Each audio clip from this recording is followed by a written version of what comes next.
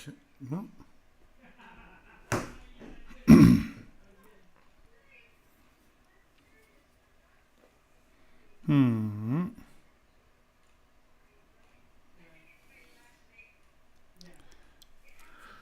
So I can't seem to connect to Restream. I don't have my login, so I guess we're on Twitch. Maybe Kyle will send me a message back.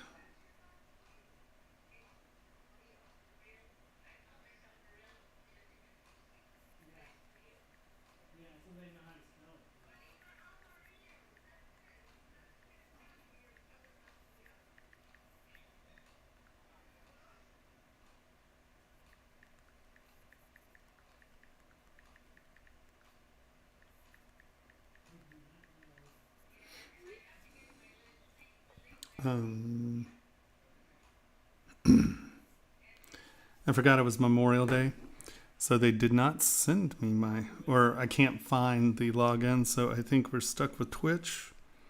I'll do this for a little bit, and if no one joins us, we will make it a short Memorial Day. Is there anyone here?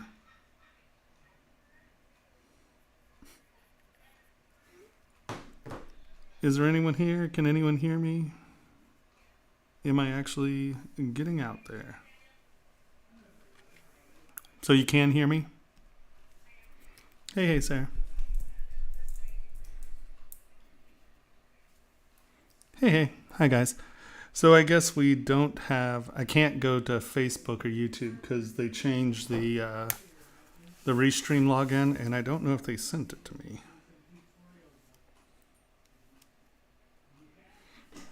So we'll just do what we got. Very echoey. Is that me echoing? That's muted. That shouldn't be echoing. Is anyone else? Am I echoing for anyone else, or is it? I have a Pixel. You might have like two things turned on, because I shouldn't be echoing. I don't think I have two sources of input here.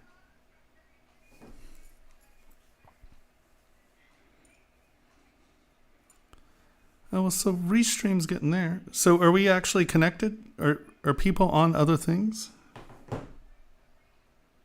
Is it sending through? Oh, there's a Facebook. Okay, so oh, well, I guess we are on Facebook and YouTube. Oh, great. I just can't use Restream. I don't have my login. I don't know. So I'm going to have to see everyone here. Sorry about that. At least we're out there, yeah?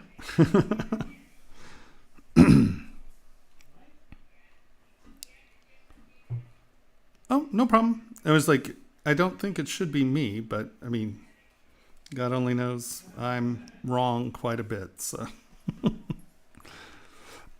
hey, how's it going?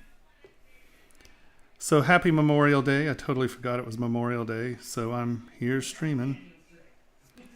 Hope everyone's all good with that. Did everyone have a good weekend of some sort or another?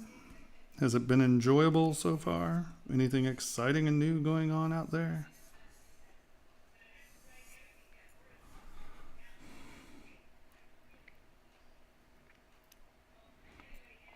So this is what I'm working on right now is a Wacom 22, is it 22 or 24 inch Pro with the Pro engine. So it has, like, this is the computer part of the Wacom. So they drop in, and it's a 64 gigs RAM. It's the Quadro, like 6500 video card, the laptop Quadro, and it is a Xeon 18 core Xeon 4.3 or 4.5, something like that. Sorry, I'm not very helpful.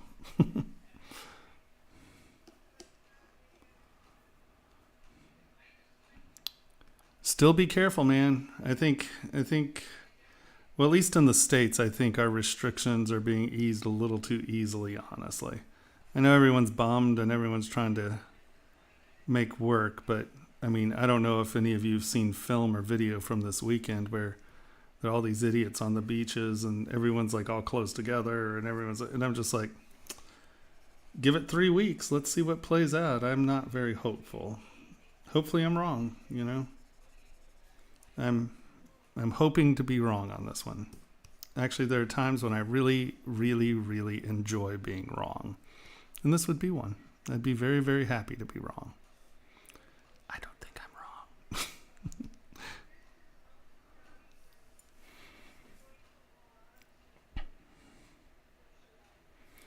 I don't know. I think, I think that England and Canada sort of have it right in the sense of, Canada's giving everyone $2,000 a month. And then in England, I believe they're giving people 80% of their paychecks or their salaries, whatever they're making, to live and then, try to float this out. I'm just very skeptical.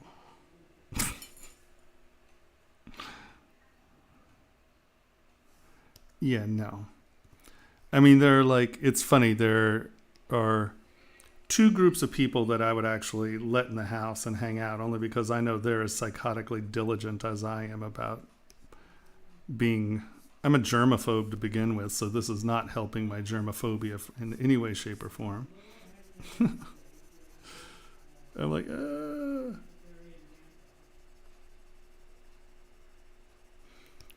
In some ways, this is really good for me because it's a great excuse to tell people to stay away. I can wear a mask.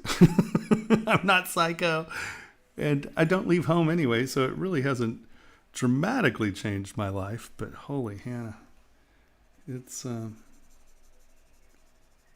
joke. And I think when these mega churches start getting back together and people go bowling and crap, no, it's just going to get ugly. Like I said, I can only hope that I'm wrong. I can only hope I'm wrong.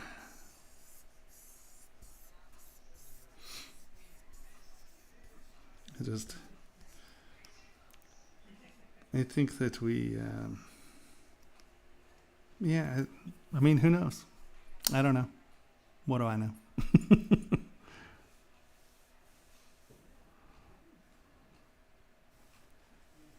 Yeah, I mean, if I could stream from home, I'd stream a lot more.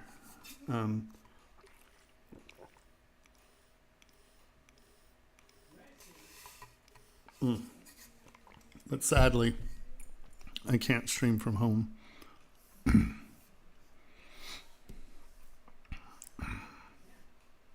Come on. You go there. You go there. You're there. There we go.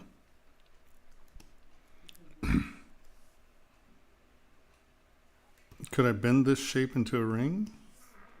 Well, I mean, you can use... Now,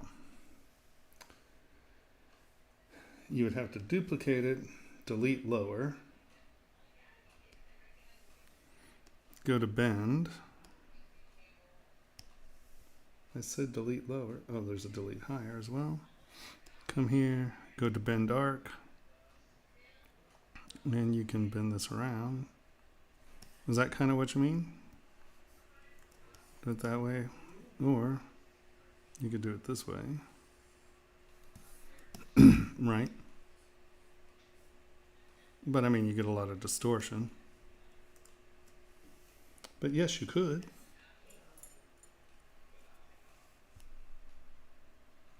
You can, but you also have to understand. So let's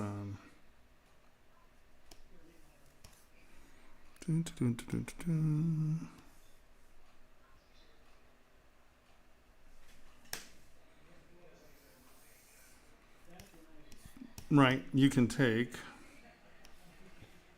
a flat, divide it up,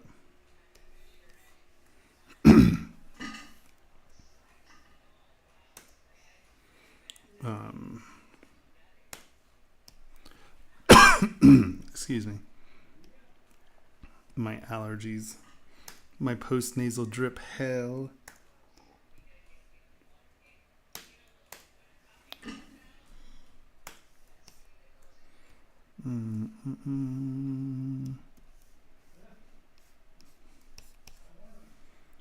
Clay tubes.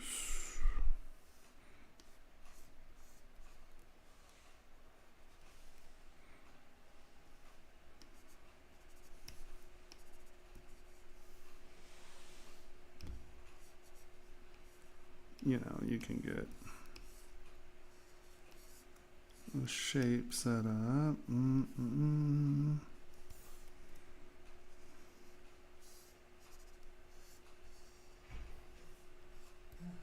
Right.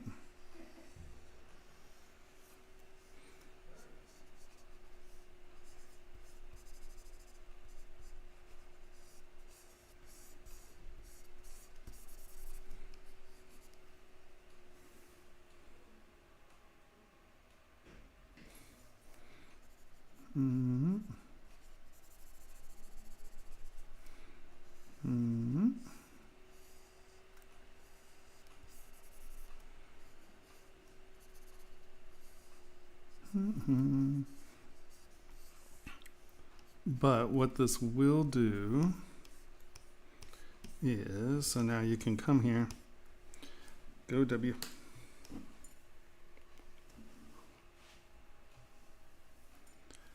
go here, bend dark. You can bend this down. But as you can see, as the radius changes, you're going to stretch that, right? See how stretchable it is? So what you can do is you can bring this in and it changes the radius of the ring. And so you can get it to where your details are kind of where you want them. Right? Does that make sense? And you can see now that distortion isn't so bad. And now you go to the center here. And then scale your ring to what you want it that way. So yes, you can take a flat and turn it into a ring. Is that what you were asking?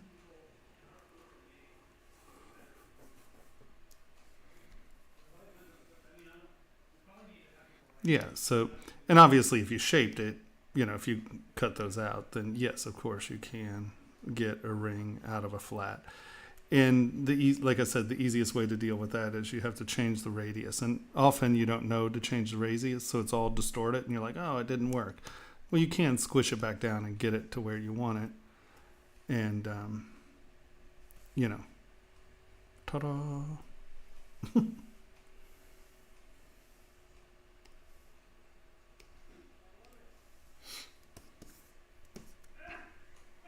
All right. Of course. No problem at all.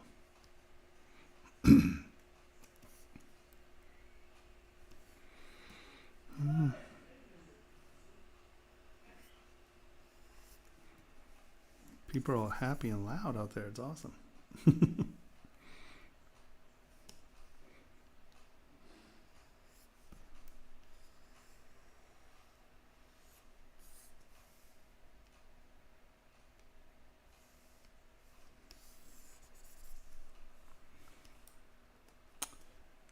So,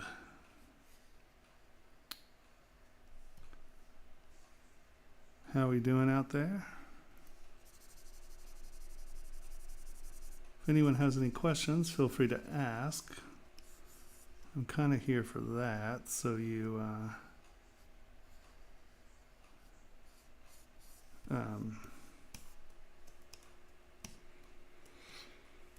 if you have any questions, please ask. I guess that's where I'm going with that.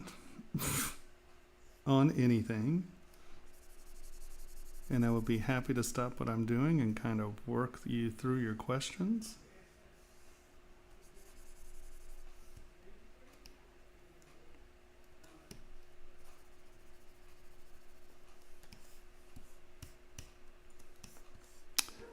No questions?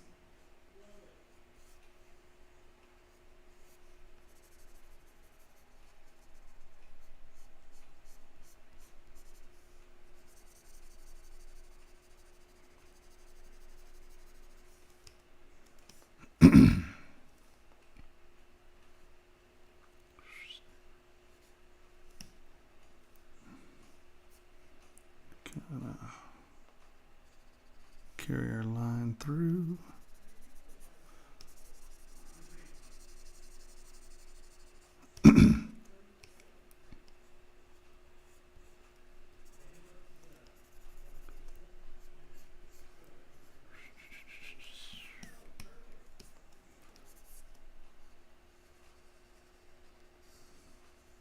So Thursday, my leg completely blew up, had bursitis, to the point where I was shaking and couldn't walk, going into shock. It was really special. And so this weekend, I got to go to the doctor, who was very happy to see me. And yeah, that was a joy. So I spent all weekend with my leg above my head in a hammock. It was very, very exciting. Yeah, my joyful weekend. But I can walk now, so that's good. Medication's awesome. Anyone has bad things to say about modern medicine hasn't used prednisone.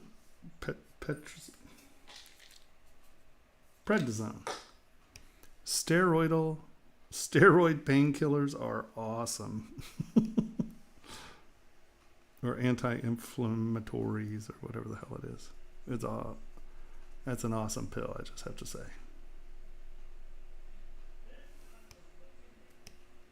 I mean, it got me walking in a day and a half. You cannot complain about that.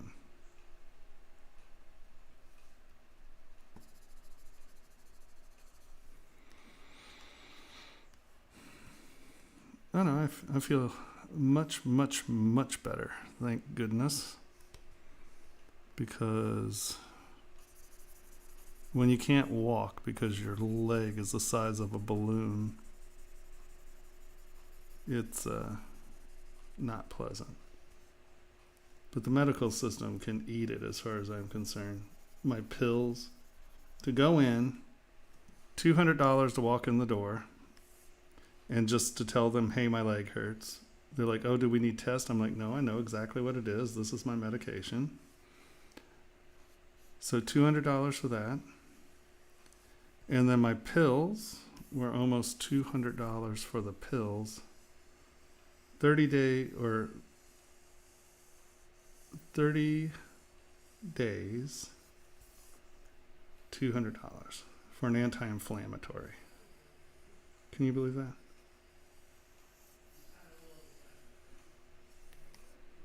I'm not going to say that makes me insanely angry, but you know, it's madness. Madness, I say. Because I can get them for how much from Canada? Any guesses? $200 for the pills here. $39 from Canada. No, there's nothing going on here. Just move along, nothing going on.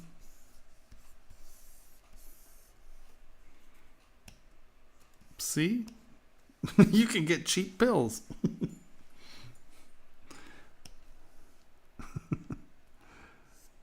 No, so that was the joy of my weekend. It's weird when I can say I didn't sit at my computer. That's a rare statement. I was in some very serious pain. But we all good now.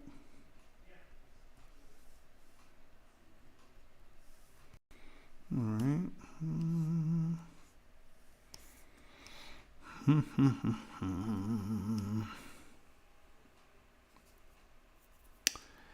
Yeah, I think doctors are available everywhere in the world except here. I often feel that.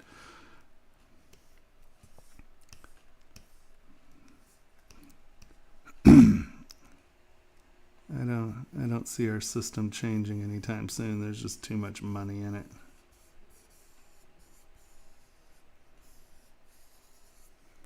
And people don't like the word socialism. Socialized healthcare, that's evil. Dirty, dirty, evil word.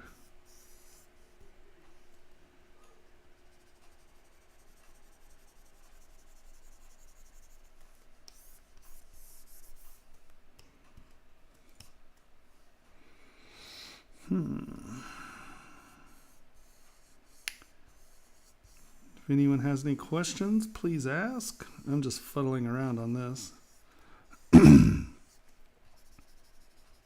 anyone has anything we want to look at or do, just give me a yell.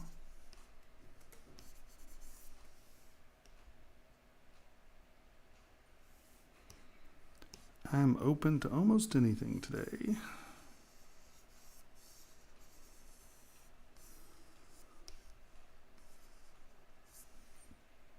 Did I take my pill?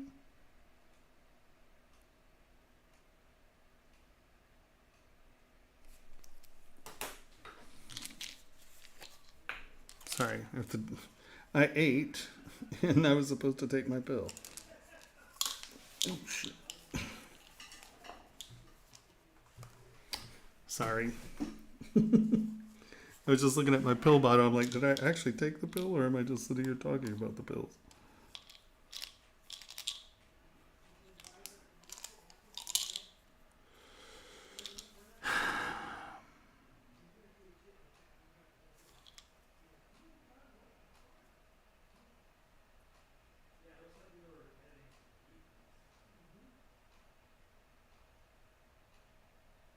Nope, I don't think I did.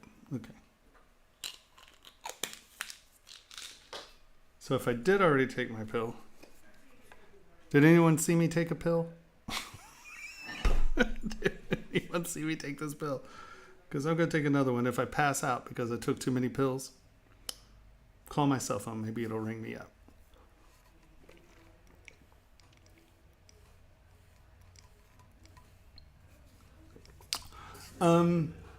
We're actually talking about doing another one. So I have one more. So next Thursday, not this coming up Thursday, Thursday after that, is the last day of the current classes. And then they are talking about running another set of classes. The one thing that I'm going to do with the next set of classes is we're going to have, there's like this basic video, and we're going to actually beef it up just a little bit. And I want to make sure that everyone's comfortable with that skill set before you sign up. But they want to run, I guess they've gone into a quarterly system or a semester system, and they want to run the class once a semester. And I mean, that's fine by me until I get my education platform down or built up. You know, that'll allow me to at least run the basic course. And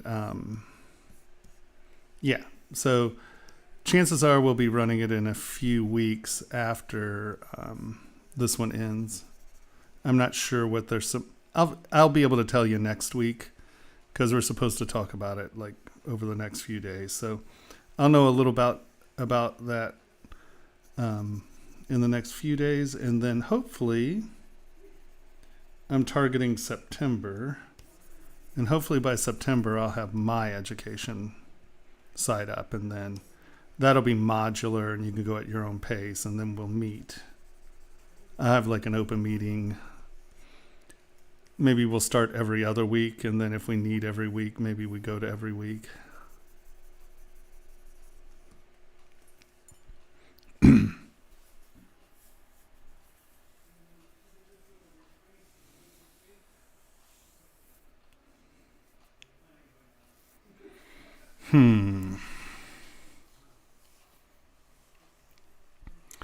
If you want, if you go to ZBrush Jewelry Workshop, hold on.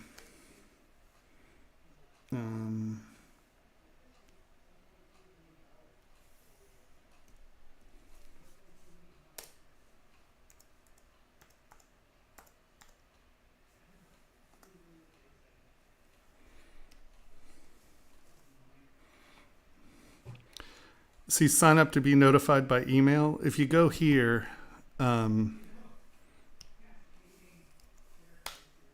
if you go to that link and it says, sign up by email, and then I'll send you a email notification on the next class, whether it be through mine or through theirs.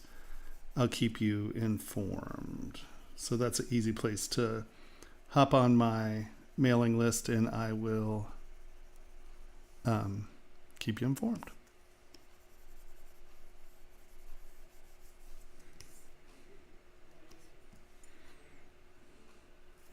Oh, sorry, I missed something there. Okay.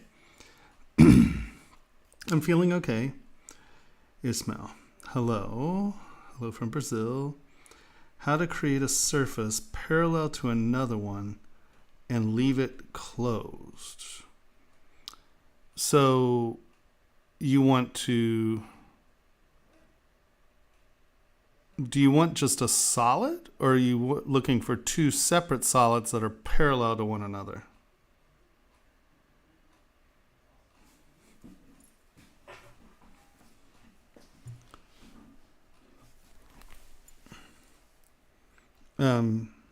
Ismail, do you want to tell me that, and then I will try to answer your question for you. I mean, if you're at a basic stage, right, I would probably do it in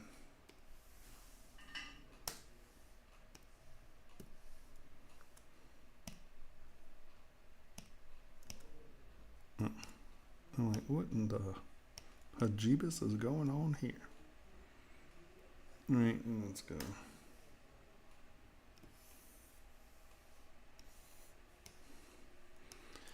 So if you want to make a parallel surface, ZModeler is a good way to do it. Come in, lift it off, hold down Control. Now you have a parallel surface. And then you can either do it by hand or do Polygroup Island and drag up, and now you have another surface and they're parallel. Now this is obviously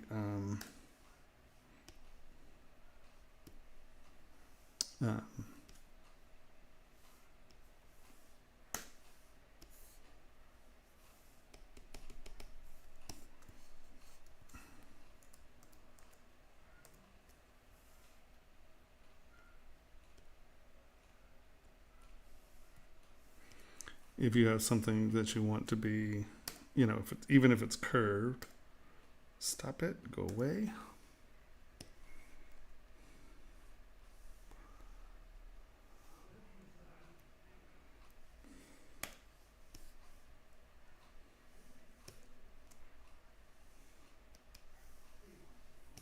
Right, even if you have a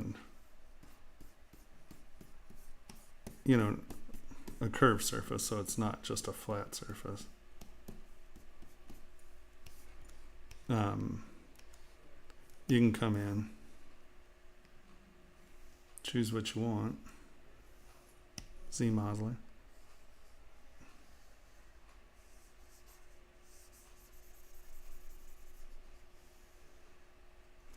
Right.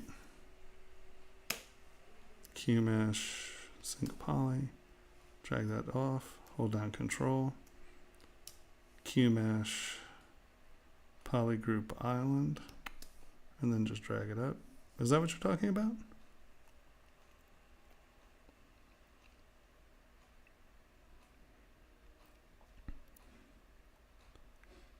Ishmael, can you hear me? Did I lose you there?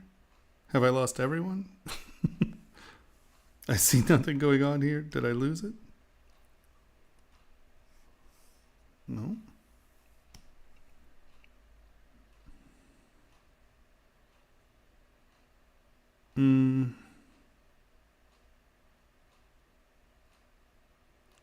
I don't know, Ishmael, can you hear my,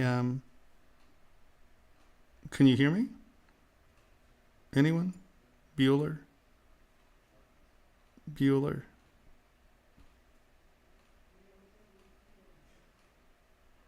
Can someone respond? Can you all hear me still? Okay. I'm not quite sure what he was looking for. Okay.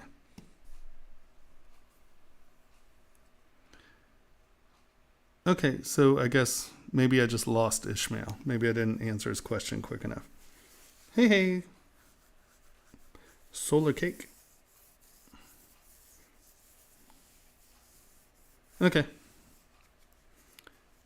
All right, I guess there's a bit of a lag and maybe Ishmael just disappeared. Sorry about that. Oh, there you are. The link's right up there if you can see it. Just sign up and I'd be happy to, I'll keep everyone informed as we go. And I'll obviously make announcements here. But the email's the easiest way to definitely know that you're going to get it as opposed to missing me saying something. All right.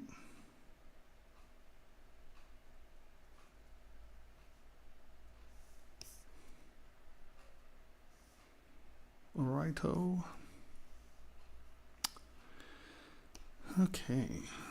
Whoa, that is not what I was trying to do.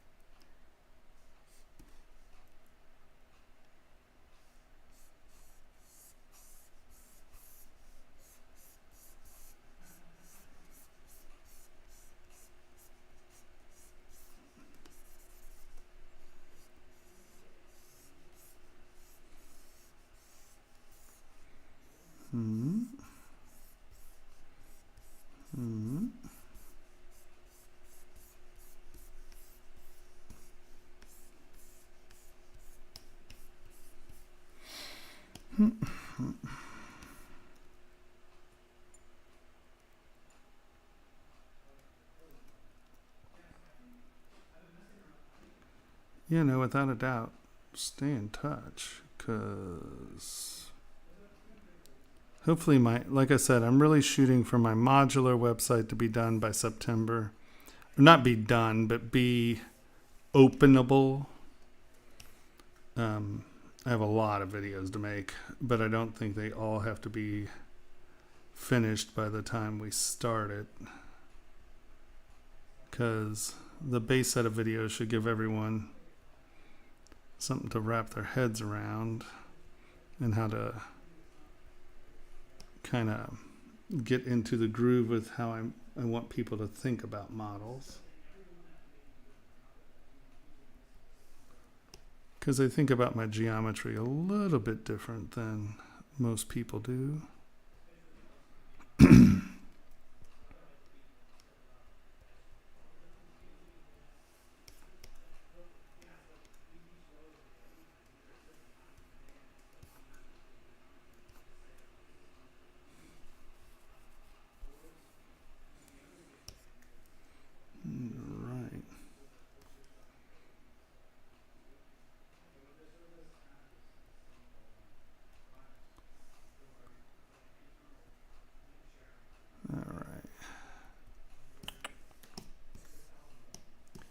See, my problem is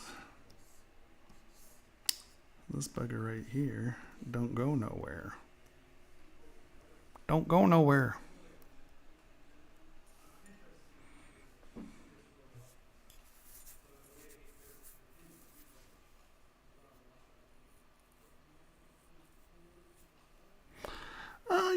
It completely depends, as far as dealing with feedback.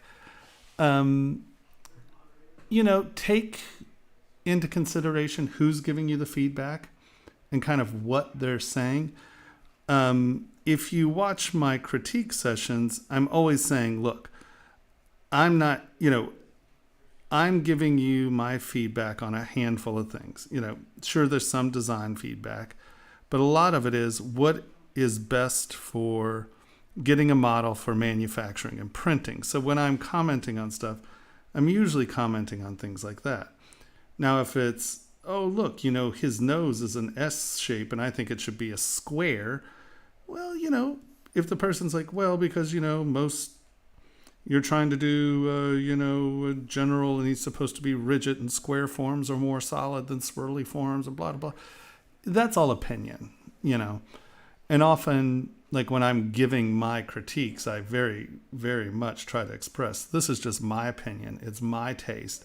And why I'm saying it is because I think this. But, when I'm giving technical critiques, like this needs to be a deeper shelf or this needs to be da-da-da, that's much more about, is this model going to work than how it looks?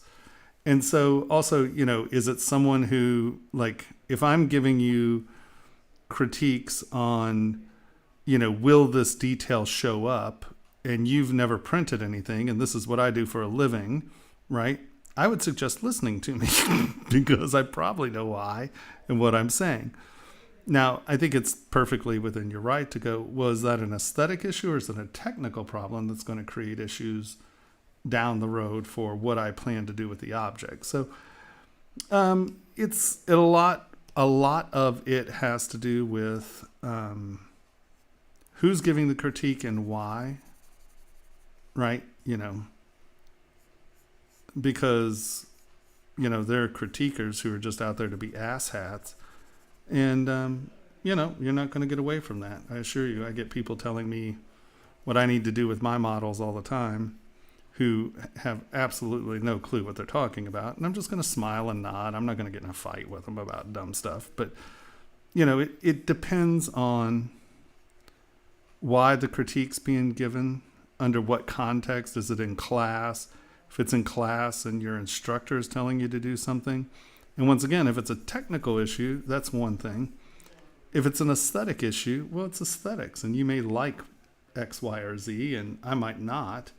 But if it's aesthetics, that is opinion, not law, So I think that's really how you need to take it is, well, first of all, who's giving you the critique? Because once again, if let's say you go to ZBrush Summit and you have some professionals who are trying to help you with your portfolio, and they say, hey, this character's weak because of X, Y, and Z, and you may really like that character, but if they're giving you some input that's like, well, just because these techniques are kind of used in this case, that case, or this case, and so it's sort of sloppy work if you're trying to get it into Unreal Engine or something like that, technical issues are technical issues. And if you're in an education setting or you're trying to get something from someone in the sense of, someone who's worked at EA Sports for 15 years and they're like, well, you know what? EA Sports is never going to use this style. You may need to change your style if you want to get EA Sports jobs. Well, then you damn well better change your style if you want an EA Sports job, because, those are well-established machines that have specific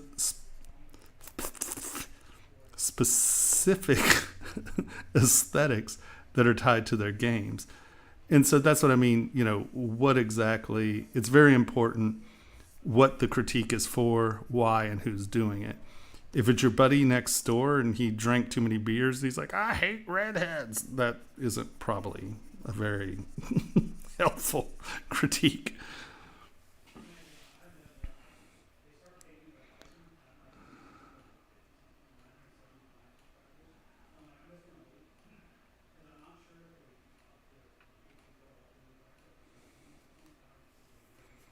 Yeah, no, I like the module format, and it allows me just to keep this. What's nice about it, it'll allow me to deal with tools that I only touched on, and I can go in and spend a couple days playing with that tool, and then make a video about tools that aren't really in my workflow, but these are how we do it. So I think it's a good format. I hope it'll do well.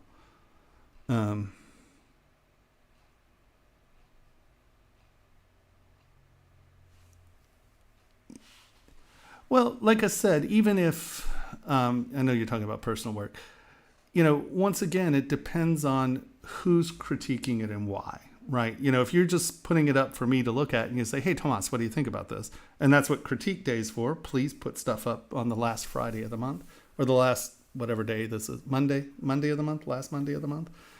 And I will happily look over stuff. But if it's just, you putting something up and saying, hey, Tomas, what do you think about this? Well, I'll gladly tell you. And if I'm like, I think his nose is too big because of X, Y, and Z, but you really did that nose as a characterization because the person that you're characterizing has a huge nose, so it makes sense for that nose to be like that, then, yeah, who cares what I say? It's all just who and why. Right?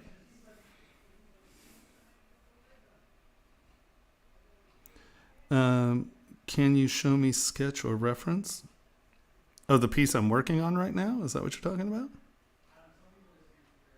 No, I'm just futzing around. I have absolutely no intention of well, okay, that's kind of a lie. I have this stone, boop, right? And this is an opal. And I'm kind of making a piece to go around the opal. And so you can see that I'm just fuddling around with it. And you can see that I'm just fuddling around with it because I didn't even open my stone before we crashed like that.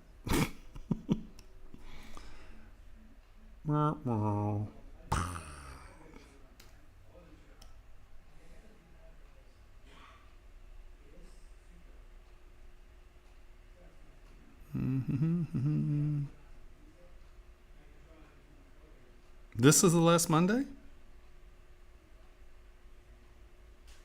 Wait a minute. Is this actually the last Monday? Shit. Well, then it's critique day and I should stop what the hell I'm doing. No, it's not, is it? Oh, crap. It's last Monday. It's crit day. Upload your models. Shit. When I'm out of commission, I completely lose track of what's going on. Okay, so actually today is crit day, so you're more than willing to upload a model, and I will happily look at it. The models should be sent to. Sorry, guys, I'm a jackass. www. Oh well, it's http://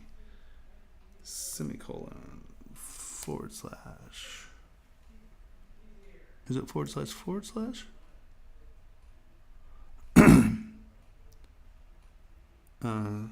ZBRU.sh/TSW. I think that's it. Let me hit it and make sure. Yeah. Okay, so let's try this again. Hey, it's the last Monday of the month. It's crit day. Oh shit, I just lost everyone's. No, that's the wrong one. Here we go. There we go. So that is the link.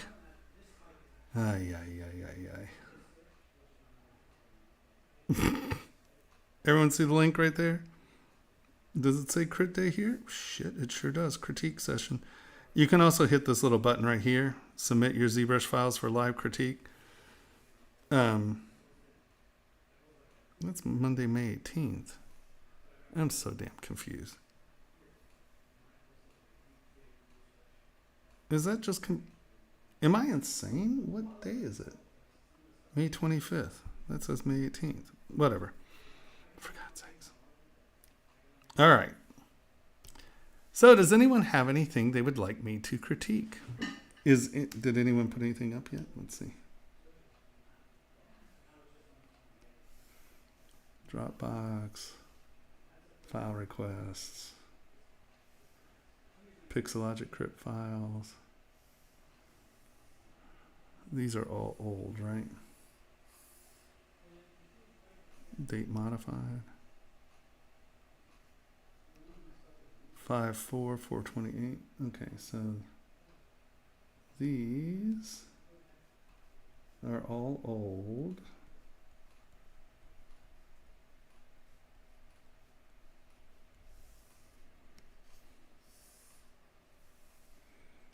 I can't believe that.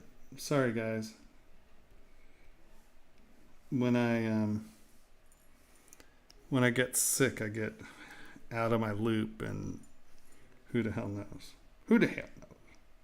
Who goes down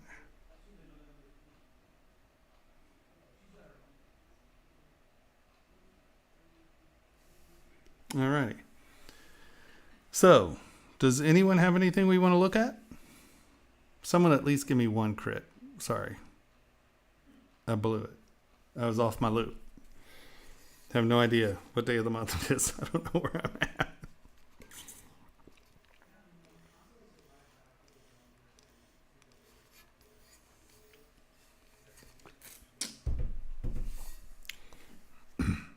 Anyone?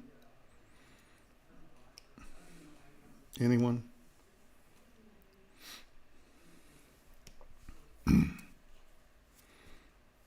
Come on, someone's got to upload at least a file. Otherwise, I'm going home. It's crit day. If you're not participating.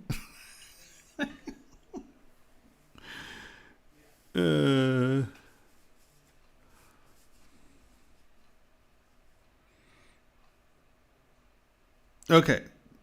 Well, you get one in there. Where am I from? So right now I am staying at the homestead, which is my friend's ranch thing. And I'm house sitting. And I'm about an hour north of Portland is where I'm staying at the moment.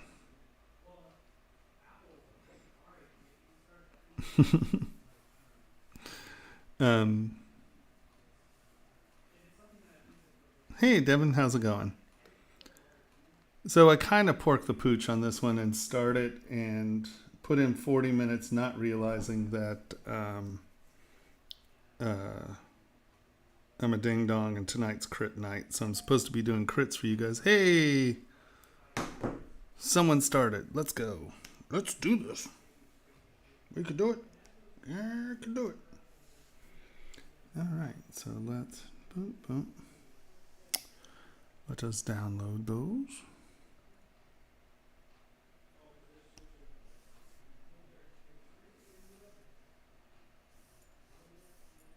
Download. I hate when it zips. That's really annoying.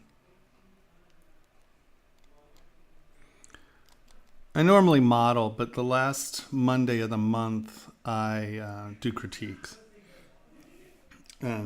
So, and it can be like normally I critique the whole model, right? Like I want to see the physical model, not just pictures, but if you have pictures, you have drawings, paint, man, I'll look at anything. Let's talk about art, right? All righty.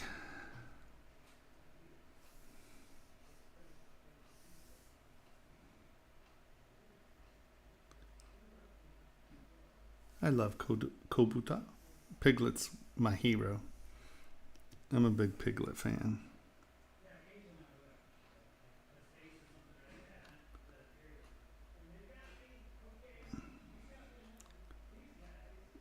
It looks good. At some point, I'd love you to upload the model so we can look at the model. The only thing I see that I could... and it's hard to say, because it's a rendering, there's forced highlight, foreshadowing, and stuff like that. But I think that you could see how round this edge is, right? You might want to just sharpen that edge just a touch so you're getting a little bit more of a... So instead of the silhouette going like this, and that's what I'm saying, it with the rendering I can't tell.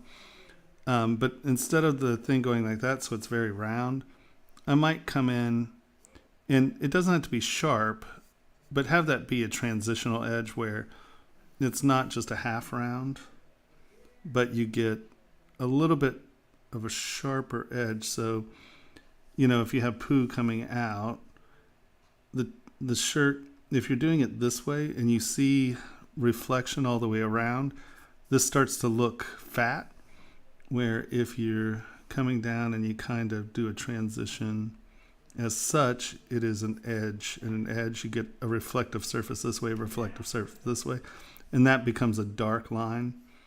And the dark line is coming on the underside of the curve there.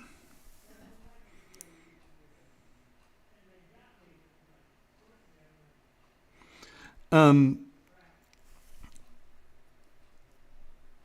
you upload the model? Can you upload a ZTL, an OBJ? And I prefer a ZTL. I prefer the Z tool. But if you can upload an STL or an OBJ, that would be great. And I can show you how to prep it for print if you want. Because I'd like to see it without color.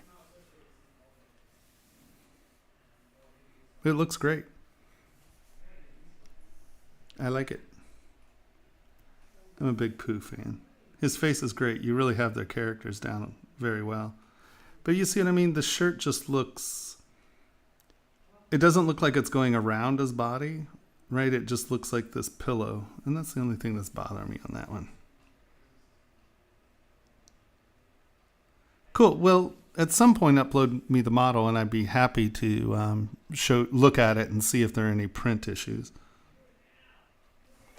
You upload either, like right here, there's a link. See, submit your file. On your page, there's a link right there. Or it is http:// ZBrush. Boop. Nope, that's not it. TSW. Double check. Yep, that's the one. So just click on that link and you can upload something. I would prefer ZTLs only because I can open more than one of them at a time, and I'm also not stuck in your universe. I like my system, so okay, so we are going to go boom, download, boom,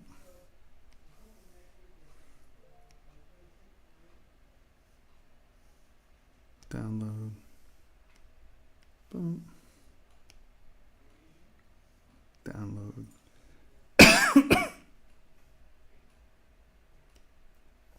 Boom. Download. Alrighty. Is that everybody right now? That is. Come in here. Oh, what do you have there? Nope, wrong button. Boop, ba-doo, doo-doo, doo-doo, doo-doo. Okay. Sure, we'll change it. And then let's look at your pictures real quick. Oh,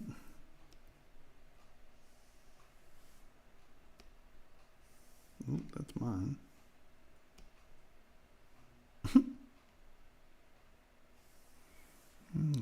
Let's see what we have.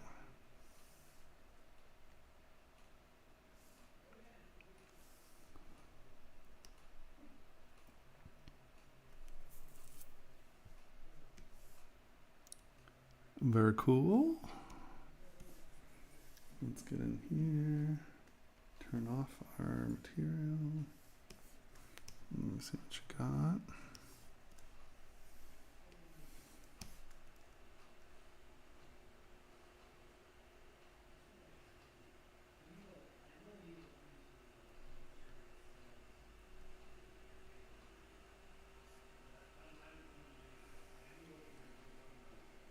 That might want to come behind that one just so.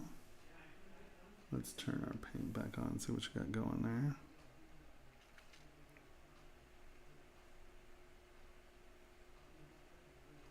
Okay.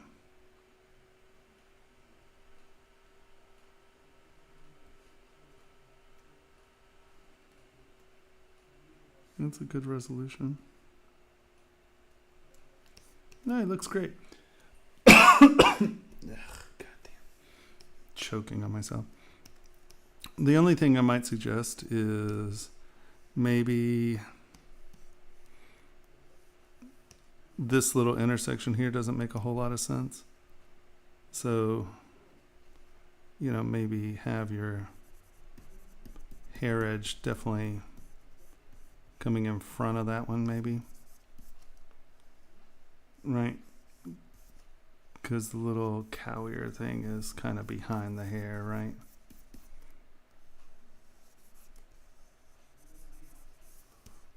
Make sense there? Just so that transition is good. And now let's turn on our paint again. Right, and even here you can now see that that ear is coming in from behind the thing. And I think that you sort of have an edge that's doing that again down here somewhere. Let's turn our paint off. And you see, if this is connecting to something behind here, this wouldn't be breaking that plane. So is that ear sort of, does it go all the way back actually? Right, is that intersecting with something back here? Is it floating? What's going on there? Because the hair, right, the ear would probably be connected to the head. So I'd like to see, hold on. Auto groups, let's, nope. Nope. Right, because this is a little cow ear, right? So I want to see the cow ear connect to the head, because when you look at it, the hair comes in between the head and the ear, so that means the ear's floating and just coming out of the hair. Does that make sense? Right, like from this angle, that intersection doesn't make a lot of sense to me. And I think the same here. Your other little ear isn't.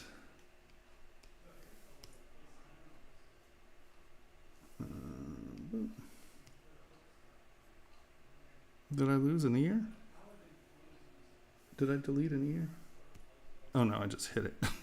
I'm like, aha, ear hiding, that'll teach you.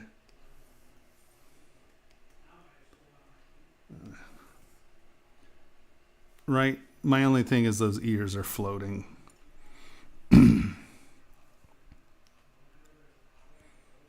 No, that's a really good, that's a, here's the teacher tip, write your times on your pill bottle so you don't mistake them. All right. So honestly, I think that is the only thing that's really bothering me, is the ears connecting to the head in some format. I don't know if that makes sense. Right, because it's got to be coming off of her somehow.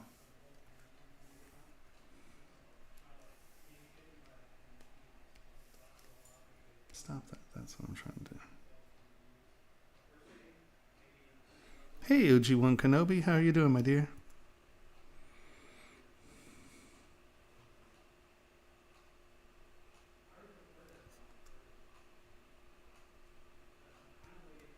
Yeah, because remember, well, I mean, the other thing to understand, that when I'm talking about critiques for, when I'm doing critiques, I'm also thinking of things that are going to print and coming into the 3D world. So like if you're just doing a rendering and it's like that, ignore everything I'm telling you, because you're hiding that transition anyway. So I'm always thinking about 3D printing coming out of the system and manufacturing. I don't do film or animation. So I'm thinking physical objects. So when I talk about critiques, I'm talking about physical objects, okay? So that's why I'm around looking and saying, oh, well, you know, these aren't touching. The other thing there, you know, once again, I think that might be quite a bit of airspace for the hair. So you might come to the hair and just think about how it's sitting on the head, right? So chances are that's going to be filled in there a little bit more.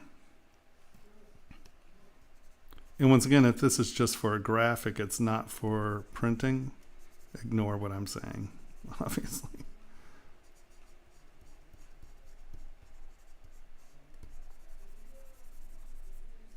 right? You're not going to have big airspace between your head and your hair. So you can fill that in some. And then figure out what you're doing with your ears.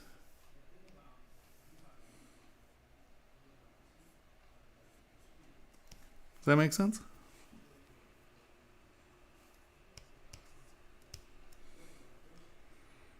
Because all in all, it looks great. Just, once again, when you have established levels, like here again, I would probably make this a clear transition, right? And once again, I don't know what your hair is actually doing here, but, you know, I would have something that made that a clear transition, so the ear is going behind the hair here, and then the hair is going behind the ear because the ear is connected to the body. You know, that's not going to cross over there, but it may come under, right? Because that ear is connected to the body, but the hair can come here and out and under. Oops, sorry. Right, just make sure that, because that hair is connected to the body right there, you know, so and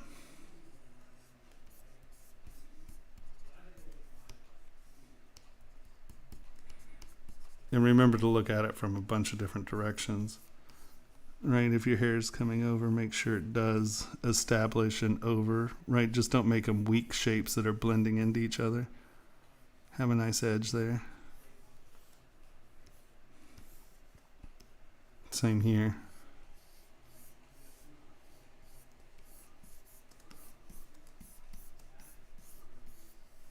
Because these should be things sitting on surfaces, right? They're not just blending.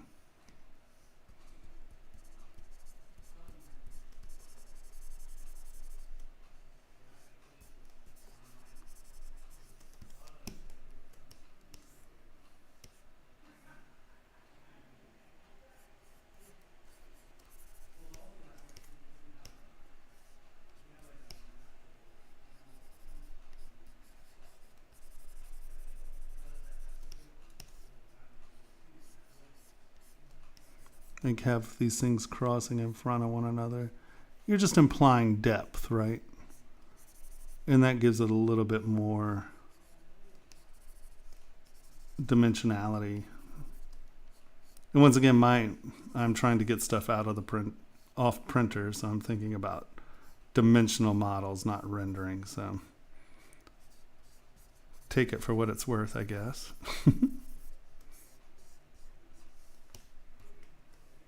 And now you can see how that creates at least some dimensionality in that crossover, right?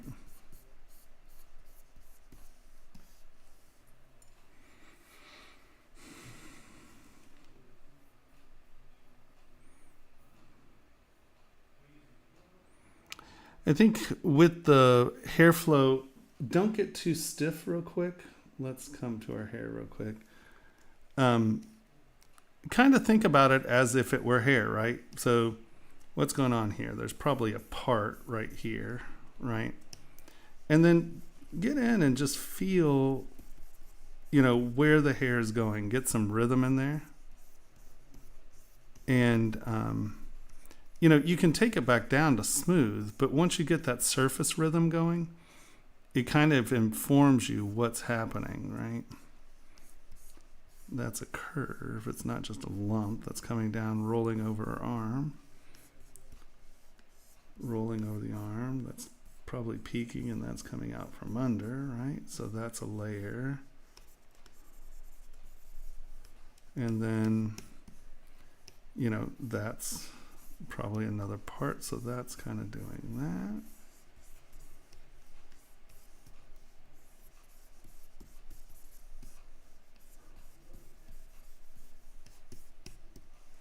And if you figure out kind of the rhythm of what's happening, you can see what's going in front or behind one another, right? So now that we can kind of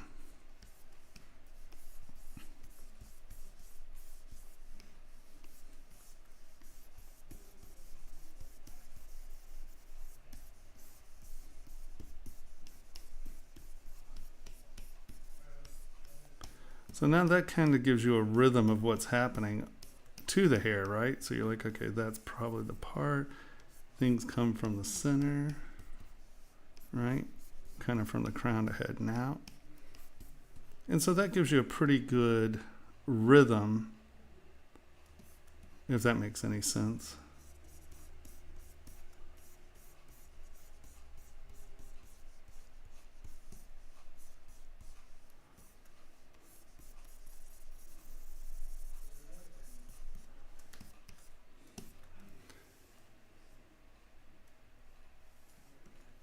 Right?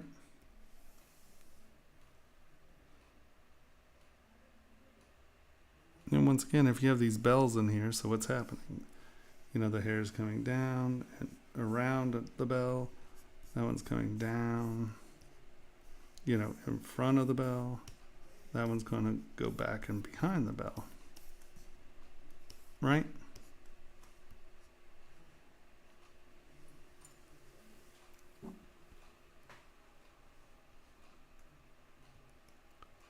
Yeah, this always posts. So if you go to ZBrush Live,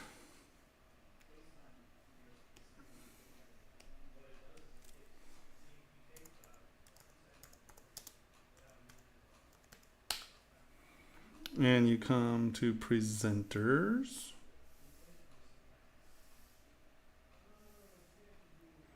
and you find me, past podcasts. Come on. And then right here, they're in order. So this week will show up, you know, right here. So you can just come back, click on that, and it will show you the last podcast. So you can just come back and look at them here.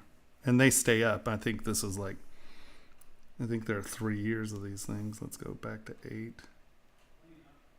And this was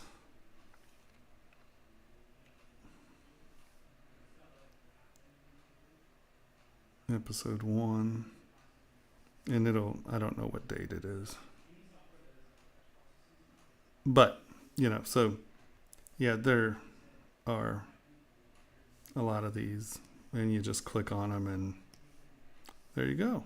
So yes, you can find all past broadcasts of all streams, not just mine, obviously, right here at ZBrush Live. That's boom. Download. Boom. Nope, that's not what I wanted to do. Boom, boom. Download. Okay. So does that make sense? Of course. Oh, cool. Wonderful. All right. So, and of course you can ask a question about jewelry design.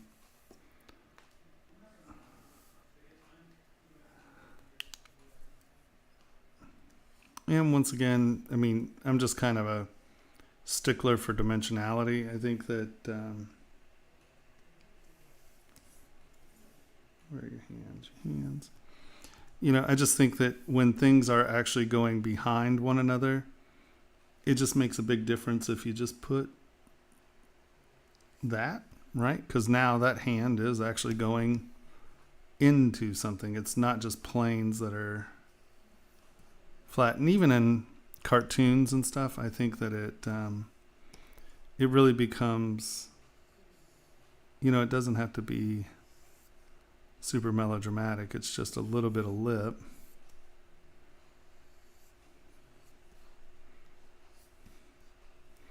Right.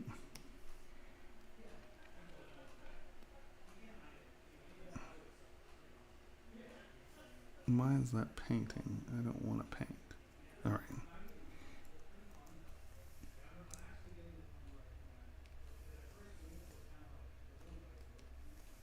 Right. Just give it a little edge. And now you can see that that is a hand that is coming out of a cuff as opposed to it just being flat and going in. Does that make sense? Right? That's K-trim.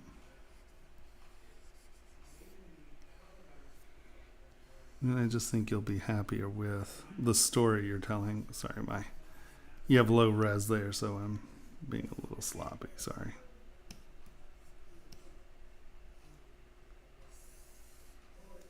What are you doing? What are you doing?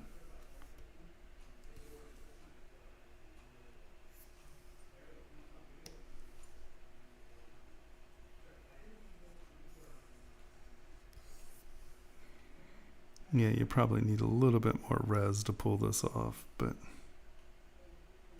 yeah.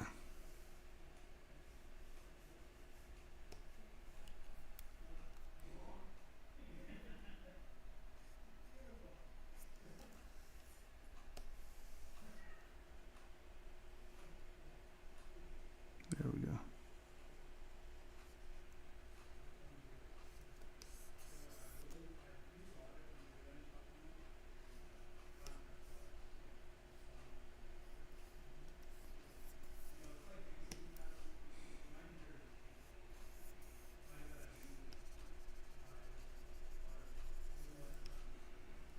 But does that make sense? That that's the hand going in as opposed to just a flat, right?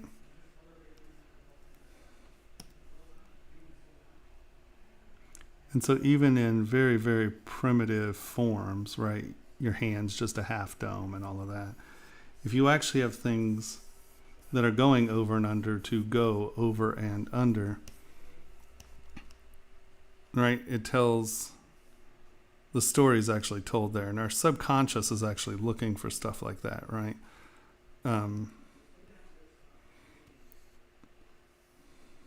Right.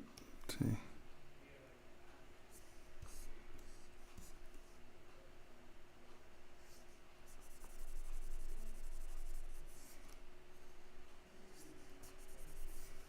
Right. I don't know, does that make sense? But all in all, it looks great. I just want to see a little bit more, you know, like once again, right here, right? You've just got these two shapes sitting on top of one another by simply taking that and putting a little weight on that. Right, so now it's a shape that is sitting on top of another shape.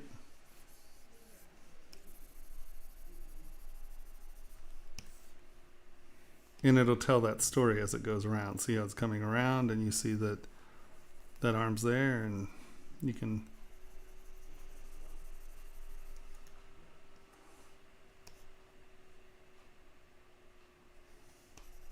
Yeah?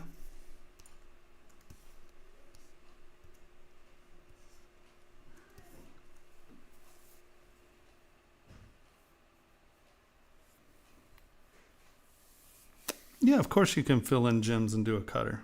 I will gladly show you that in a few minutes. If you can hang around, I'd be happy to show you. Right.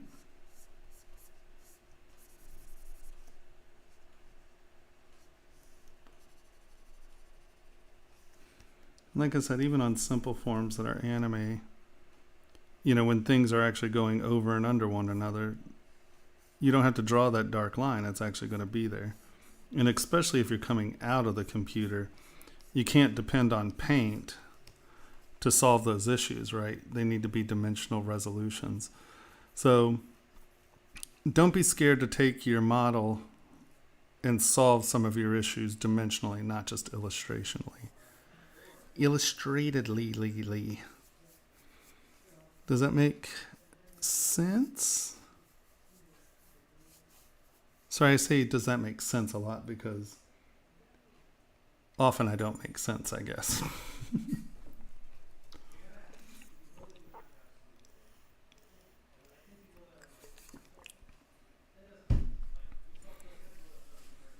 Of course.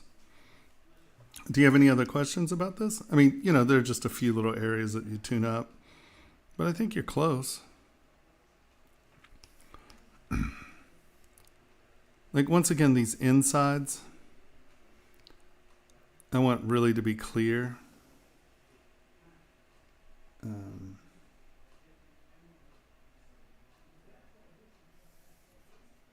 me get rid of the hands. Right, because you got to think what's happening, right? Your hair doesn't just cut back and in, you know, it's actually sort of attaching and flowing off. So just make sure that these intersections make sense.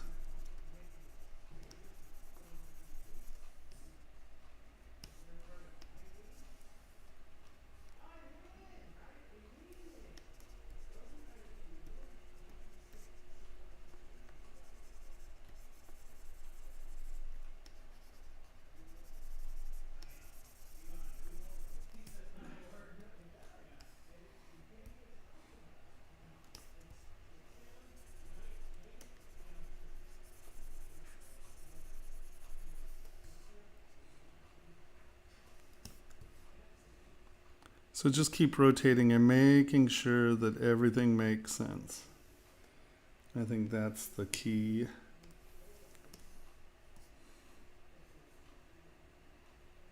Right.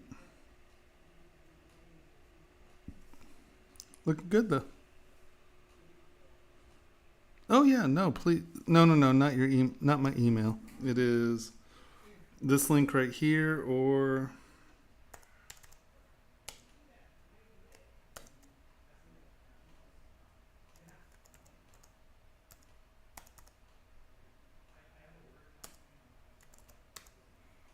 right.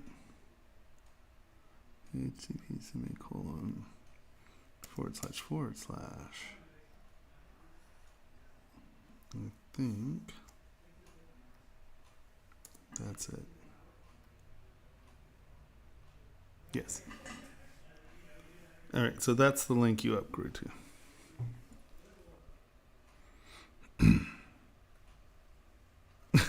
Okay, good.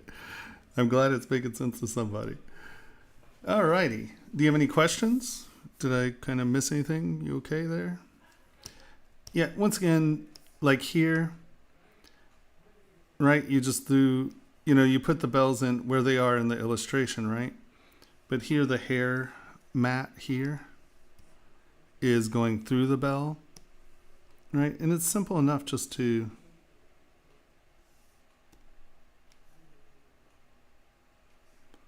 take this and move that hair mat to where it's in front of the bell, right?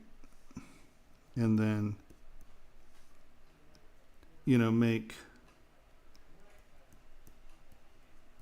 right, so if that's going through, make sure that it is in front of the bell. You know, then push that surface back. So, and once again, we have that hair mat. You know, decide what it's doing.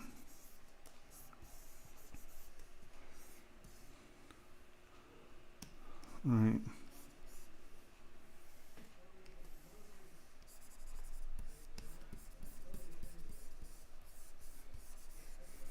And just get in and brush your general rhythms in, and yeah.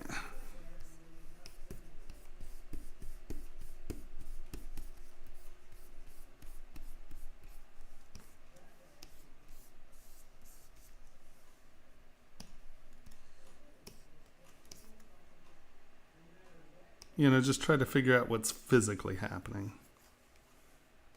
Because paint won't save you when you're making things printable. That's fun. I like it.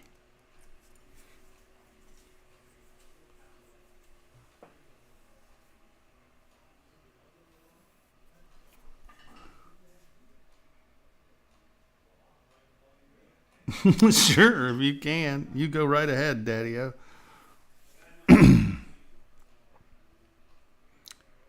Yes, Fabio, you have plenty of time. Yes, forms looks more refined. Makes a question. Okay. Ahadikai?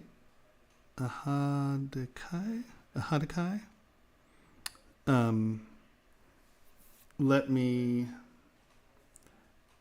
get to the next crit and then remind me and I'll do you next. Do you have time to hang about, or are you yeah, sure, I'm serious. If you can organize, that doesn't help. And if people ask, just copy that ZBrush. If you please tell me if you don't have time and I can put you in, where you need to be.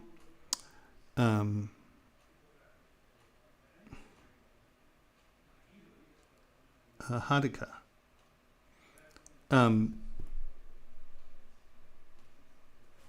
Sorry, I'm looking through Aria.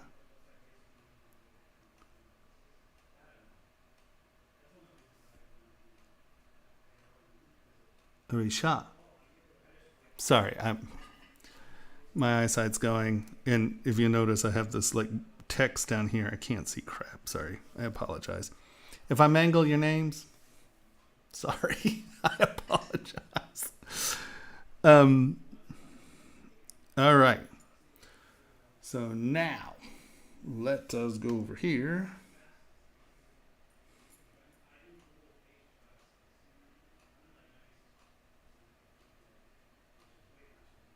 I'm sure I can. I'm such a social media ding dong. Yeah.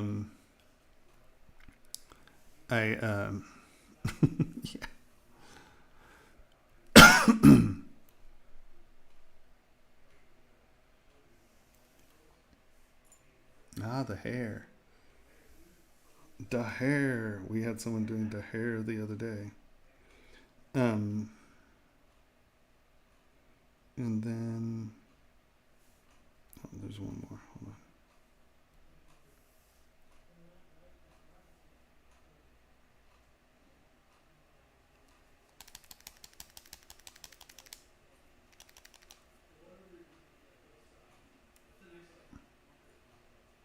Okay. So let us do Alex. Where are you, Alex? There you are.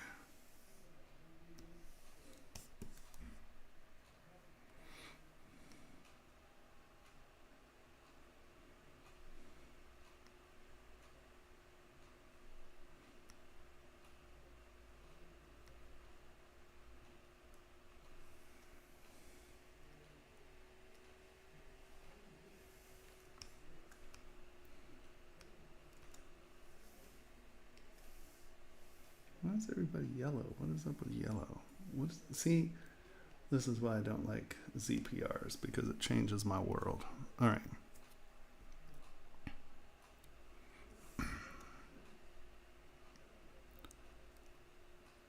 Now, once again, my critiques are about printing or going to printing, not gaming stuff. So I don't know anything about like UVs or textures or stuff like that. I'm talking about physical stuff. So, once again, take what I say for what it's worth. I think that in some ways the skin texture is a little too spiky. I think it's going to catch light really aggressively, and it's going to actually distract from your model a little, I think. Once again, I don't do skin pores. If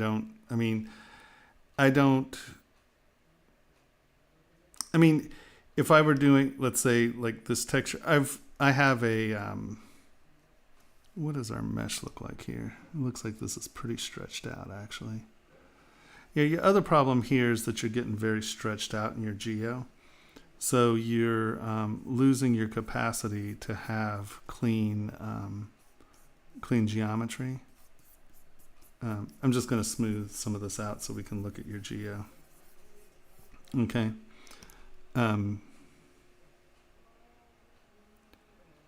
Like a lot of times, like I tend to use this brush that I made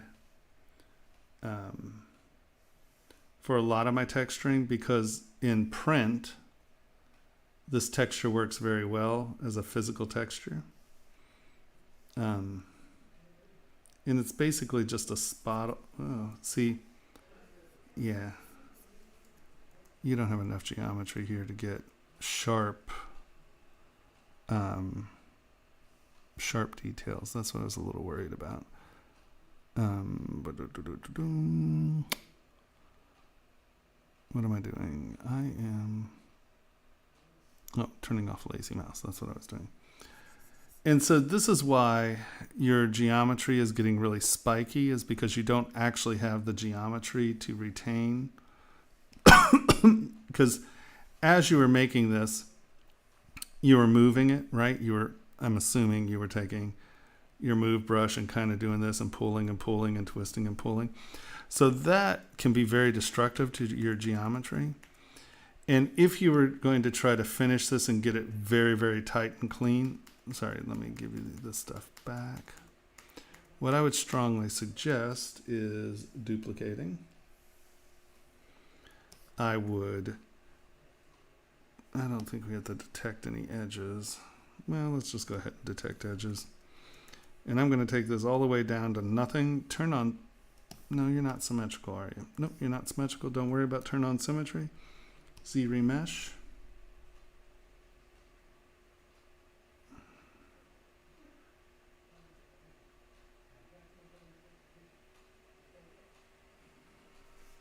I might have lowered the resolution before I did that. Sorry.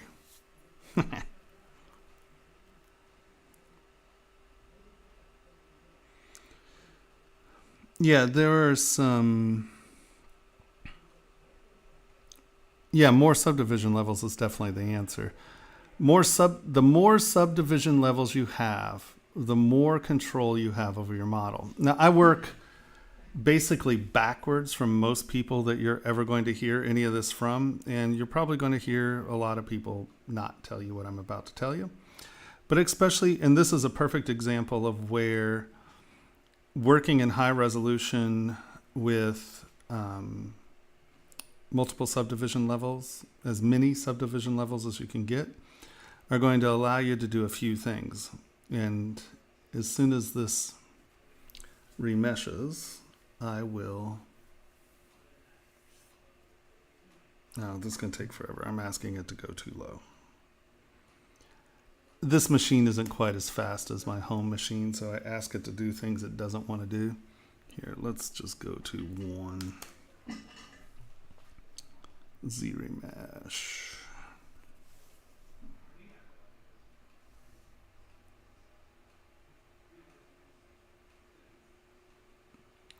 Yes, you can ask questions. Let's just try to keep them kind of in order. I have Arisha is going to go after this. Well, I have Arisha will go after the other guy, Alex, and then that's Pooh, I think. So, no, maybe not. Did you upload Pooh? Well, what are your questions? I may be able to just answer them. Yeah, as far as skin brushes, he's right. You can Google tons of skin textures. And then also in ZBrush Central in the resources, there are some skin textures. Okay, so you can see that our geometry is a little squirrely. That's fine. And you can see I went all the way back down to a very low resolution, right? We have 1,500 polygons. Under normal circumstances, I will try to get this down below 700 polygons. That's my target hit, 700 polygons.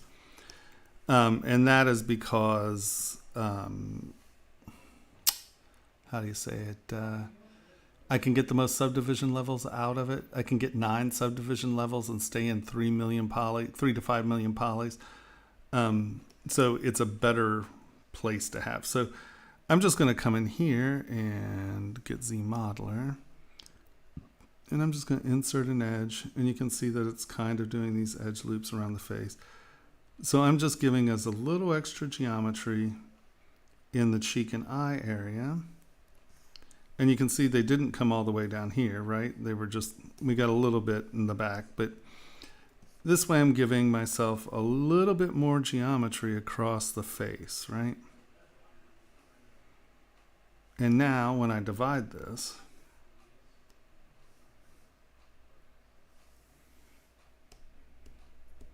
most of my geometry is going here. Now I'm going to stop at 245. I'm going to come up here. We're going to turn transparency on. And I'm just going to push this into the spaces, right? Where this is going to sit. Let's look. We're pretty okay. Our eyes are going to be weird. So let's just project. And then we'll just fix it from there.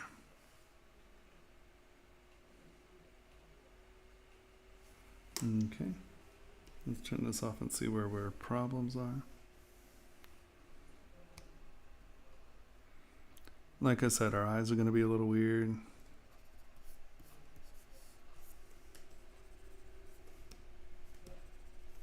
Tip of my ear is a little weird. Don't have a little geometry there. That's a little weird. Lips are okay. That's fine. Okay. So I know that I need to fix my eyes.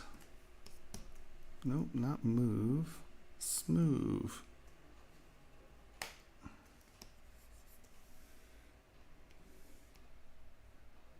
All right. And I'm just going to fill this up until I kind of get my eyelid there.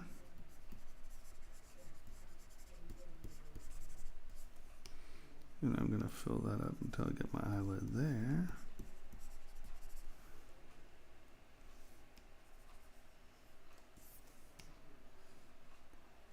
Fill it up until I get my eyelid here.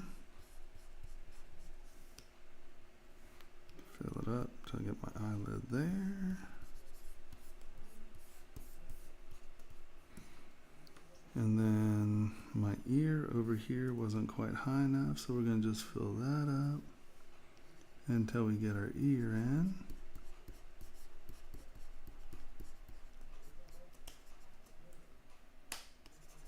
Damn it, where's shift? Okay, there's shift.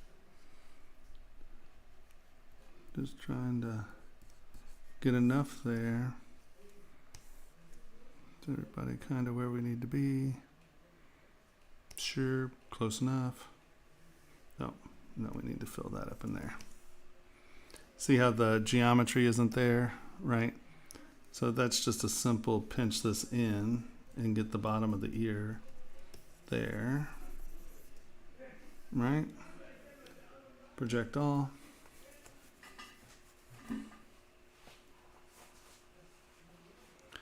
Sure, that'd be nice. This person, Saya Blake is, and then I will quickly go over for Arisha. I'll make a cutter and a stone thing, and then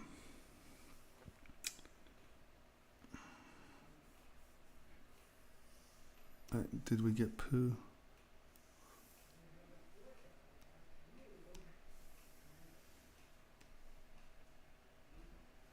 And then Jamie is poo. All right. And I think that's where we stand at the moment. So we're on Alex, so it's Saya. And then Arisha, I need to show how to do a stone and a cutter real quick. And then Jamie is Piglet, and we'll look at them. How's that sound? Okay, so now we've projected this to our base. I'm going to divide this up again. I'm going to divide it up again. Okay, so now we have 6 subdivision levels and we're at like 3.4 million. So now I'm going to take my projection brush and I'm going to just brush in some of the detail just real quick. Okay, now let's do some of the nose here.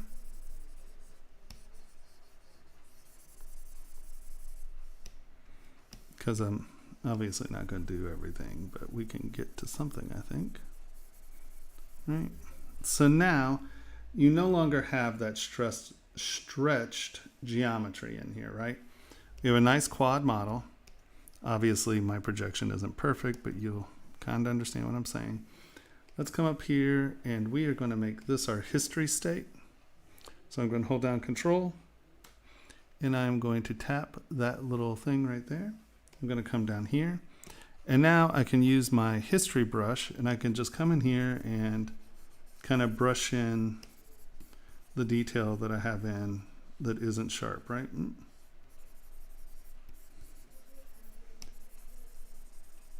Does that make sense? So now I have a nice clean model. My geometry is not stretched out or torqued.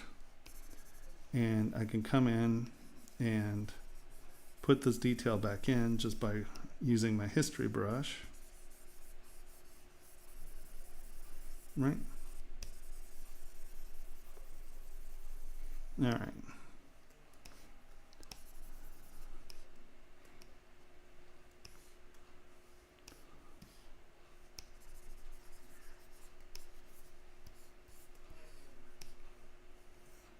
Oops.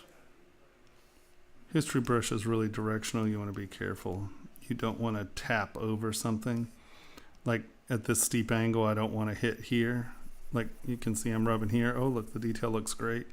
Come over here. Look, I've dragged all this up over that way.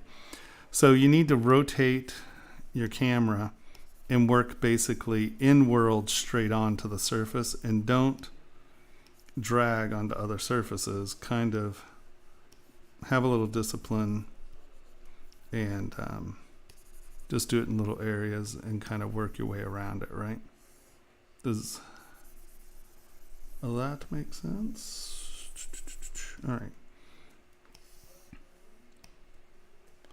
And so the other thing you have now is this ability to go back and forth and clean this up. But by having these lower resolutions, and you've done all this work on your face, right? And as you were pushing and pulling, the lovely thing is now you can come down here and do lower res, right? And you can do fairly big moves, right? I'm just going to change the face fairly dramatically here.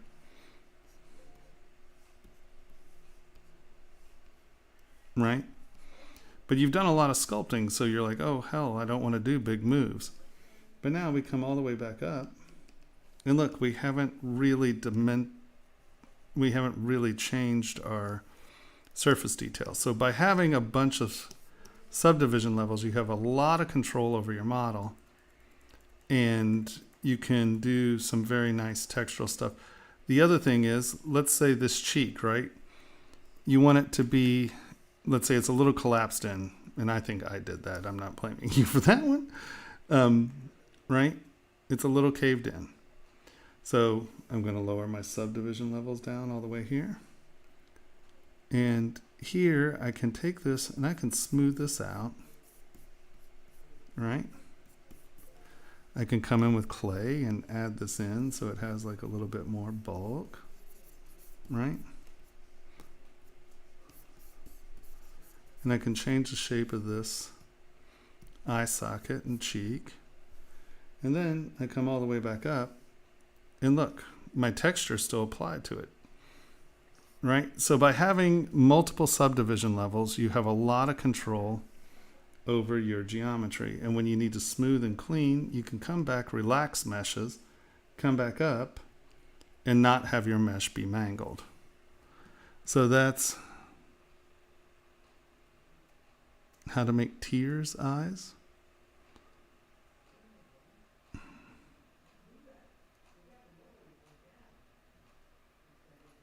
Okay. So I think that they're right. Finding a skin texture is going to help you because I just think that this texture is just a little too aggressive and it just became very spiky. So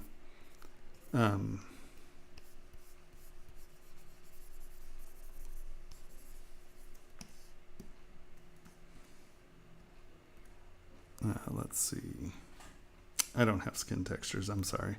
Not on this machine anyway. But I don't know, did that help any there? Kind of get you an idea there? But I would remesh, because now I'm just going to use this brush. And I'm only at 3 million, well, almost 4 million. But you can see that I can come in and look at how much resolution I have here that you couldn't do. Right? And what was this model? This was 3 million polys, and look at your surface there, right? Compared to what I can do here.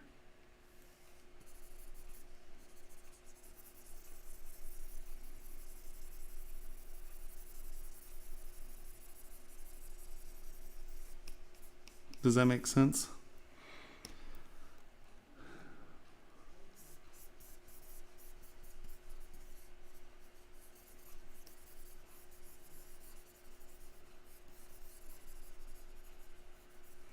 So I have the same amount of geometry you have, and I can actually get minute detail in my skin textures. Once again, my skin textures are kind of crap, but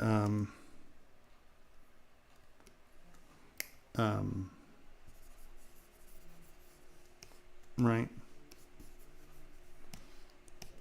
But the character's fun. I'm not very good at, like, the hair, I don't know much about as far as how it works. As for printing it, last time we did it, we inflated the hair, we dynameshed it, and then we inflated it, and we got a nice matte. It almost worked. If there's a way, I don't know, is there a way to make, instead of these being this super thin and flat, can you make them like 3 times that big, where you get just the rhythm of the hair as opposed to, and that would make it far easier to print. But the character's fun. I like him. I like that it's not symmetrical. He has good expression. I just think that your skin texture got melodramatic, or very melodramatic, because you didn't have the resolution to keep it from distorting, right?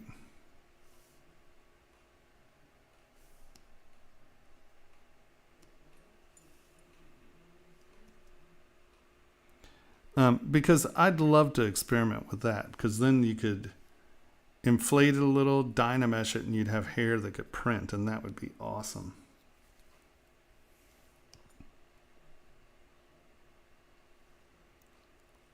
And it might have been me, but make sure that your eyelids actually touch the eyeball. I might have done it when I was moving things around. I'm not saying it's you.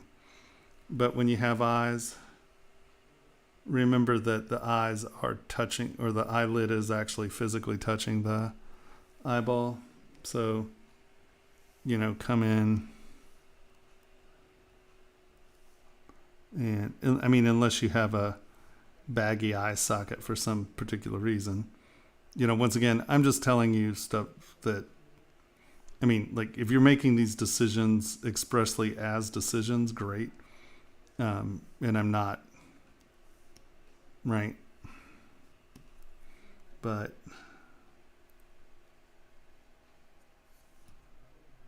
you know,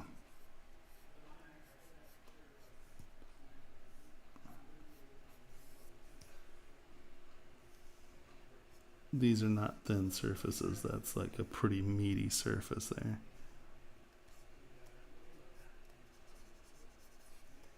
That was my crappy brush, sorry.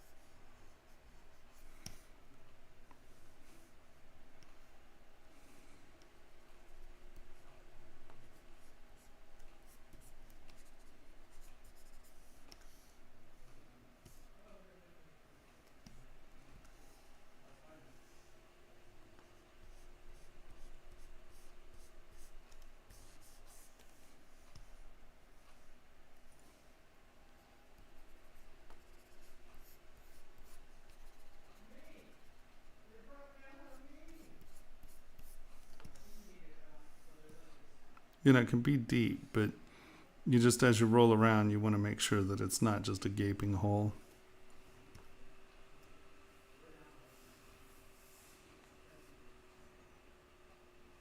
Yeah.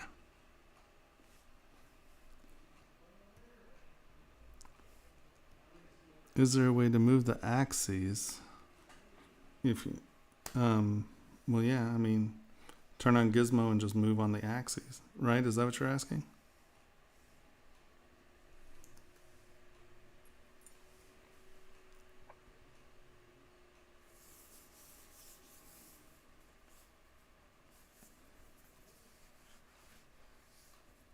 Curves.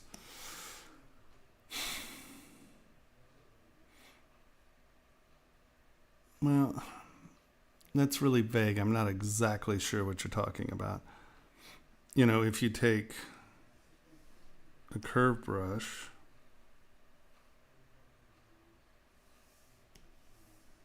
right, and you do that, well, you need something that has single subdivision levels. Well, we duplicate, never mind. Duplicate it, do it, and then you can drag that off. I'm not exactly sure what you're asking. I'm sorry.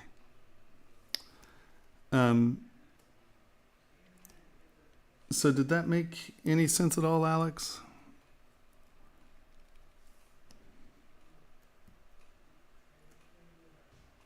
But I think mesh control will help you. I think mesh control will help you a lot, right? And that's what I mean by you having a 3 million poly model, not having geometry here. Remesh it, throw the geometry where you need it, and then that way when you divide up, you can work on it. But I mean, it looks great. I wish I had skin textures. I'm sorry, I don't. I don't do a lot of pores in my objects because I'm not doing it for graphics or for film. I'm doing it for physical. And anytime you put that much skin texture into something that you want to print, it winds up looking very unrealistic because you have these cheese grater skin patterns.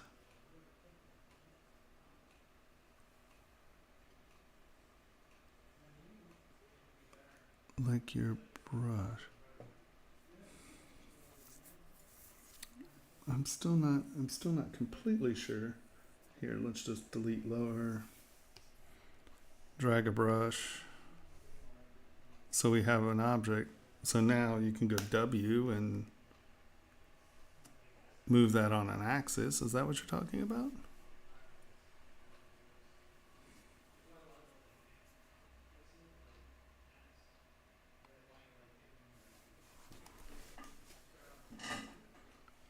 I'm not sure if that's what you're talking about, but I'm sorry.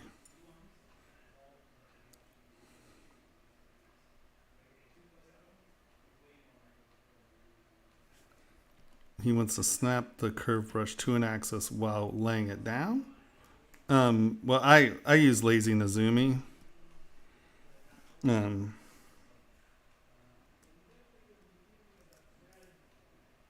Right, and so then I can take this, and if I use my curve brush, is my curve brush on? Do I have a curve brush? Where's my curve brush? My curve brush. And so are you talking about being able to do... Oops. That? Is that what you mean?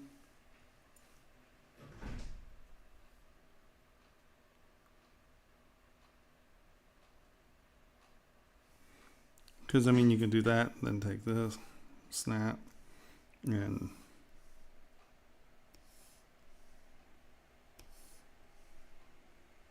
you know, do something like that. I wasn't being super careful, so we got gnarly. But is that what you're talking about?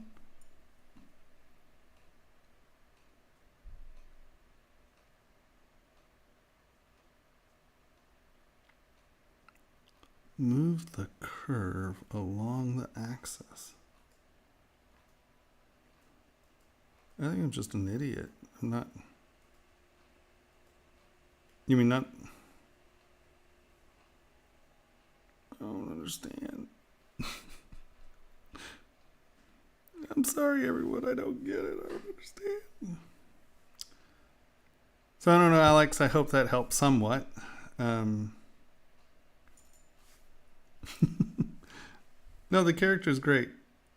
I just think you'll gain a lot by mesh control. Sorry, we'll come back to the axis thing. I'm kind of a dim rod, it seems. All right, here's our Viking. Turn off paint.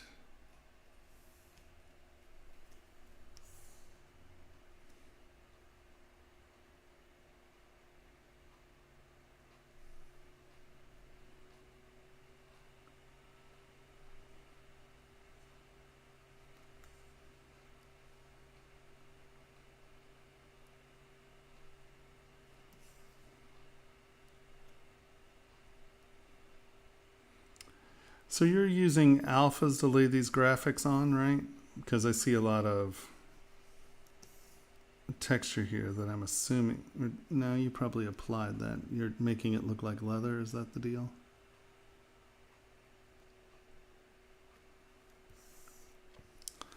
Okay. First thing I would say is this. What you're doing is, and once again, this may be exactly what you want. So don't, everybody just take what I say for granted when it comes to a bunch of this stuff.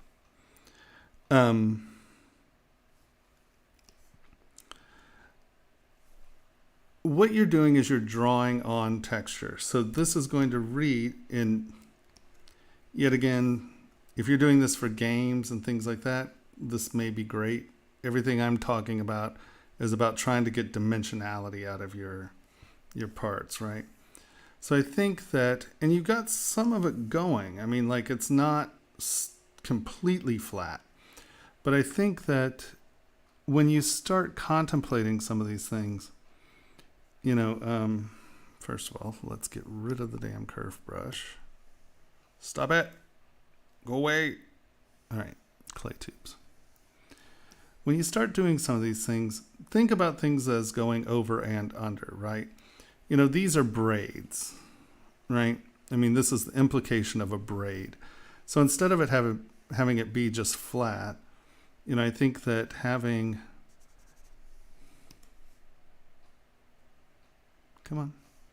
having dimensionality to these things creates a much more dynamic and kinetic surface.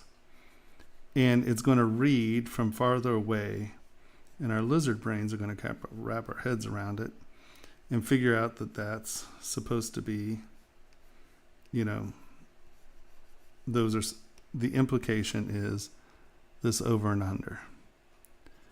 And so your objects are going to read more dynamic, and they are going to reflect light very differently if they're here and they're changing surfaces, right, or changing planes, right?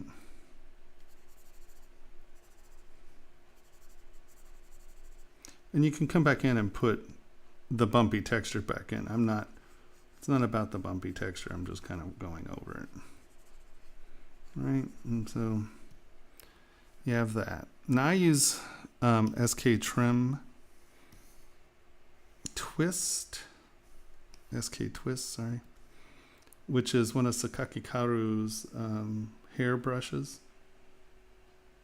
And I just roll over these edges, and it gives me this nice crisp roll, right? So that's giving me a little half round on the outside edge, which is telling my over-under story very effectively.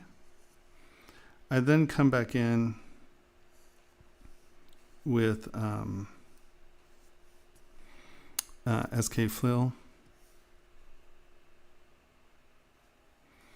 and kind of fill that in, and that makes it a flat surface with a half round edge, and it makes for a very nice, very subtle layer transfer.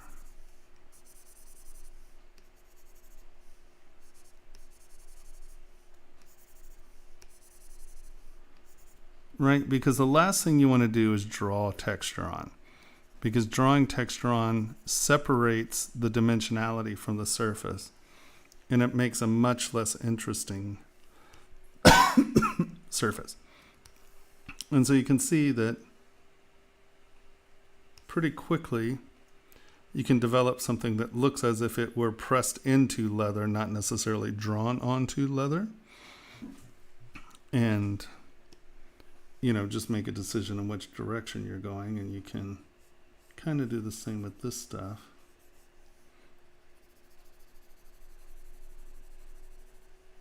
So have that going over.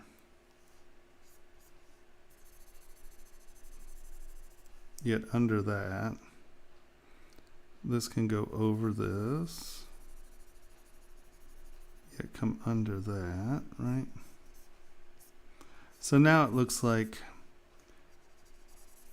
planes of surfaces lying on top of one another.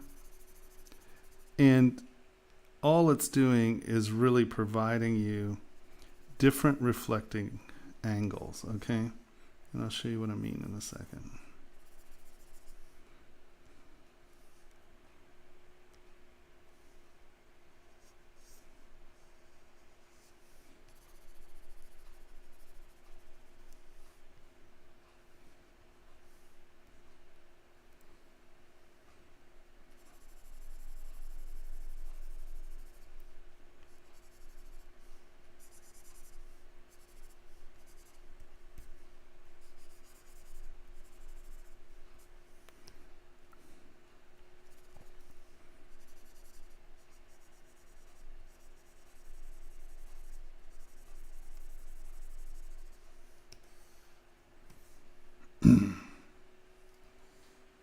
And like I said, this may not be the texture you're going for, in the sense of, oh, Tomas, those were supposed to be flat.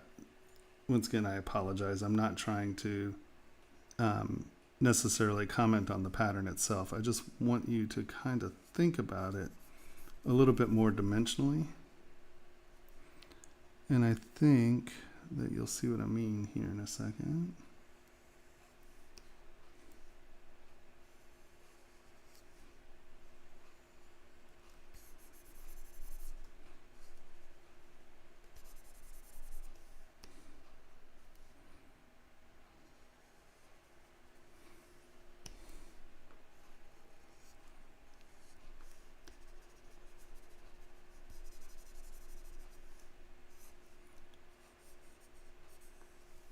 All right.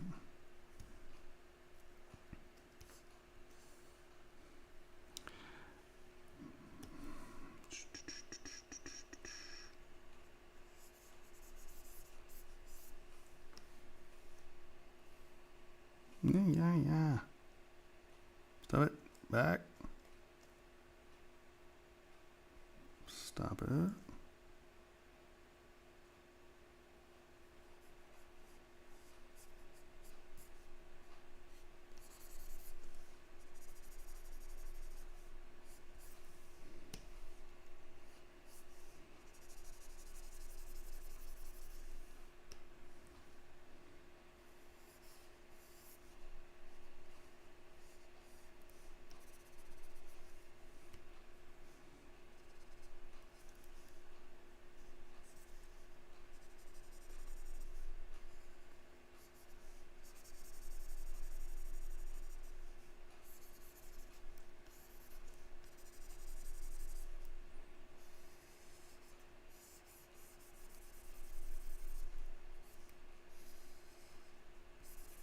Okay.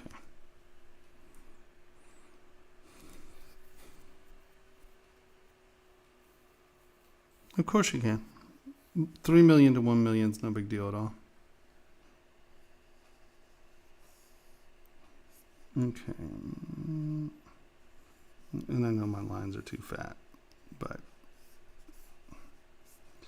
So what I want you to see here is, obviously I didn't think about that too well, but if we go to a metallic surface, you see what you're getting here is this is all reflecting as one surface, right? We can take those lines off and you can see that this is a perfectly, right? This is reflecting. You can see that this is a globe, right? You got your hot spot and then it kind of grays out. That's gray. And then there's tone there, right?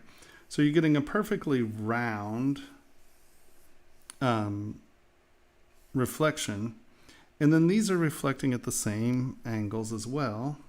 They're just higher and rougher. But what's nice, if you come in and change these up, you can see that these are actually reflecting as different planes, right? So you have a more complex visual surface.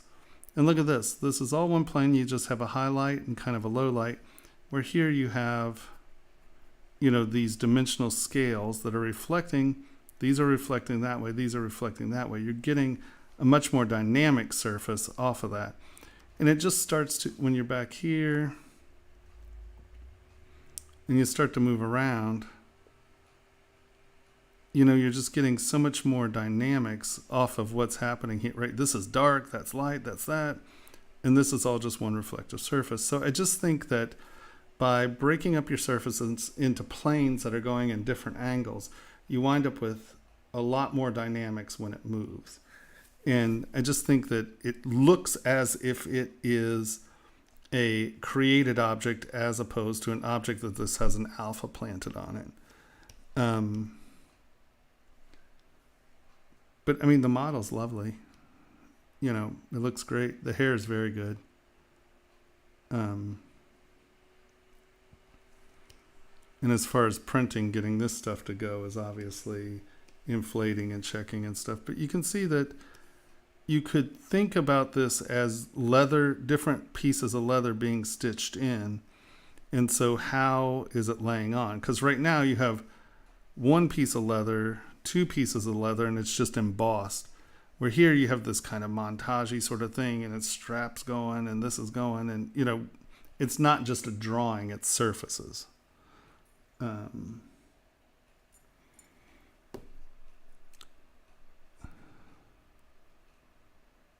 You upload the file to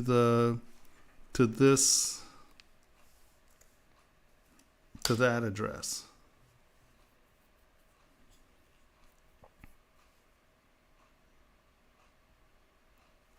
So Saya, does that, are you there?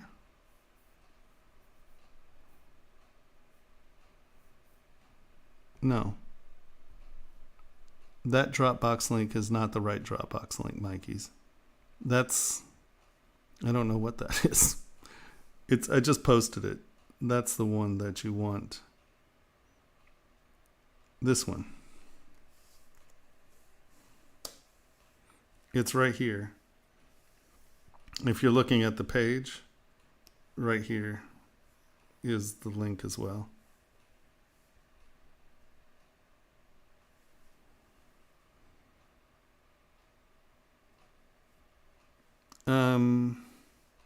What model have you uploaded the model?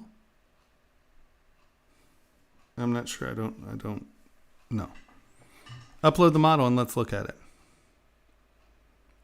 How do you make a double action brush? I have no idea what a double action brush is, my friend.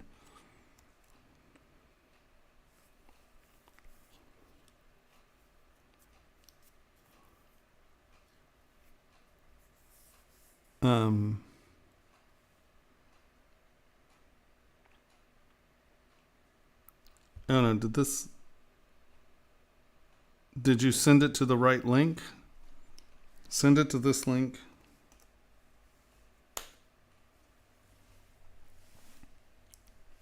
Okay.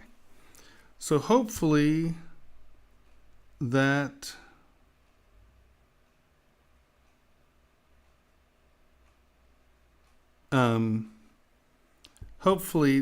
kind of makes sense. And so that's the only, I mean, you know, your patterns are lovely. They look good. Your rhythm's good. I would just say I'd like to see it dimensional as opposed to just embossed. Because even here, you have this really good pattern, but nothing is going under anything, right? Everything's just sort of all at the same level, so it sort of looks as if it is. This is what I call drawn on as opposed to sculpted on. You have, dimensionality, but you're implying an over and under. You're not giving me an over and under. So let's just start here, right? And let's just do a very simple.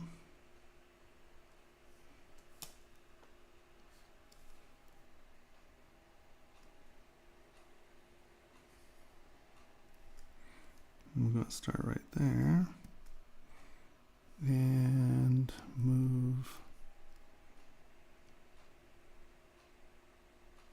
and move. And I'm going to be a little melodramatic just so we can, you can make this as subtle as you actually want. I'm just...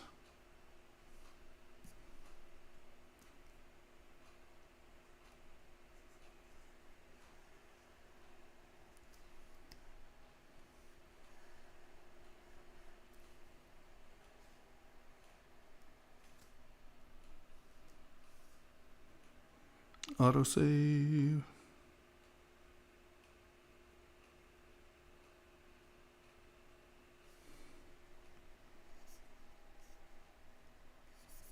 Yeah, this day starts at 6:45 for me, so it's a long day for sure.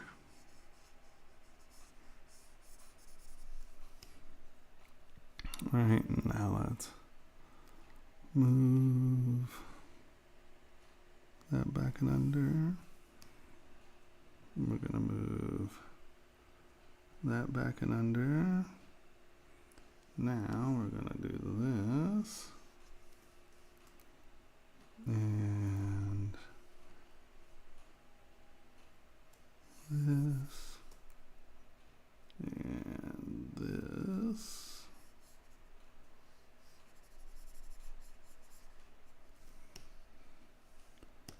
Move this back and under.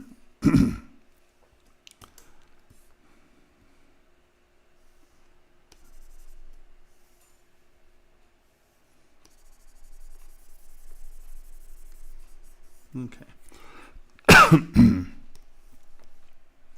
So now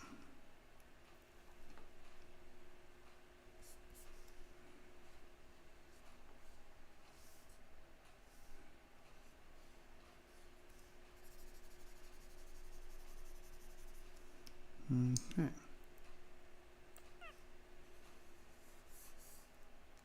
We are going to put that there.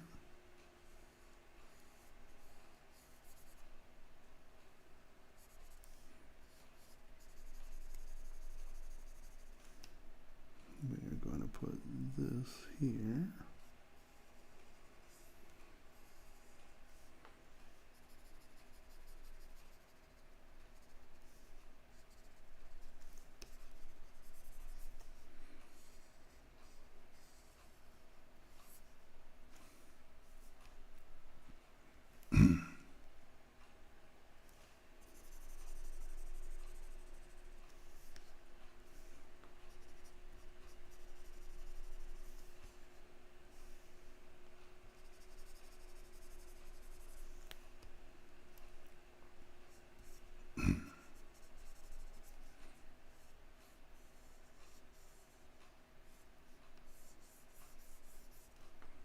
That's going behind that.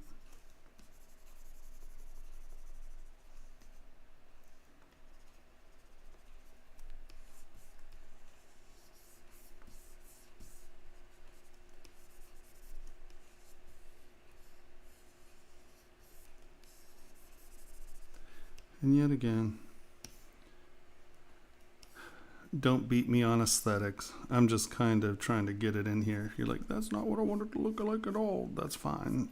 I just want you to think about the idea.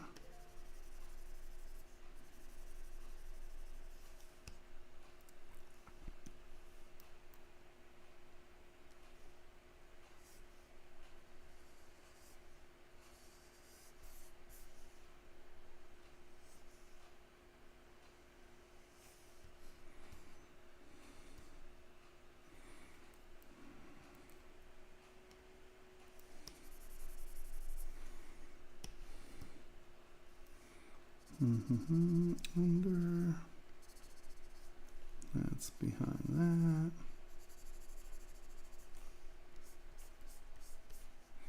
And that's behind that, right? I think you're getting the idea there, hopefully.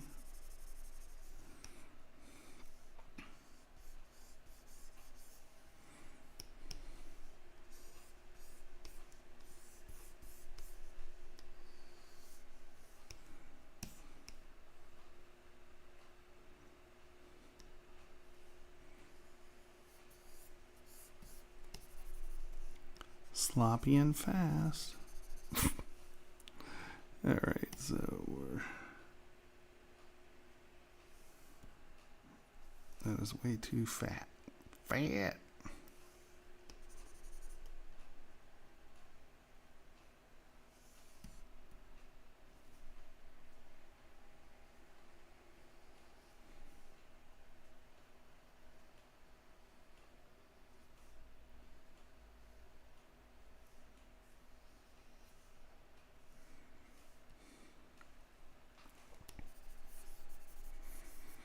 Once again, I don't have subdivision levels, Hell.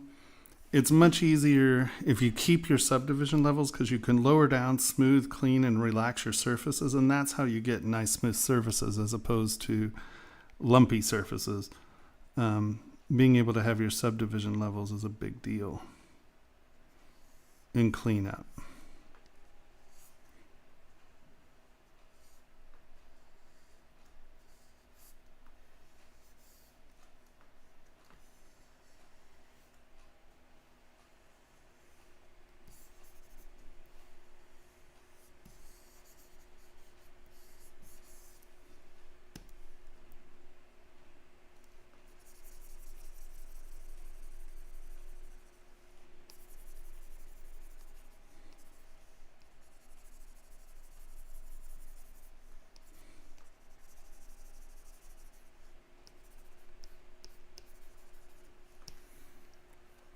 But once again, you know, if you do this weaving over and under, you start to get a much more dynamic and interesting surface.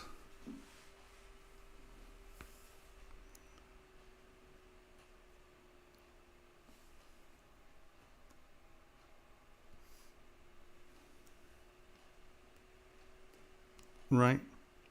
Does that make sense? That little area right there. And this little area right here. Let's look at your stitching. That's the only other thing.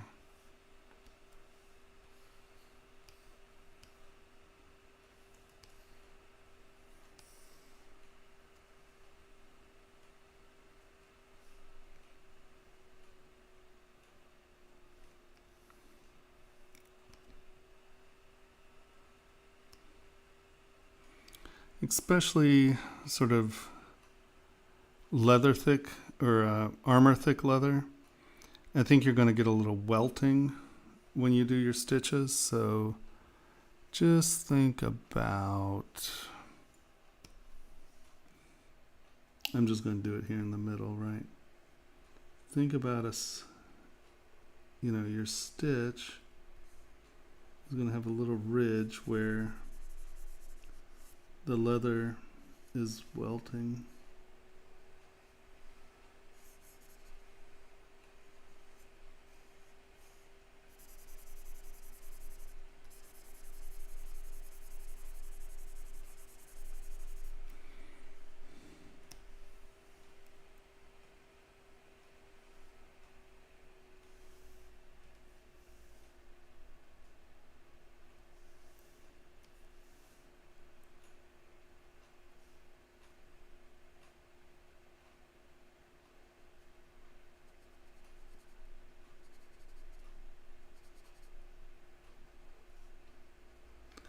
I also, when I'm doing stitching stuff, I actually tend to like to see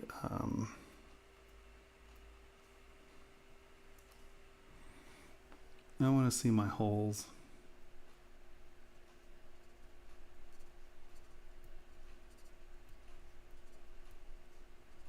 And you can make like an extractor brush or something that has the depth.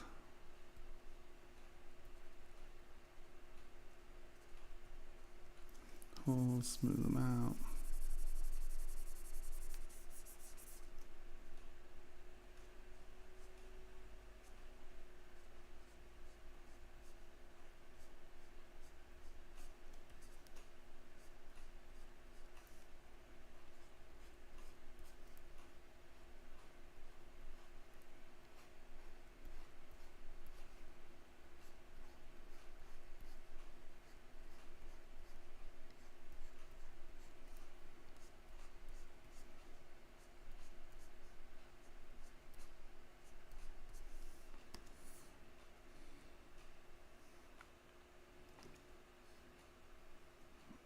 Does that make sense?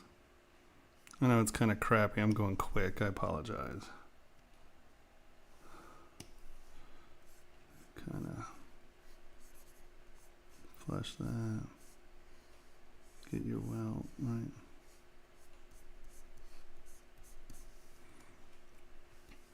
Once again, just think about some of these textures and interactions just a little more dimensional, because as you can see, like when you get over here, this is one of the problems I have with alphas and stuff, is that like the stitch brushes, they're perfectly spaced and it doesn't always make sense, where you know you get in here and you can smooth that out, and then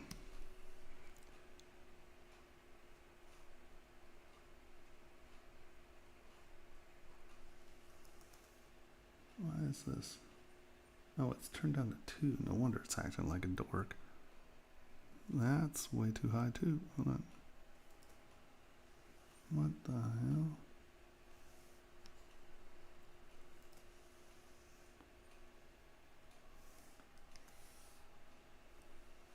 No, it might just be the geometry too.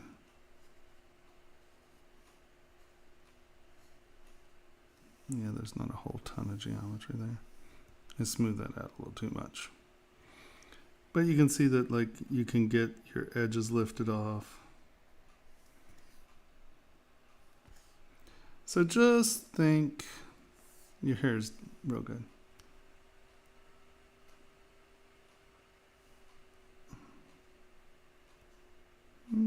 Face is fine. Looks. So hopefully that makes some sense. Oh, well, here's another thing. If these are coming through, you know, normally these are pens, right? So it has a pen going this way, and that's where that bunching has happened. You may want to actually have this come out through the pen a little. So it is actually doing what it's doing, and that is pinching over a pen, right? That has a pen going this way, that's buckling over and through it usually. Right? And all of this, interesting. Like this is going up in here, but this direction and that direction, I don't see any connection with this and that.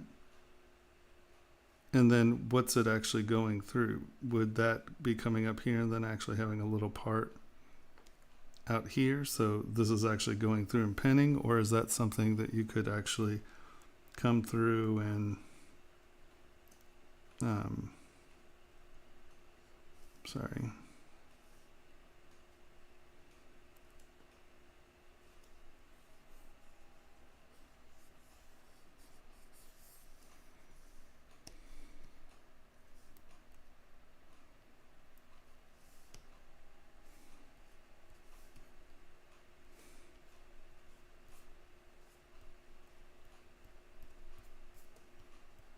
You know, is it coming through there? Something, this comes up, something happens here, that goes there, it comes to the other side, comes to a knot, and then comes out under, you know, but that resolution needs to be something there. Because see, these curves don't these curves don't make sense with that. There's none of that linear pattern in this. So that fabric needs to come out. That resolves somehow.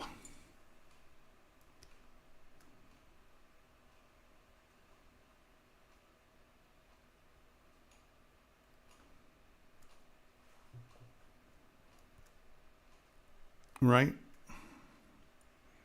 I don't know if you're even here.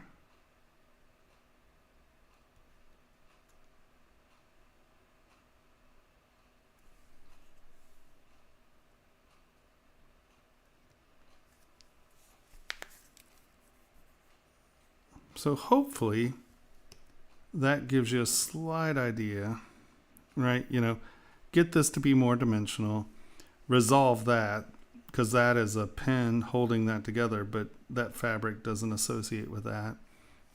Once again, you have your, see, this makes more sense if this is coming through and down, but you have two distinct things, and that isn't really tying to this. And does this tie into that? Do you see what I'm saying? It's like these are they're kilt pins, right? So, and if they're not, maybe I'm just a ding dong and you can tell me that I don't understand what the hell's going on, which is open your box. What box?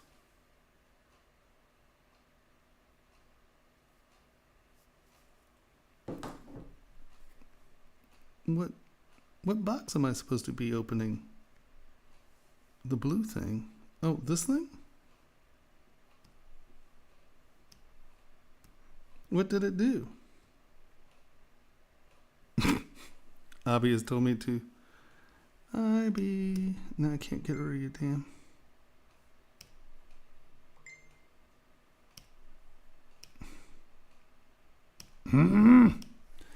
I hate that notification.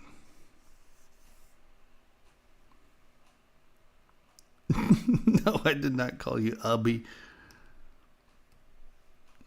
All right. Oh, well, there it is. Okay.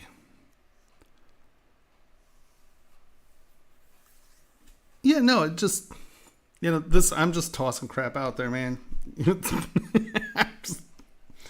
I'm just making stuff up over here.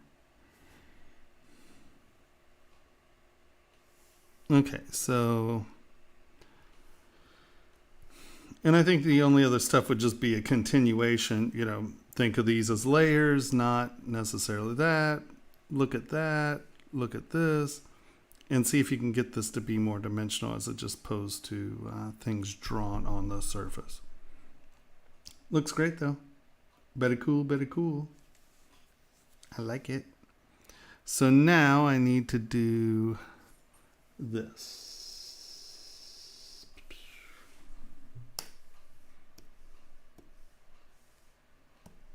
If I still remember the question. Why do I have it? What is going on? What did I do here? Oh, who the hell turns on perspective? Never work in perspective. Perspective's BS. Okay. I mean, I guess for rendering it's fine, but for actual construction it's useless. Cute.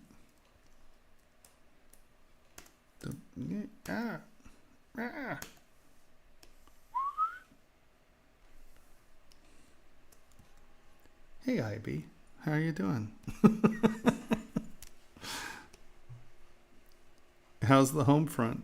How's the Takahashi home front? You're all leaving soon, aren't you? Are you all going to Montana, right? Am I hallucinating? Maybe. Okay, so you have your ring. Divide, divide, divide. Oh, crapus.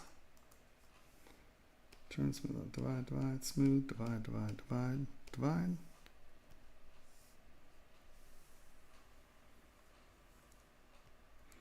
I can't believe you're going to miss Citizen Brick Day. What are we going to do about that? I think I'm going to go into Shinya Takahashi Citizen Brick Day withdrawal syndromes. Um,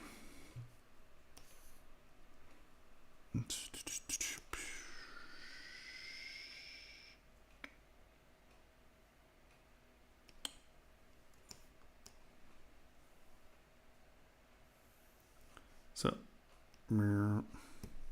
delete lower. Okay.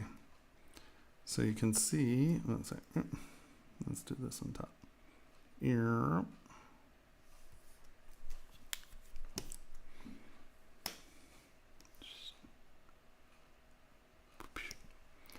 So I have a stone, I have prongs and a cutter here, right? So I'm going to split two similar parts. Okie dokie. So you can see I have a stone. Hold on, hide you. Turn everybody off. I have a stone. I have prongs. I have a cutter. I have everybody. So now we make a new folder. Leave our stone there, really, because we have a cutter and prongs. So now we're going to turn this guy on. Boop. Turn this guy on. Turn this guy on. We are going to make this a negative, make that an additive. That's an additive. That should be everybody. Boolean folder.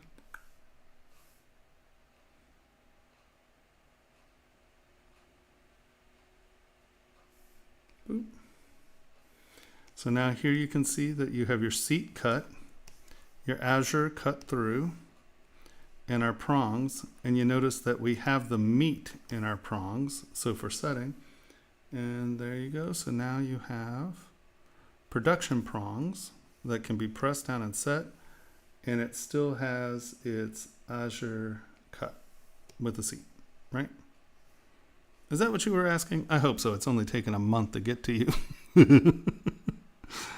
Okay. Ta-da. I'm sure the Takahashis are losing their minds. What? He's going to Montana with you. He told me he was going to Montana. Or is he just screwing with me?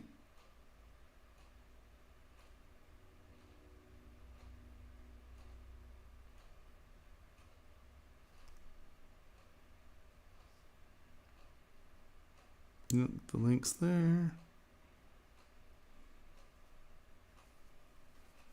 So does that make sense? I think I might have taken too long. He's going to stay for Citizen Brick Day and then go? Oh, that's beautiful.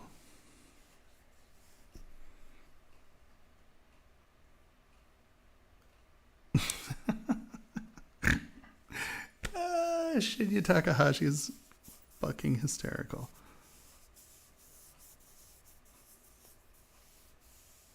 He is a crazy person.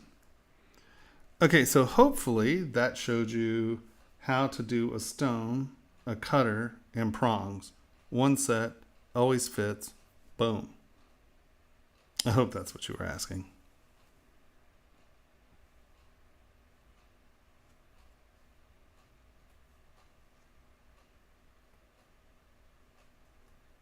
Are you talking about like an automated pave setter? No. ZBrush does not have an automated pave setter. What it can, I mean, you can, all right, I see, you don't want to do it this way. Let's back this up. And just so you know, pave setters and stuff are really useless because anyone setting pave sure as hell doesn't want you setting it up. Unless you know a lot about setting gems, I assure you there's no gem setter in the world that wants you to set up their pave. That's something that a gem setter does, and they're going to drill holes and raise the bead by hand. They do not want you doing that. Have faith in me on that. But if you do want a mesh full of stones, let's take this guy.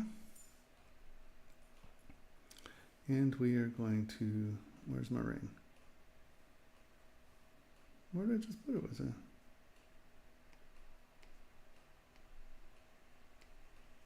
Am I crazy? Did I not just make a band? Oh, I did it right there. Never mind. Yes, I'm crazy. Take that diamond. We are going to make that diamond a insert mesh. Sure, we'll just append it to that guy. Okie dokie. And now we are going to take that, create a nano brush. Nano brush. Nano brush. So we have our stone nano brush. We come over here. We go to Z modeler. We come to nano brush. Where are you? Insert nano brush. All polygon. Nope.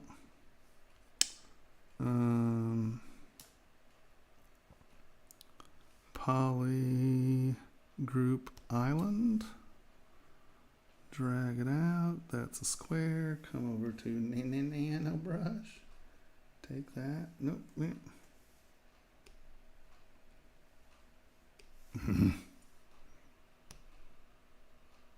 Is that my nano brush?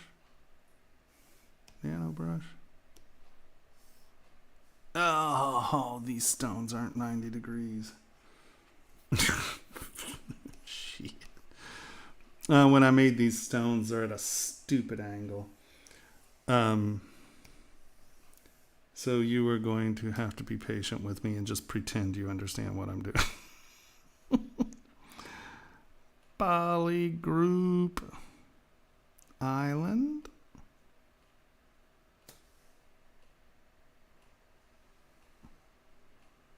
Right. Shit.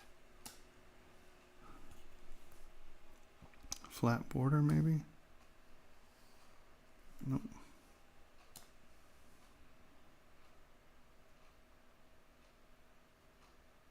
Flat island, maybe. Nope. No, forget it. Fine. We're just going to do... I know I'm just, my poor brain. All, I don't care. All, there we go. And so you can come in and get those set. But like I said, when I made this stone, I accidentally took this picture at an angle, but I think you can grasp the fact that you can do that here. We can actually probably just rotate this off.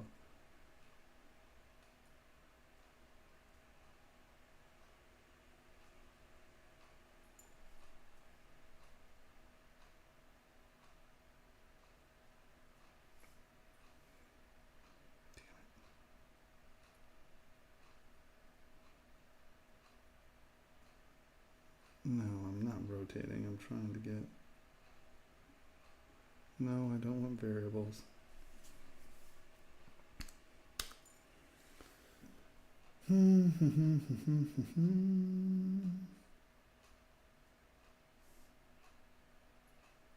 Nope, that's not what we're trying to do. No, not variation.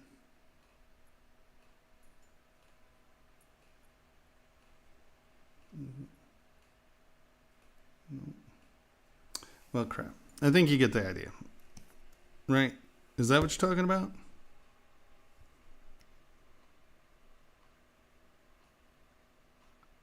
Well, no, they're actually all lined correctly. It's that when I took the photo of my stone, it came in at an angle. And I needed to take the picture. When you create the brush, it has to be facing 90 degrees to the surface. Does that make sense? But you can do it with a ray mesh like that. And if it's flush, then you don't have that problem. It is so annoying.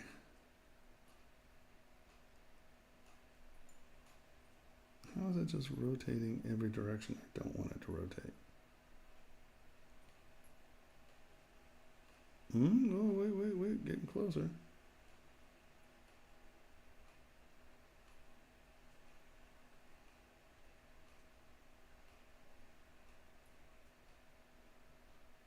Whoa, there we go.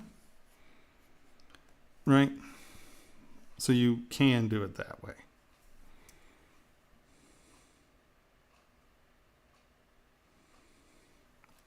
So there we go. All right, let's check your files. Sorry, guys. Patience is a virtue. Boop. So we have a few of them here. We have Baby Sense. Let's download that. We have Fabio. Download that. And Alicia. Download that. Okay.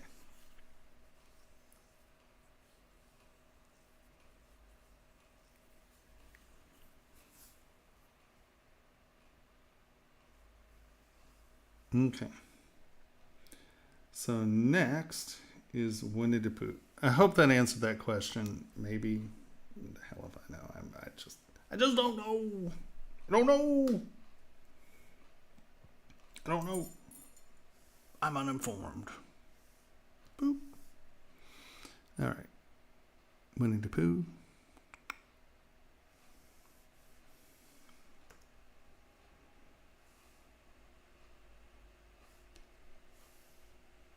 Fabio. No, Santa. No, wrong. Everybody back up. Santa.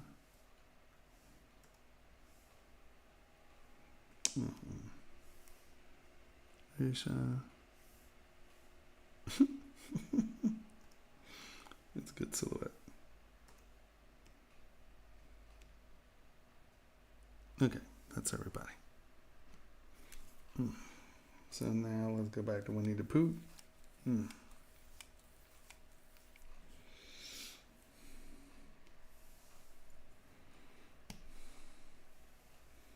Get rid of color.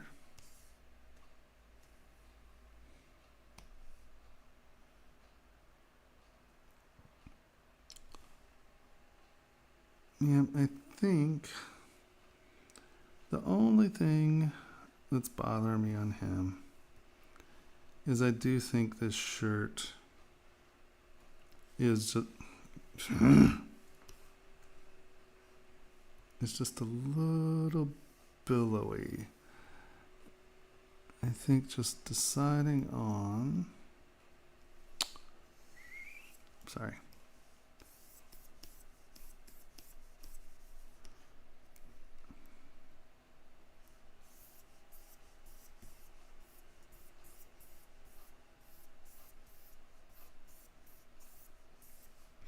Now I always go with a sharp edge first just so I can see my plane and then I can soften my edge, but I want to see where my edges go. Hold on.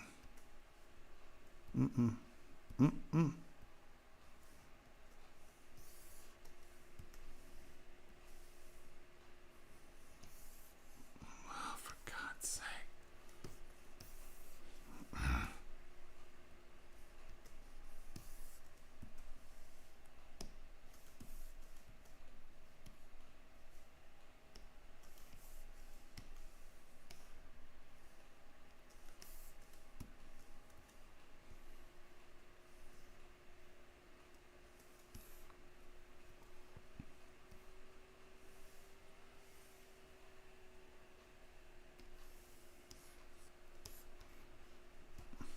I swear, if I touch that damn window button again, I'm going to lose it.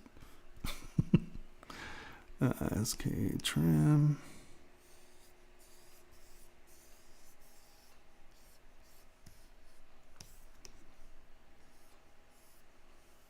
That is too much.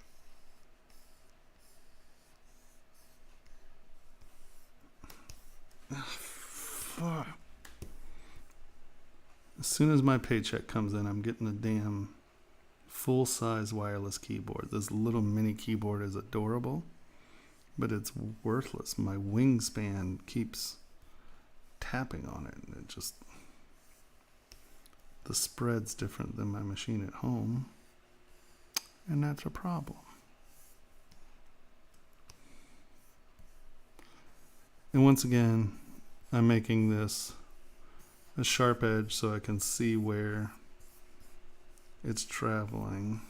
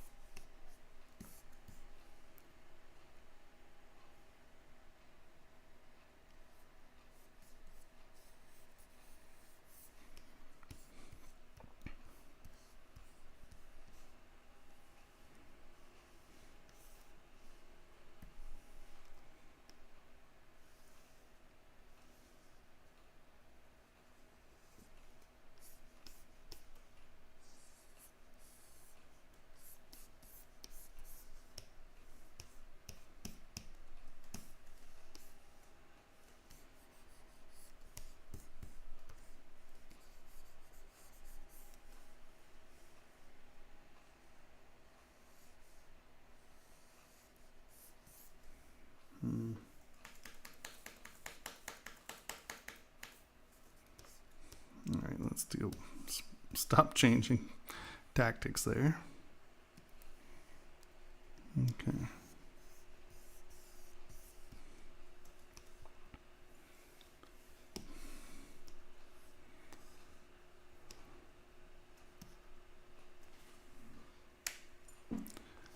So I think that having that's a lot of play in the shirt off the body. And I know the illustration has it, so that's not comment, that's me talking to myself, sorry.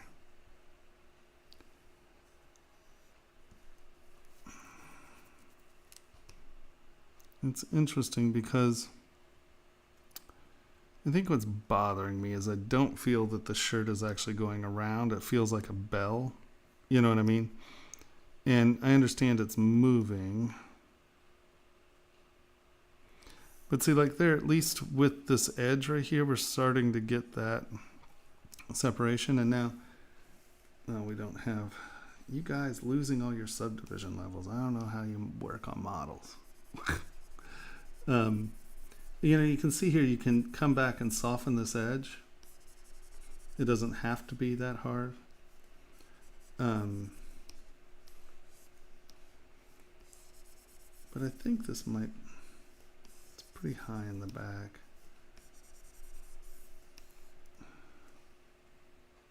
You see, do you see what I mean? It doesn't look like it's wrapping around. It just, you know, it looks like a,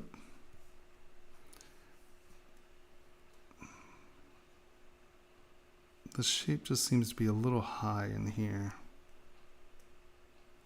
Do you see what I'm saying? Because like from the front, this is almost getting it, but the silhouette of, and I understand you're looking at two illustrations and you're trying to make them work, but what happens is instead of seeing this go around, I think this is what's bothering me.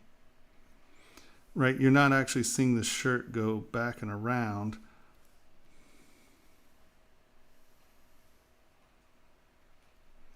Which is the implication of it wearing, because it's more like a bib right now, right? You got this, and I'm not quite sure the best way to resolve it,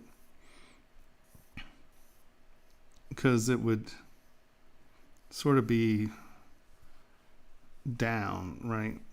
To get it to give us that wrap around. Because the second we hit the edge, we start coming back up. So, you know, maybe it's just lowering the shirt just a touch so you actually get this curve around. I think that might be what's driving me. Right? So let's, I'm just going to quickly, oh, I didn't make that.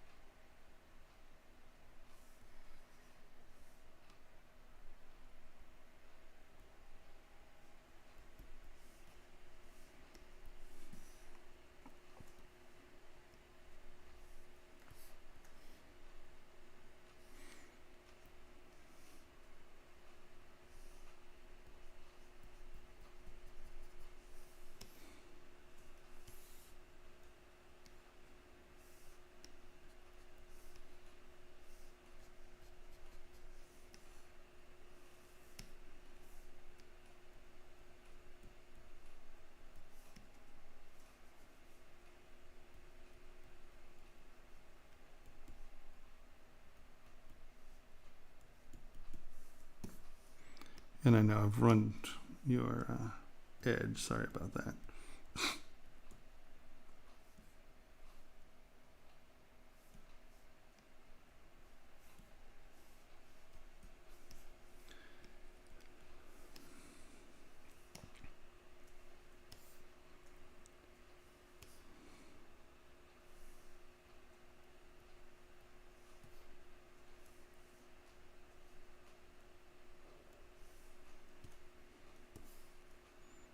That might be a little better. You see what I mean? Because we're getting that I'm going around the surface as opposed to that being a low spot, that being a high spot. I think we just need to get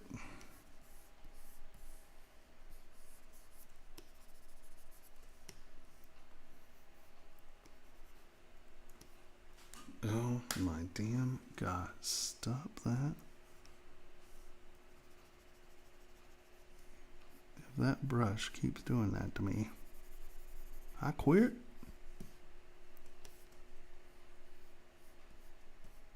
Sorry, we have those other surfaces, so my brush isn't behaving very well right there.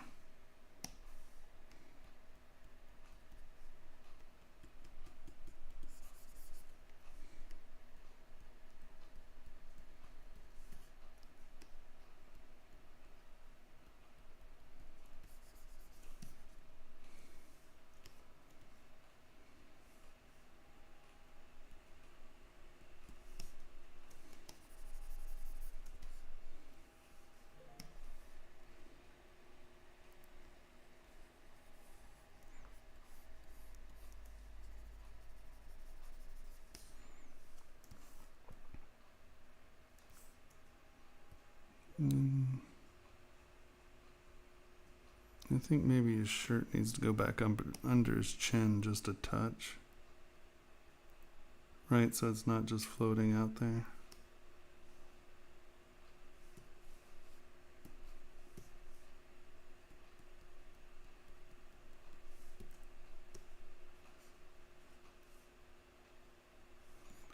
And that gives it a reason to start to have that fabric pinch in there, I think. Right, because that's his chin coming over his fabric and turning that into, sorry, these have multiple surfaces, so I can't get my brush strokes to behave.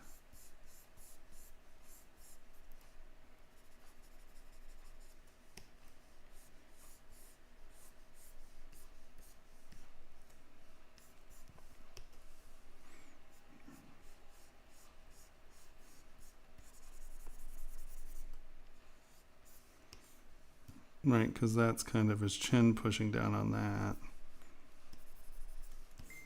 He looks great though.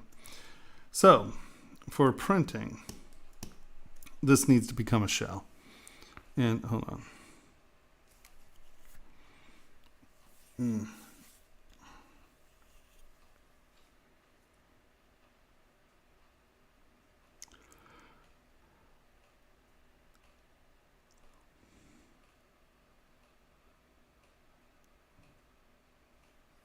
I don't know. Let's see. Yep, it's there.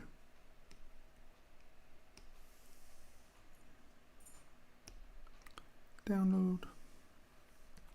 Okay. So the few things that you have to worry about for printing is, like, see how much airspace you have in this neck in here? That can become pretty problematic because it can pinch and be, I mean, it's not too bad.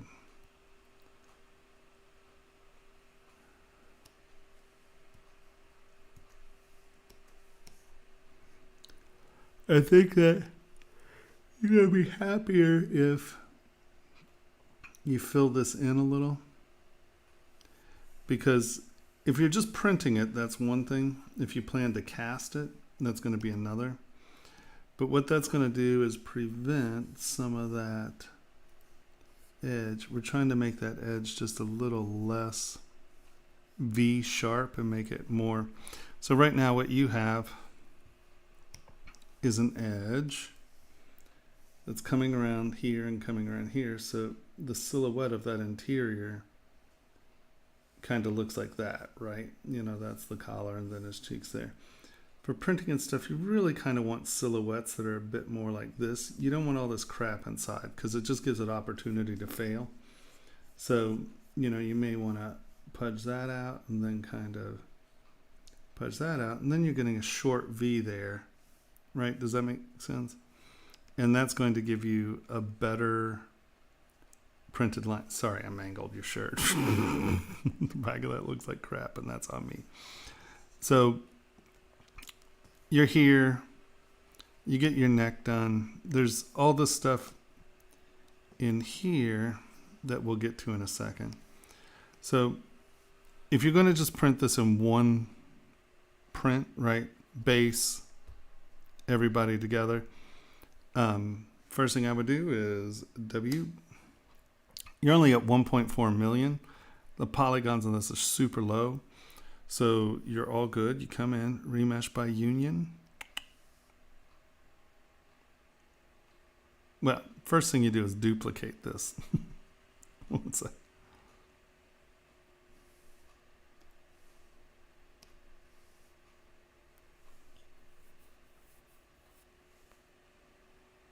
Okay.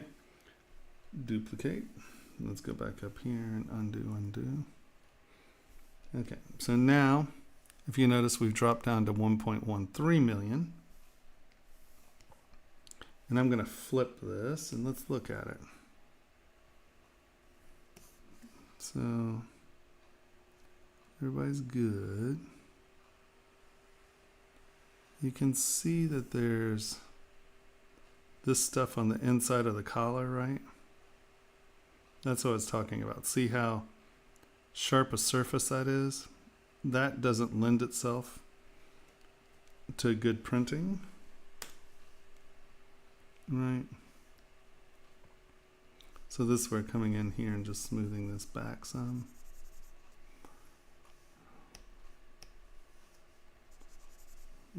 Smooth needs to be minimum of 1. And so that is going to make, oh, no, wrong edge, sorry. See, I'm softening that pinch out.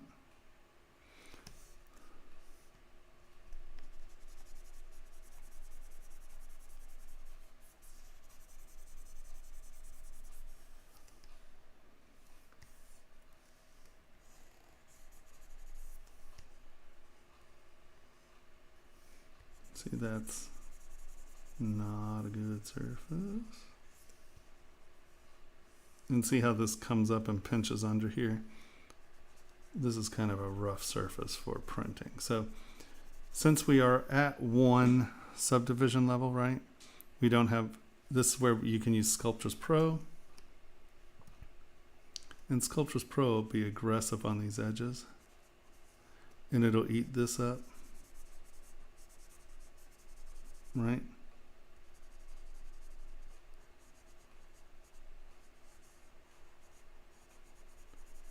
Because you want to make sure your intersections are nice and clean and easy. Alright, that's okay. This could probably use a little bit.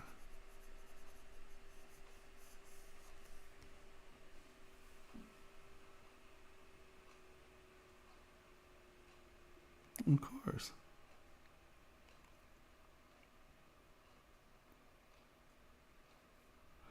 Remesh by Union has created this as a complete shell. This was a bunch of different parts. And now this Remesh by Union has come in and turned this into a single shell. But what it has not done is changed our surface geometry. If you just Dynameshed it, you would make all your details soft. Remesh by Union doesn't change the surface resolution. So you can see here that the smoothing there has created that a little bit, right? But that's a nice printable surface, right? So now you're a shell.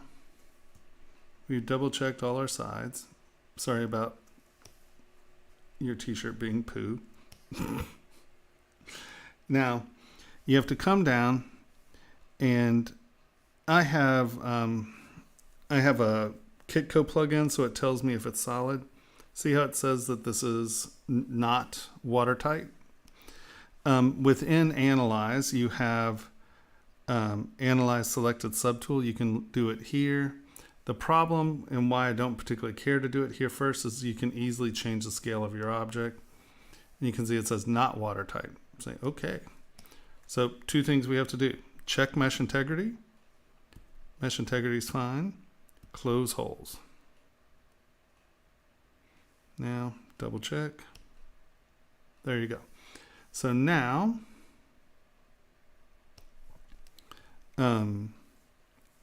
we know that this is a watertight mesh. So Analyze Selected Subtool, select that. Watertight. And this also gives you your volume by milliliter, and it gives you your surface area. So we know that this is a watertight model. It is ready. Now, you're at 1.13 million. I try to keep my models in the 1 million range. So 1.13 million, you don't even have to decimate this. This is good to go. So you can take this model as it is, because it is a watertight shell, and you can print this.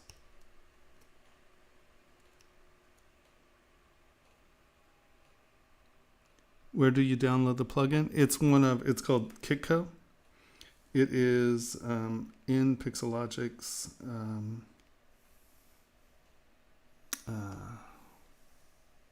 support, download center,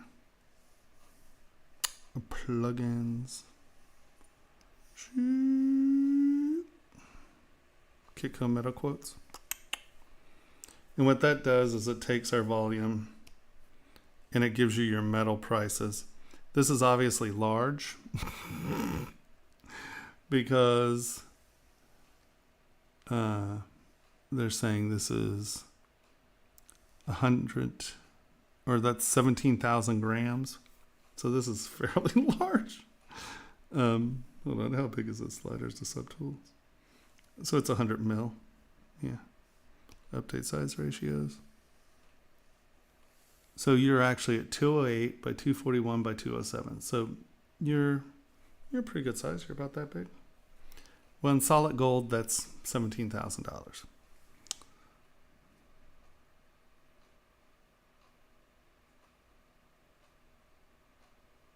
Oh yeah. Oh no, that could totally be printed in one piece on a Formlabs without a question. And actually, you wouldn't have to support too much. You'd have to support the leg here.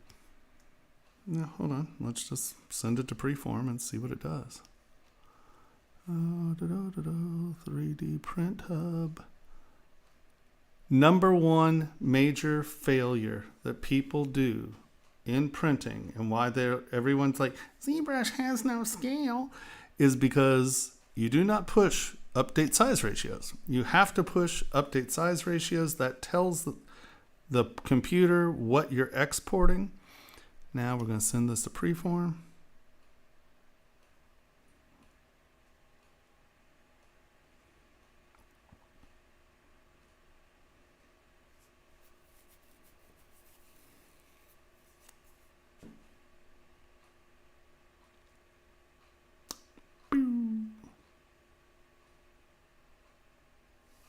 Repair. There's certain things that Preform looks for that ZBrush doesn't. So every once in a while it'll say, oh, you need to repair it. It's repairing not the water tightness, but often interacting surfaces and things like that.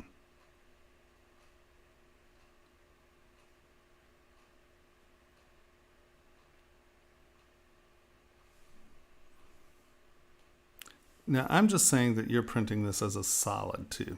You can hollow this out and make a shell. I'm not going to go through all that right now.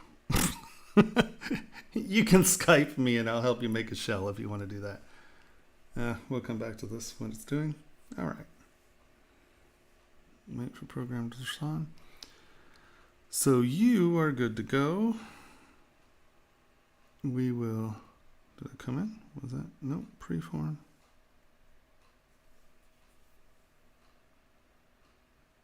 Ignore. No.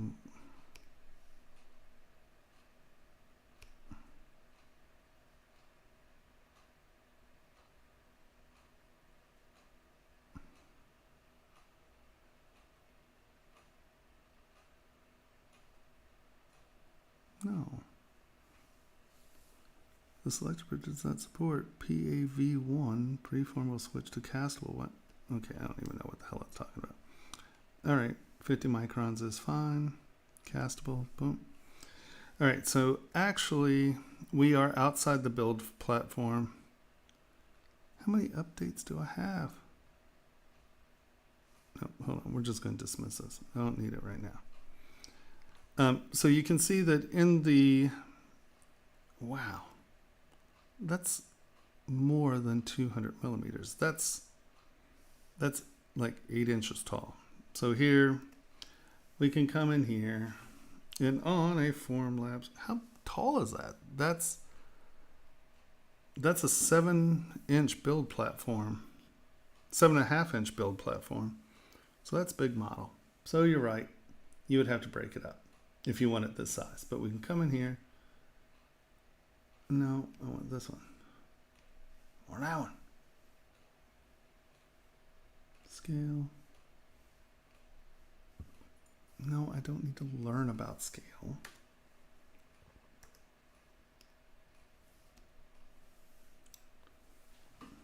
$207 mil. Interesting. So you can get it in at, boy, you're a pain in the butt, aren't you? So in the Formlabs, you can get it there, and that's about 124 mil. So you would definitely have to break this up if you want it at that scale. Well, I don't have they're not shipping Formlab 3 larges yet, so not going to happen. Yes, if you had a Formlab 3 large, it would fit fine. And then honestly, I would take this and tilt this just a little bit like that. And that's just a support issue, but now let's go here. I do not want full raft. I want mini rafts. I don't need wrap labels.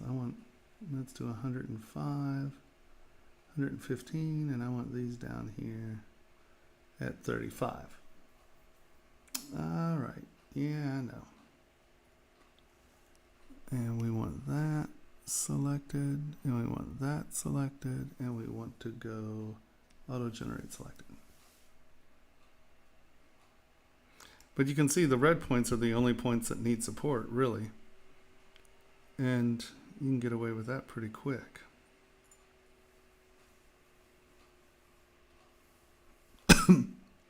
Well, what's funny is that's not, I mean, that's still, 5 inches or so. So it's not super small.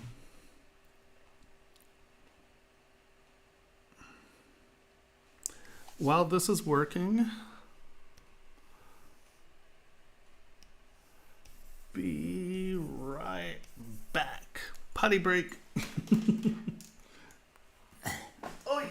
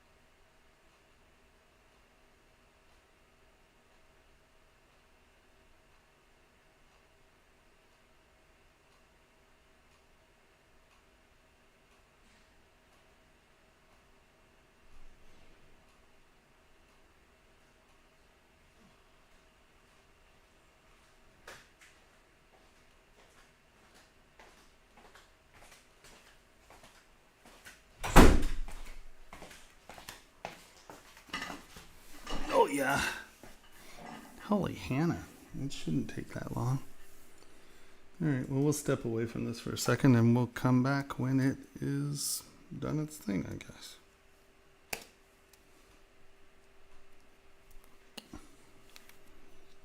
All right, we'll let it think. It'll do its thing. All right. Okay.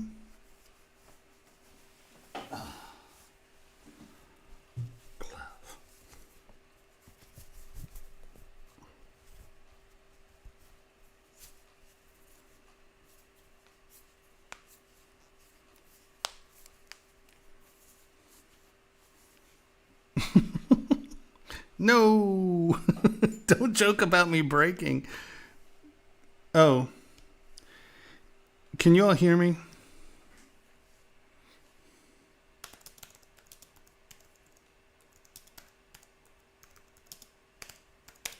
If the stream stalls, it's my poor computer.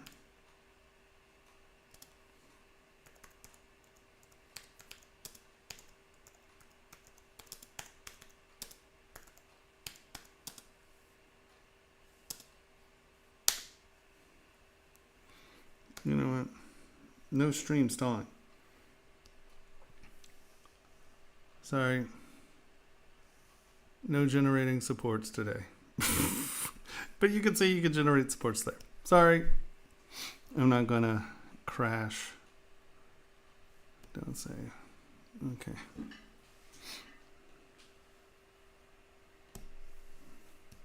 Hopefully that was informative. I never know. It's so funny when we're doing this, you know, I can't take the time to really just spend it and flush it out with everyone. And I just feel like I don't know exactly how informative I am all the time. Okay. Oh my God, what's my lag?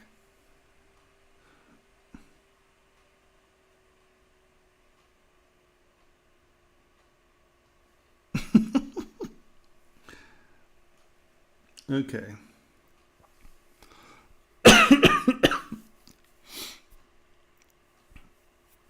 The order is sandwich money?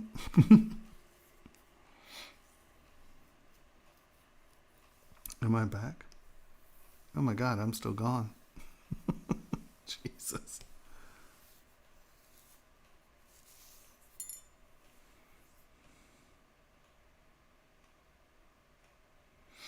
Okay.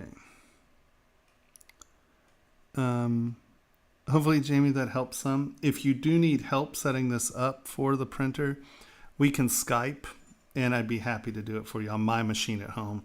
This machine's just not big enough to do 10 things at once, like stream and do all that nonsense.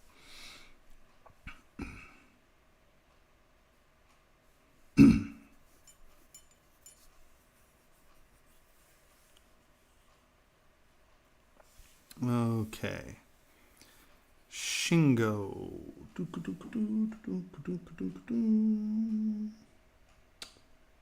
I downloaded your model, didn't I? No, hold on. I did not. I think it's here. No.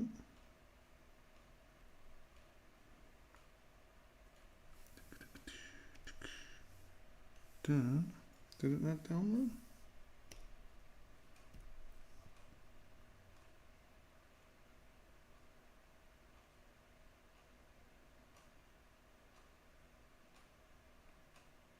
How am I downloading multiple files? What am I downloading?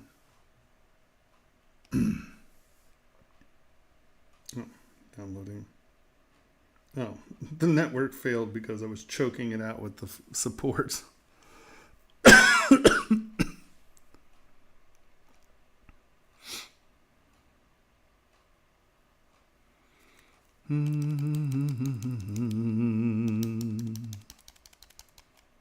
No, like literally Thursday, my leg was swollen up like this and Pills. If If anyone knows a general practitioner who will write me a prescription, please tell me. It's too expensive to go to the doctor. So just so you know, my Skype is still T.S. Wittelsbach. No. Is Skype T.S. Wittelsbach or Tomas? Skype is either T-I-M-A-S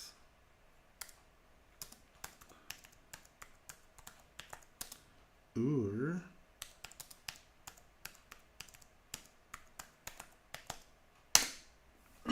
and just find me on Skype and I'd be happy to go through it with you if you need it.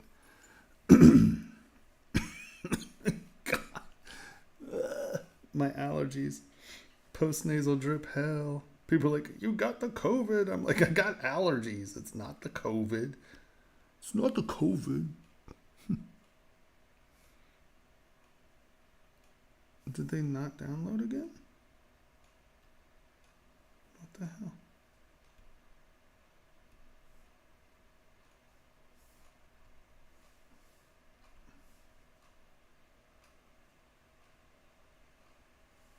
Fabio, is that Devilman? Looks like Devilman's abs. And then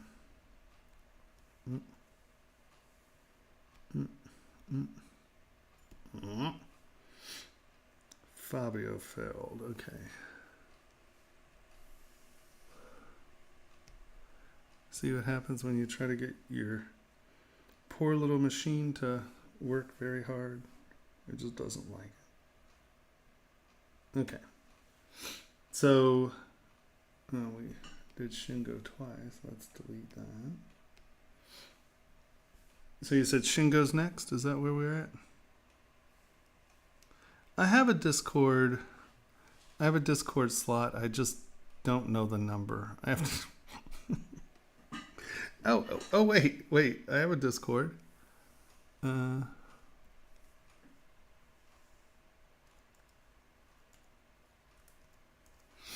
Twitch. So if you come to my Twitch page, I hate,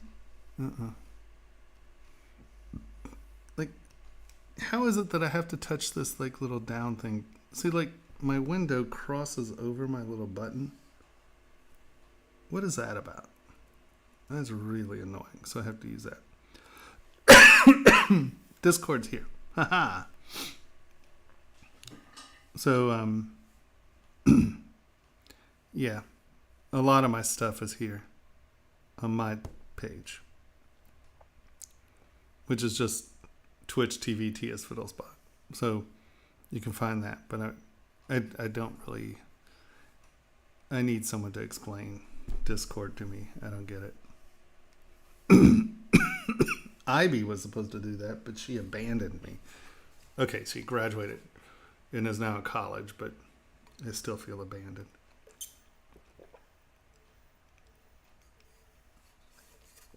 Okay.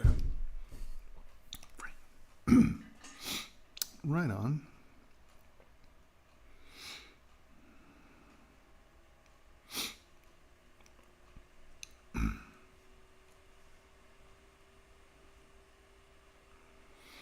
Okay.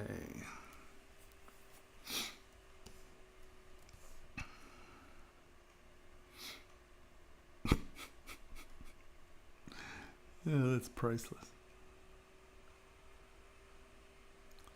All right. So the first thing I would say, let's just look at this arm real quick. I think that, once again, you got to wrap your head around the anatomy and what's going over and under, right? Now, I don't know if you've seen, is it Human Atlas? The guy actually did the models in ZBrush. Hold on, what is it called?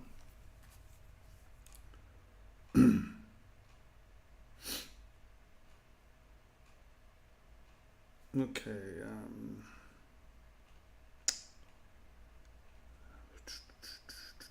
Medical. It is called Visible body.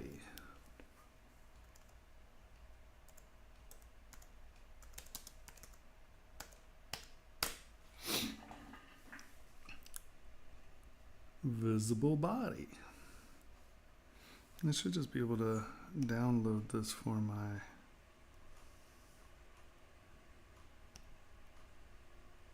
so I have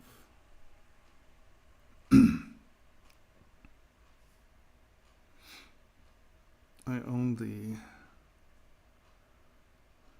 for God's sakes, I don't know how to deal with it. We won't deal with it. Come on, just give me visible body. So this is it's a set of anatomy apps, right? But they really go through and show you how these hi Drew.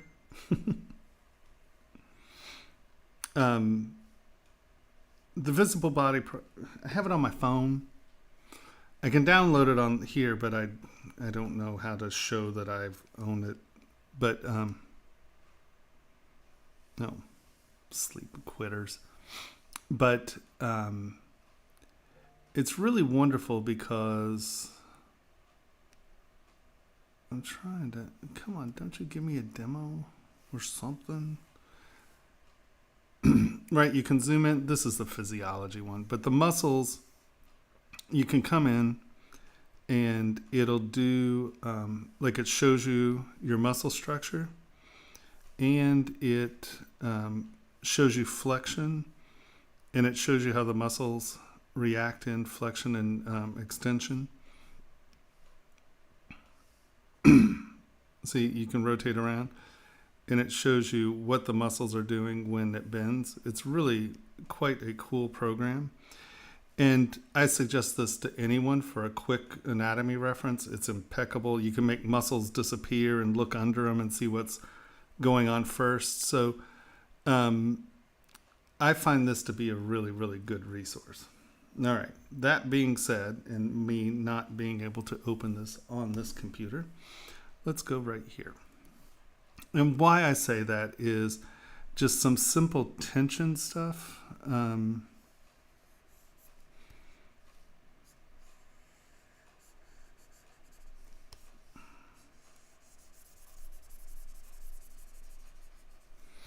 You got to remember that the muscle's just not, you got to view sort of muscles in the context of like pins and rubber bands, right? So a muscle almost never just slags around. You usually have these lovely little creatures called insertions and origins, and the muscles are usually under tension,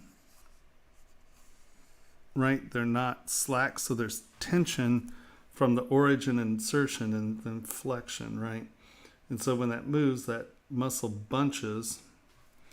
And so you want to, and see how this kind of floats up and changes direction? You're very rarely going to see that in muscle, right? This is going to come in, and this is going to slide.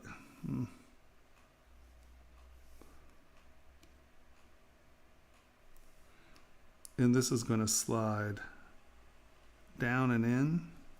Crap is.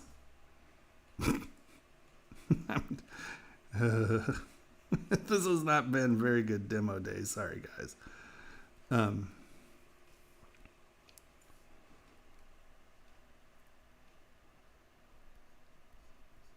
I'm going to exaggerate this a little just so you get the idea. But, you know, for the most part, you're going to see things dig over, and then that one's going, that one's coming in, right? And there's tension between the muscles. And once again, I apologize, I'm not trying to get these to look perfect together. I'm just trying to get you to see what I'm saying about this. Right? And that is actually going to push up and in.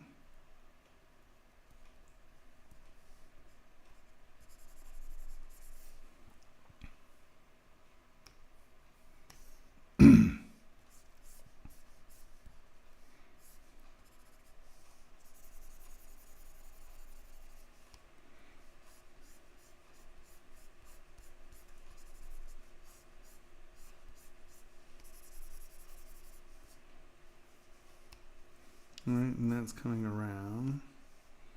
And if that's coming under, it's coming under, and there's tension there.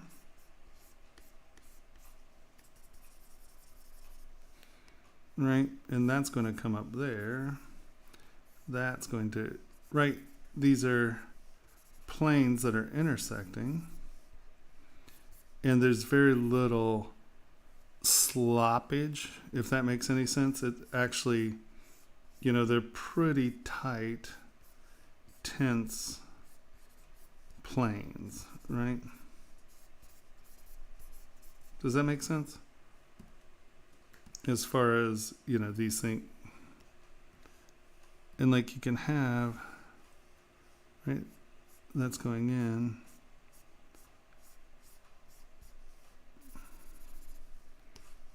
But you see how it's, you got to think about insertions and origins. Where does it insert? And where does the origin tendon insert? And then that comes out and over. And then that comes out and over. Now, once again,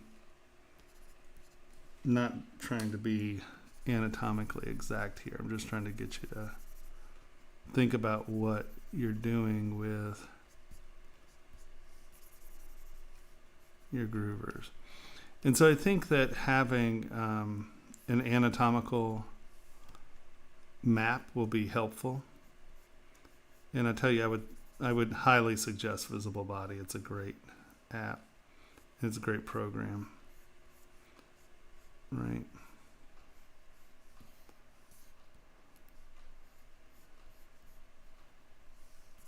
Block, and then that is going under. This is actually coming over here. These insert kind of over here. But does that make sense? Think about where your muscles are, your insertions and origins are. Okay, now I would say with a hand that big, you probably think about a wrist. There's probably going to be a bone in here somewhere.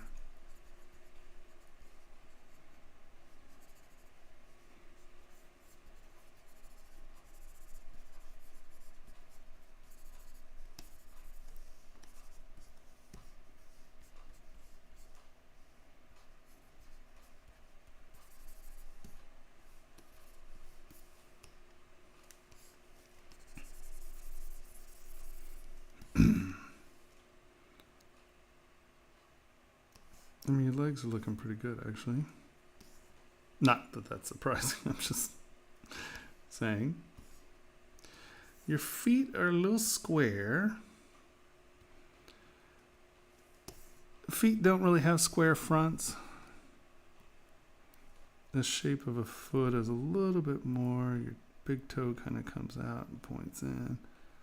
And it's like that. Let's look at our bottom. We got...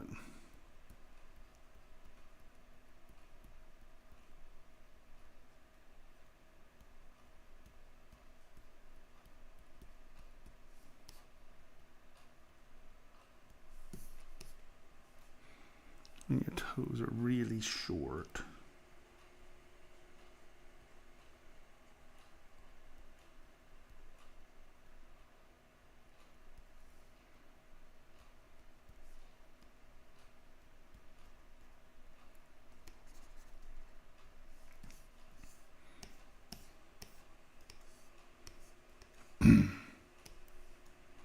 And once again, these could be aesthetic decisions. I'm not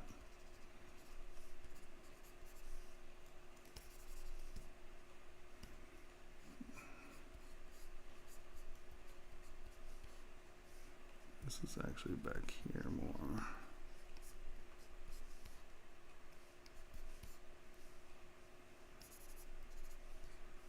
You have an arch.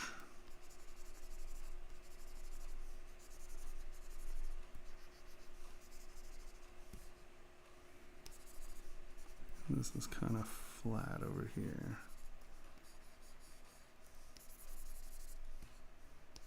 Big toe's a little big there, sorry.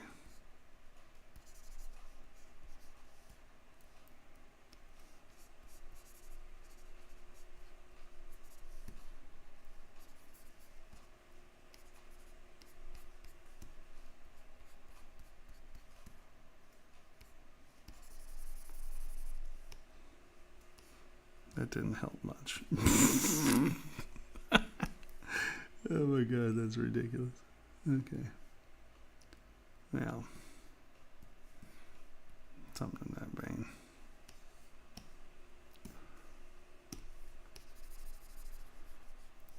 Because your arch is there, your heel's there, and that's what makes the area for the ankle. Right?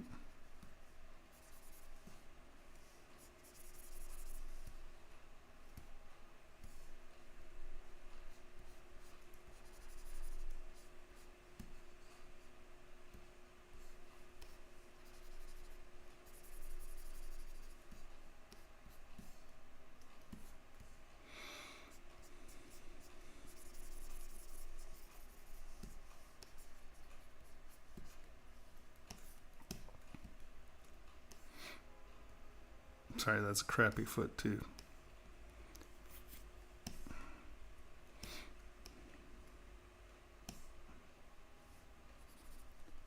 But once again, think about what's happening in your foot there a little bit.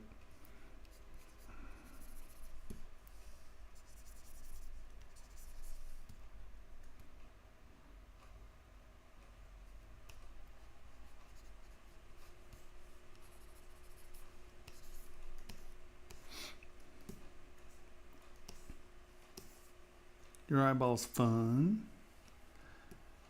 When you're doing, I find that when you're doing like spikes like this where they're going in and out in here, the SK twist brush works really well. Everyone's like, you use the SK twist brush for everything. I do, actually. Because see here, now let's go to this one. You kind of, where are you? Come on. You kind of drawn this in, but the SK twist brush gives you a rolled out. You don't really have enough geometry here to support this detail.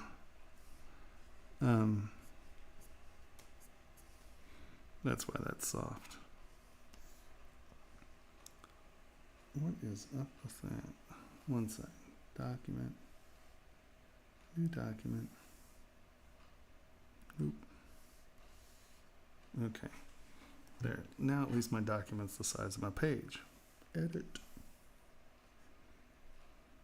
Come on.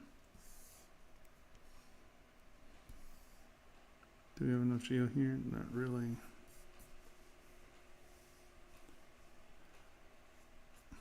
Where do we have geo?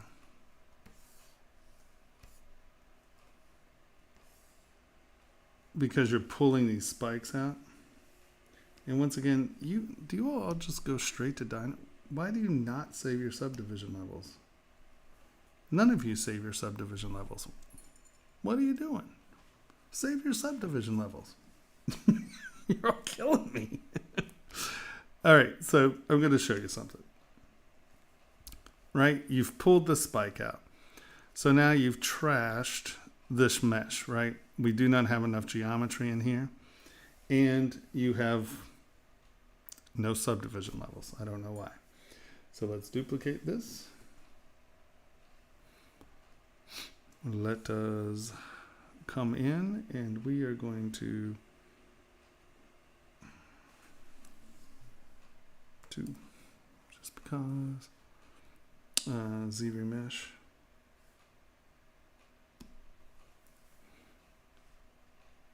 You guys really want to keep subdivision levels. So I hear a lot of issues where people cannot smooth or retain detail in their models. And either they go to Dynamesh or they are somehow getting rid of their subdivision levels. And I don't know if you're doing it when you merge these. I don't know when. Hold on. Escape. Oh, you don't have subdivision level. Never mind. I was going to lower my subdivision. I'm sitting here talking about it, and then I say no. Because this might jog the machine. Oh, well, let's Dynamesh it first. Let's get it down to 1.5 million. I know you have these as different shapes. I'm trying to be quick here without jagging up my machine, since we only have so many polygons. So much time. Come on, you can do it. There we go. Boop. Now we're going to ZBrush.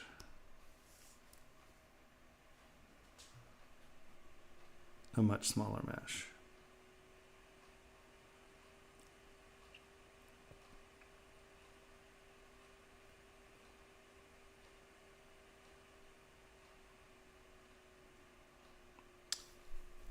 Visual body.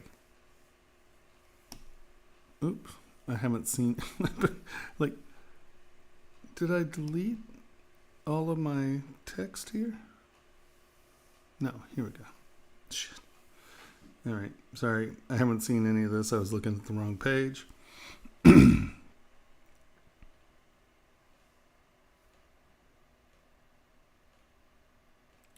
No, I'm not saying to have correct anatomy. What I'm saying is that you need tension in your muscles, right? Whether it's fantasy or whether it's physical anatomy, you got to think that you have a bone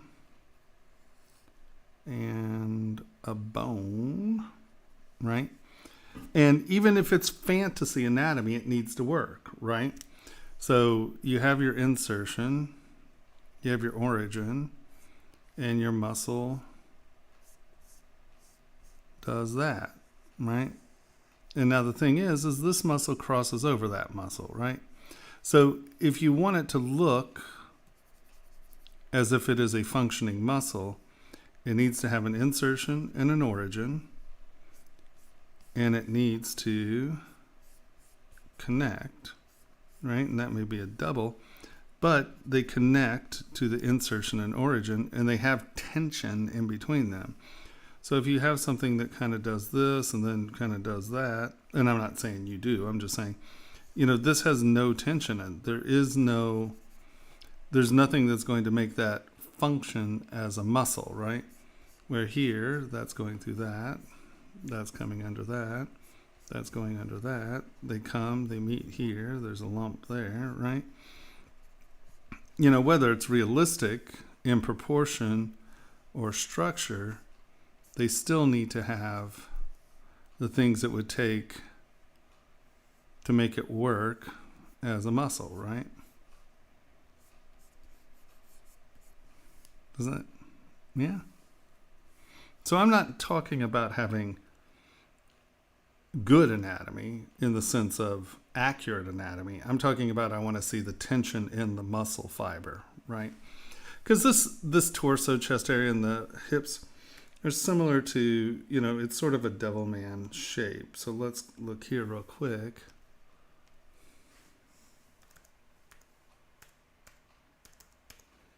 There's some fantastic devil man sculpts in the world. I don't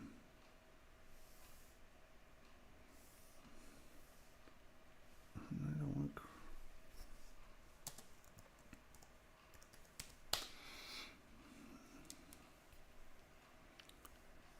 So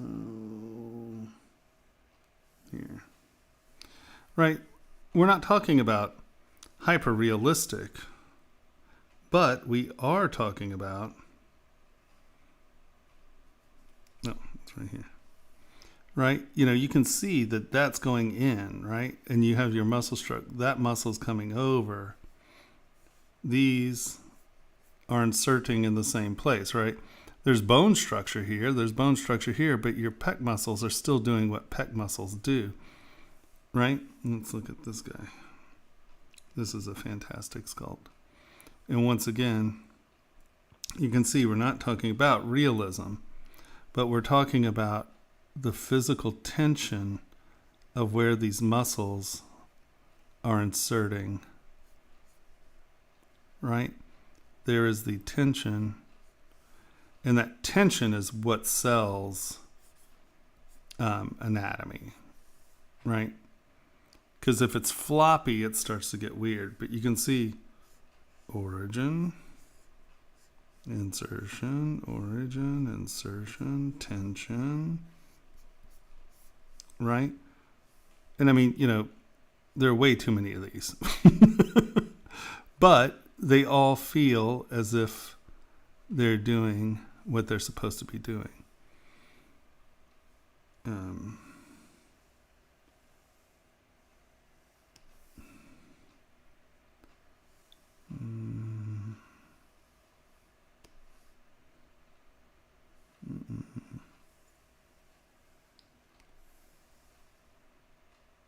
Right? I mean, even here, you have coming over, that's coming over, that's coming over, right? And you may have this plate, but this is what a pec muscle does. You have these insertions and origins. Look, that's coming in. You get that. I don't know what that muscle's called. And then you get that, right? So you're getting the bicep riding over that insertion muscle that comes in and becomes your tricep or the subside of the tricep, right? So I'm not saying it needs to be fantasy. I mean, needs to be accurate anatomy, but you can see here even, right? Your bicep is going under that muscle's coming over that muscle. These are inserting, right? You have these extensions coming under the pec. You have your little doogie thing there in your bicep. But there is distinctive tension in your muscle fiber, if that makes sense. So when I'm talking about tension, this is what I'm talking about. I'm not talking about accuracy of... Now see here, well, actually that's just the, paint. But you can see that comes there, it inserts there, right? This doesn't come out over here. These are two muscles that are coming over. Does that make sense? Right?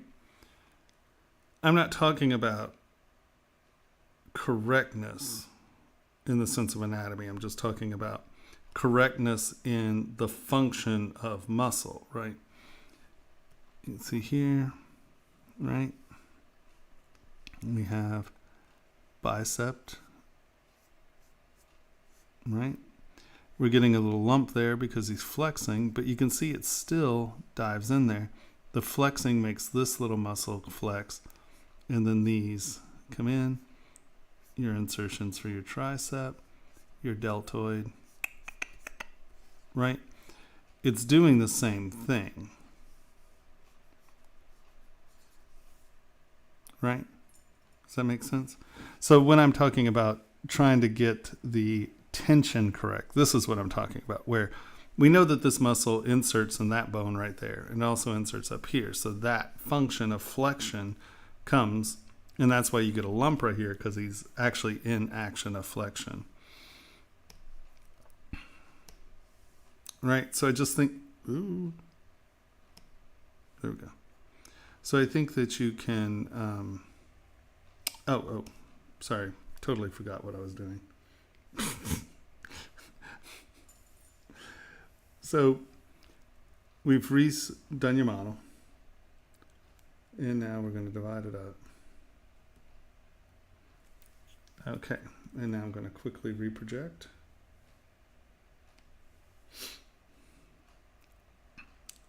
And I'll show you why I say this is important.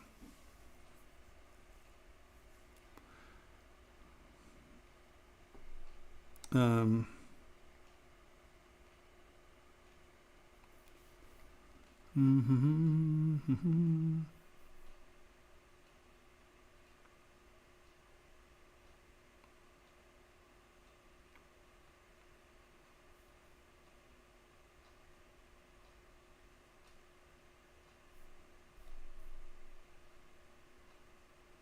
Oh, I see how you are. You know that little stadoogie loogie.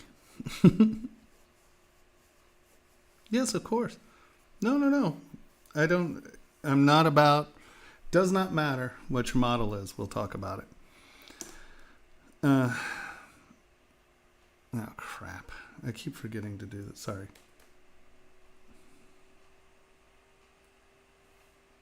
Come on. I keep forgetting that I'm not on my machine. Sorry, today started at 6:45 a.m. So my here we'll come over here and see what files came in.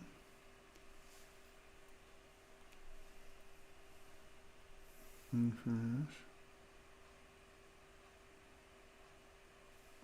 Come on.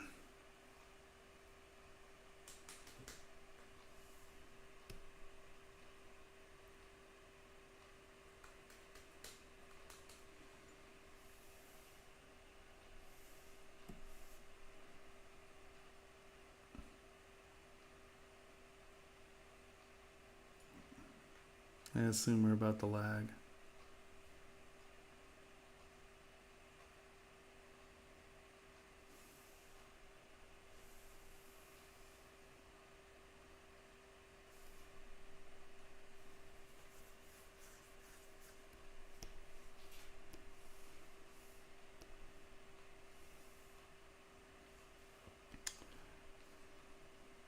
Pixo down again. Shh. Fabio, how do you keep losing your model there, buddy?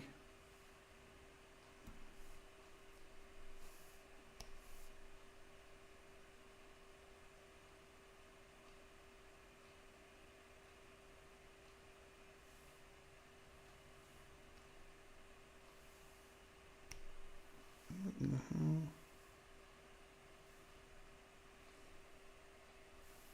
What is choking us out here? Why is OBS weirding out?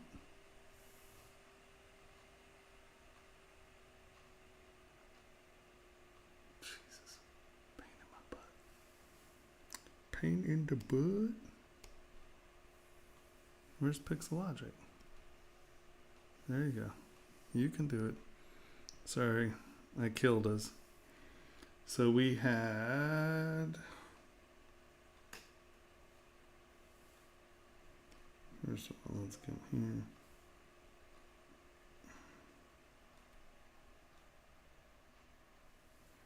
Okay, so Shingo and Fabio. We still have... No. Oh, holy Hannah. Okay. I guess we have a lot of people.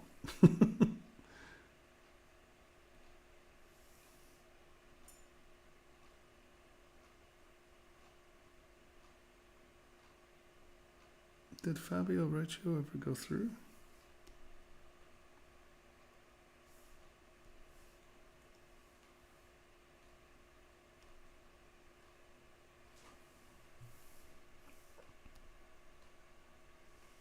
Okay. Sorry guys, I'm trying here. I'm working on it. Download. Download. Download.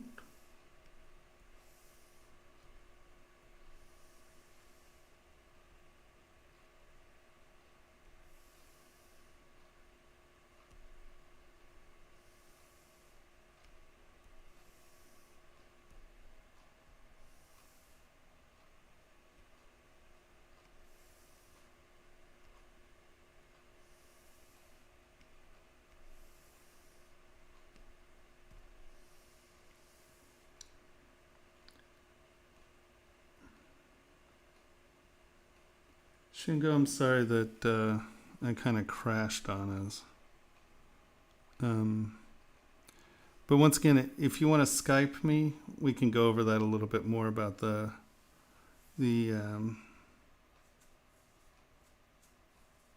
what's your mistake?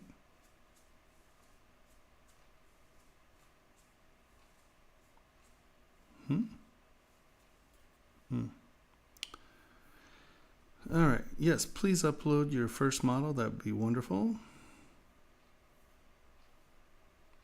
Fabio. So, Shingo, like I said, I'm sorry that I'm a jackass. I would prefer to, if you don't mind Skyping me, I'll go over this, or we can go over it again later if there's some lag time. I crashed on it, but I want to show you that it's about your subdivision levels. It's going to help you a lot. Hopefully that helps some. Sorry. So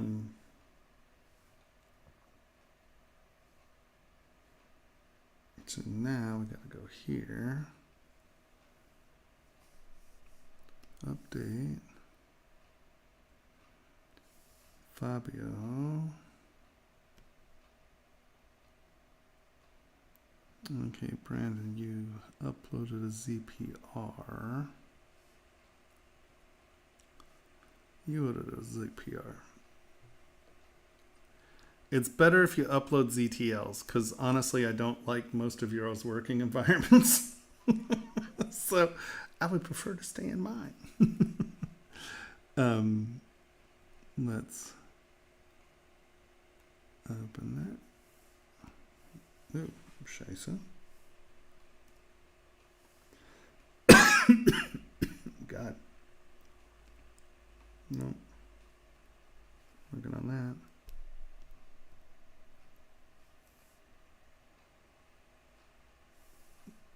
Are these open? Okay. Now,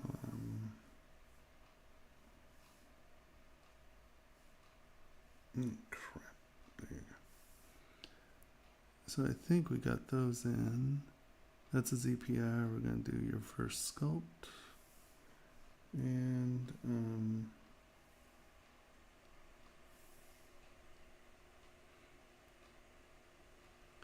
Marcus Roca. So normal. Nirmal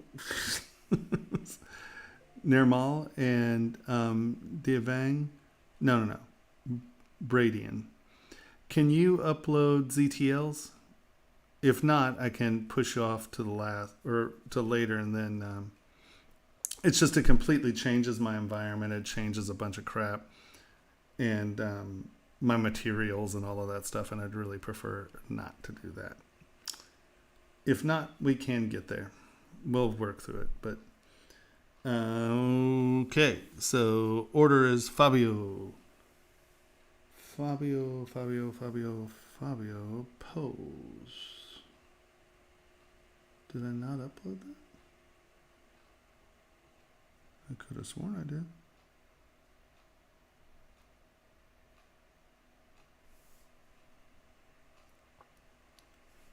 That's a big damn model.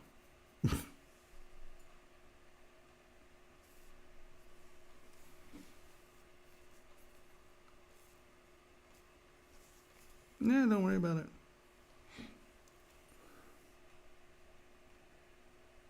Did that just fail? Oh, it's body fin. Okay. Body finale.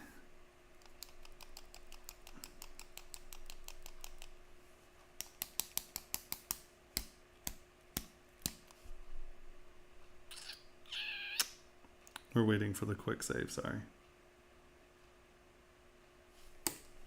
Delete all. Okay. So you're right here. Boom.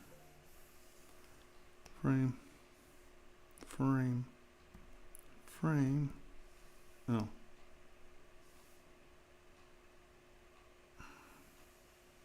Edit. Well, there you go. Now you have all your resolution. 100 million polys. You go, Daddy-O. Now hopefully my machine is not going to just choke the hell out on this.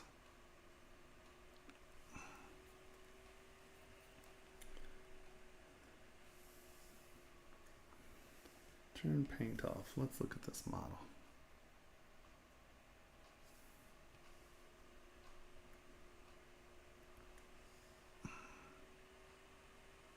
Yeah, my poor machine is just chugging. Sorry. My machine at home can deal with this. Let's see if that helps some. Helps some. All right. So Shingo, actually, this is a pretty good example. You can see that the origins are going under these textures, right? So I think even if it's wonky, I think that having good insertion and origin points are going to help your anatomy greatly. Like I said, I'll gladly do a Skype with you. I lost everything and then I got frustrated.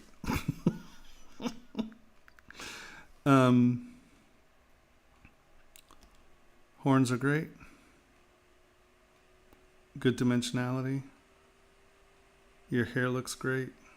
Has motion. It goes well. Let's see. Where's censor hair? Let's kind of remove that. Let's remove that. Got to do this in chunks. Sorry, man. There we go. Moves a little better.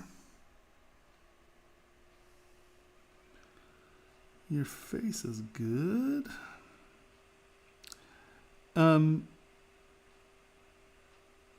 The scarification's neat and good. I would still, well, you kind of do, don't you? It's smaller. I would probably, I don't know, I mean, have you seen real scarification? It's kind of shiny. You may want to think about doing a slightly bigger texture change. Here is pretty good, right? But scarification's pretty shiny. It's kind of interesting stuff. But give me a little bit texture difference here. Just because you want that to stand out just a touch more. The good round edges are nice.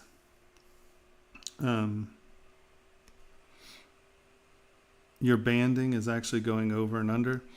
That's nice. Looks good.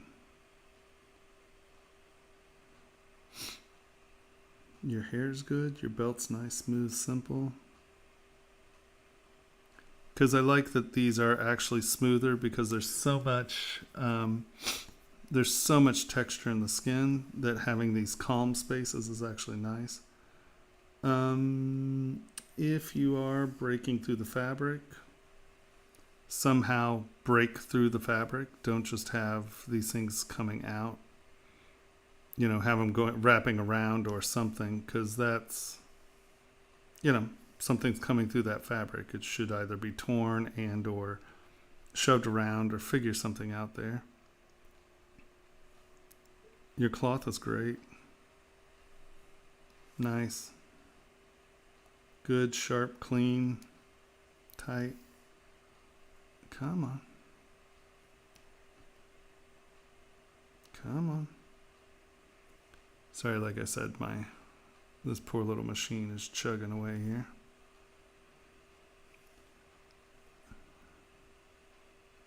I think in the hoof. Now, is this for a miniature?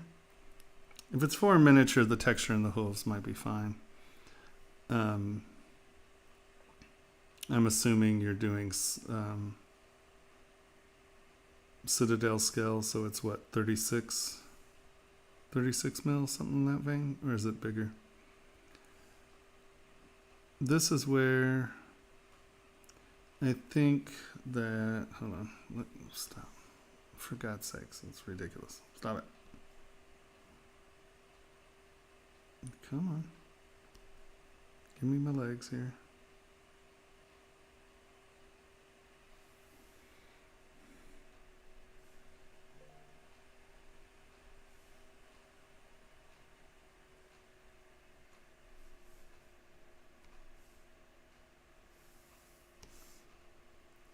There we go. Can move around a little more. Like your texture differential between your fabrics and your hair is really nice. I think that, oof, my poor machine on this one. So the only thing I have to say here, I'm assuming this is a hoof and then this is hair. I think the hoof has too deep a texture. Oh, you fucking.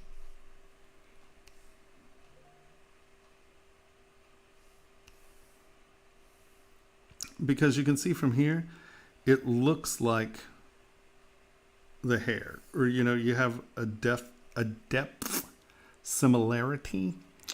And this is where SK Trim works really well, or SK Trim Polish, is you have this, and if you just come in, come on, get to it. Give me my hoof. My hoof. Why are you not selecting? What am I missing? Is this the hoof? Okay. Is if you just, how many different hooves are going on there? We got something.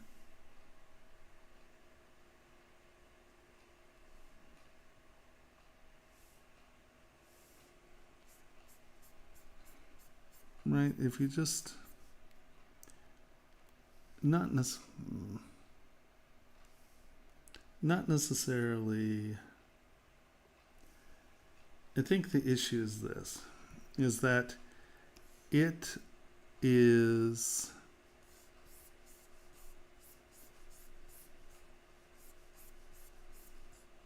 it's not that necessarily the scratches are too deep. I think that the surface is too varied. Right? You have a bit crack in it. But you want it to stand away from the hair texturally. And I think your surface just got a little too varied in height. Right? You know, you can have your lines, but it, you know, a hoof is a smooth surface. So whatever you're doing, you want to come back from that surface, and then from back here, you see it's going to read as a hoof as opposed to, and actually this is smoother. That's not as bad. And when I say bad, I'm, you know, don't. So let's come back here. But do you see what I mean? These are like, this is a wavy surface, and then you have like the sort of bark thing going on. And I just think that there's too much variation in that surface to really read well as a hoof. Where if you get it flatter and then come in and, you know, some of these can be very deep, and you can have your like little bark texture. But as long as it's reflecting, see how back here it's reflecting as one singular surface, or a nice clean plane surface, as opposed to being really super lumpy. And I think you're going to have a better result with that. Because once again, you know, you don't want it to look like hair. You definitely want it to look like a hard surface that then has been marred.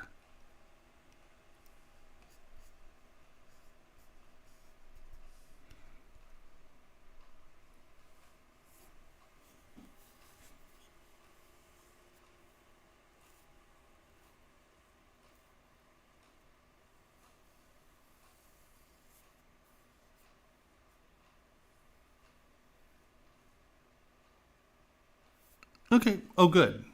That's important. But please, you know, feel free to Skype me or email me, and we can set up a time and I'll go over it with you. I just feel bad because I kind of crashed and the list is getting bigger and I don't want to be here till 5 a.m. So I'm sorry.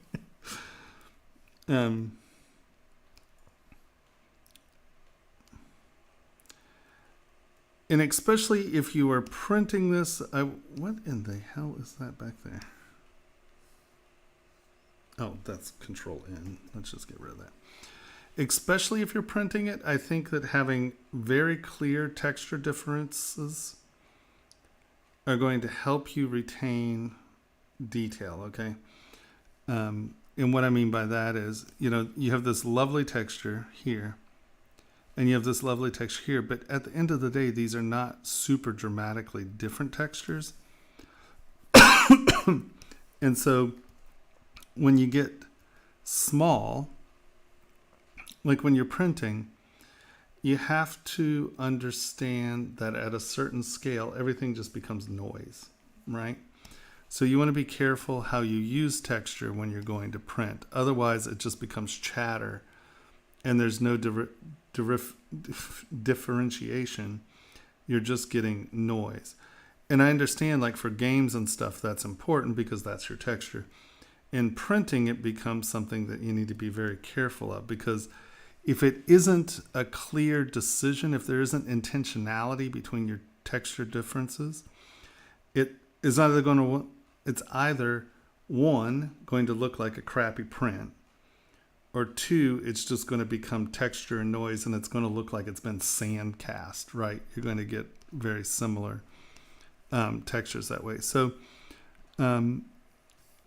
once again, I tend to use SK Trim Smooth, but you can use anything, and just come in and don't get every bit of the surface textured. Give it some places to relax that's going to dictate the eye and how your surfaces are working. Because once again, when we're printing, constant noise reads as chatter or bad surfaces. It doesn't always read like what you think it's going to do. And so you can use smoothness to kind of dictate like the motion of the fabric. You can use smoothness as highlights, right? Because it's going to hold paint and or reflection differently. So be careful about getting just over texturalized if you're going to print, right? You see what I mean? Just finishing those little surfaces off made it like the directionality and stuff a little clearer. All right. So let's get everybody back on again real quick. This stuff's wonderful. It's good. Your anatomy's really lovely.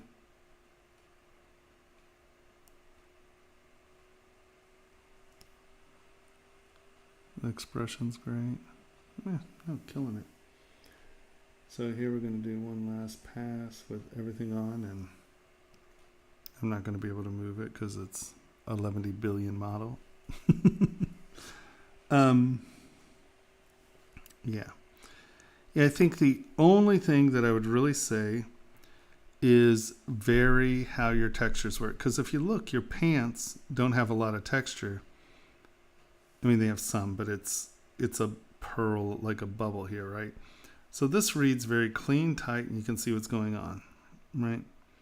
But do you see how the texture of the stone and this texture kind of blend together? And you have nice, calm, smooth places, the blades, and the such. But see here? I mean, look, you have this texture, and this texture. They're not that different from one another, right? And so, coming in and finding calm places for the eye to rest also is going to dictate where the eye goes, right? Oh, I see I turned extra stuff on there. Sorry. Because like in here,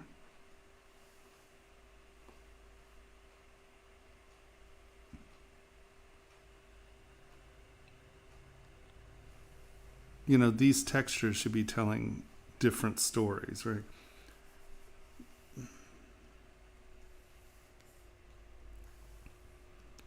And here again, taking like a smooth brush. Oh, that's noisemaker, isn't it?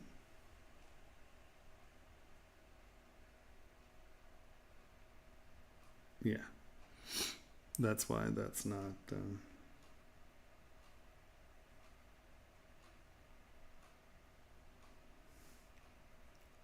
I honestly think that is probably even a little more successful than with the noisemaker. My problem with noisemaker and some of the alphas and things like that is you wind up with just really noisy models. And if you're going to print, I'll tell you that is something that you don't want. You know, I mean, if you look at Citadel Miniatures, Raupartha, I used to sculpt for Raupartha. And one of the things is, you know, the eye needs a place to go and a place to rest. And if it's just, come on, you have two of these in here, don't you? Like, what am I seeing there? Yeah, there are two. There we go. But do you see, by even just having a little less texture here, you're not competing with everything, right? And I think that just use your textures a little bit more conservatively, or variedly, if not conservatively. All in all, it's beautiful. The pose is great. Your negative space is good.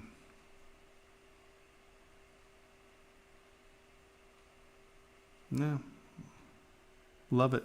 Looks great. Oh no. Hopefully that had something. All right. Do you have any questions about that?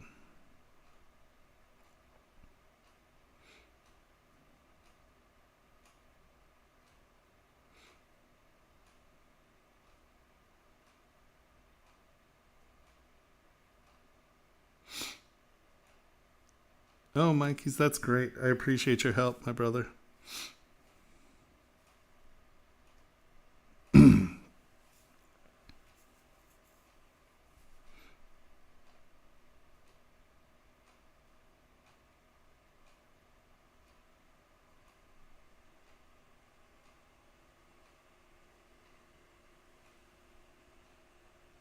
Right.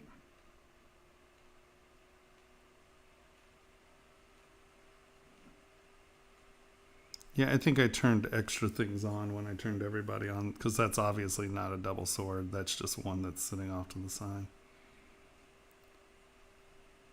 Yeah, looks great. Okay, Fabio. This was Fabio, right? So now we have Devang, Laya, Forest Girl. Did that come in? Martin.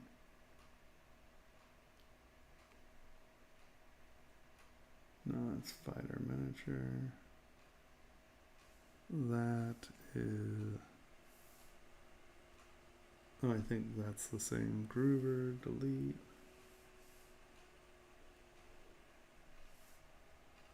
Okay.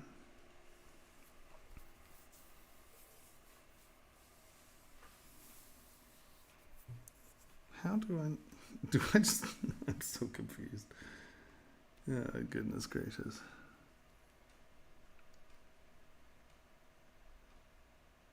Did that not?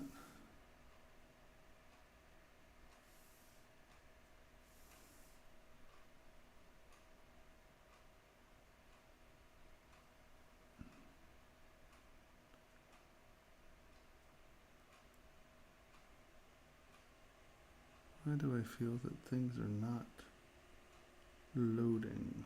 Because that didn't load. Okay. And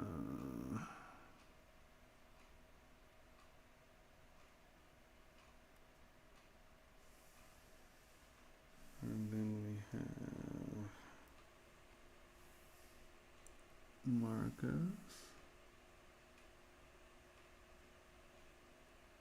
Nope, you're in here. Delete.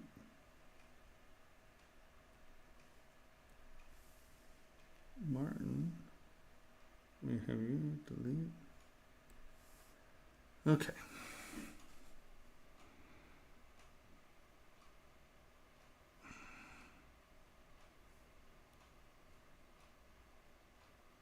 Devane. So is this Devane? That's Martin. Martin. Why do I feel like I do not have all these models? Right, Mikey's. All right. Devane. Oh, Jesus. Okay, here we go.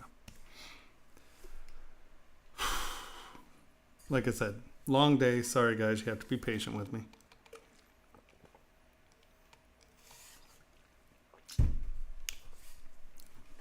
Alrighty.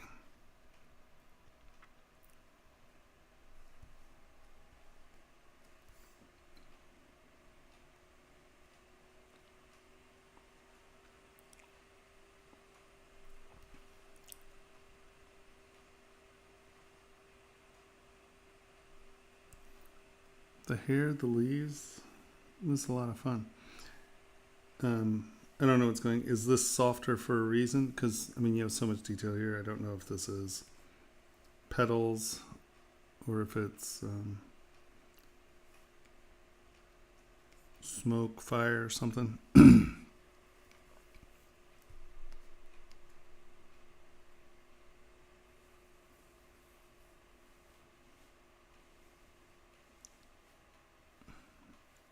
Okay, go ahead and ask.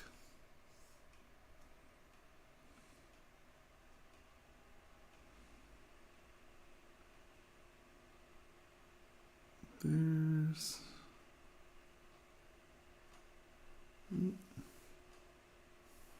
something a little funny right here going on. I'm not quite sure what.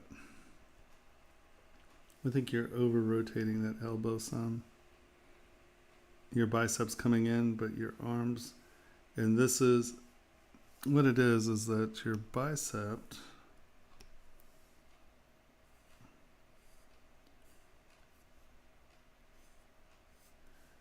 your arm is rotating this way and your wrist is going the other direction, right? So in here, the twist is happening maybe a little too late. Maybe something in that vein. If that makes any sense, I think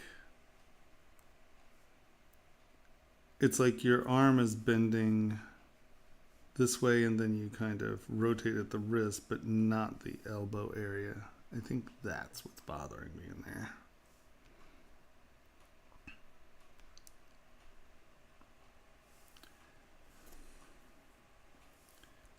Your hands are a wee bit square. Very rarely are these really flat.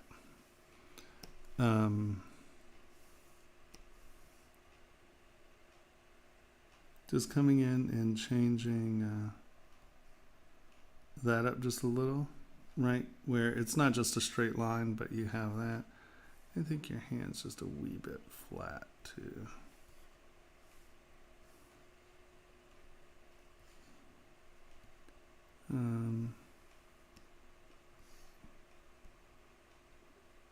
You have such nice sharp detail. I think it'd be nice if you at least some, like in this transition, make this actually a fold where one's actually going over the under in some of these places, because I don't think that would just billow. I think you probably have a pinch here somewhere. This looking good. That's looking good. If you're going to put stitches and things, make sure that your fabric is responding to it in one format or another. Right, so we have stitches. Show me some sort of reaction where things are, you know.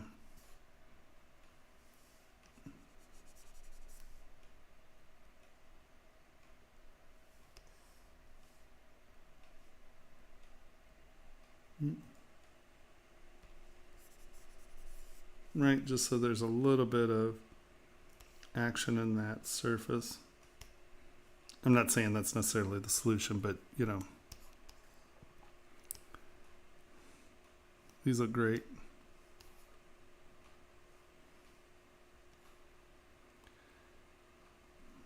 I don't know if you use, so I use Sakaki Karo's brushes, and he has this hairbrush, which is SK Twist. And I find that when you're doing things that are actually going over one another, I really want to see things go over and under one another. And this brush gives you like this little lip. Hold on, let me make that a little bigger. That's a little too big. Damn it. My dynamic brush range is too big.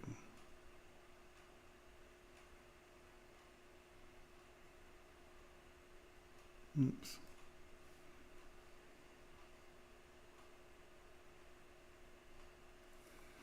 Right, and then SK Clay Fill. Let's knock this back just a touch. Knock that back just a touch.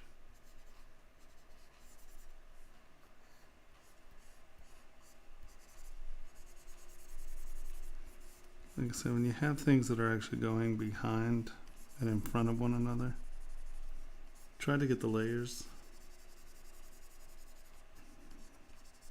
to do so.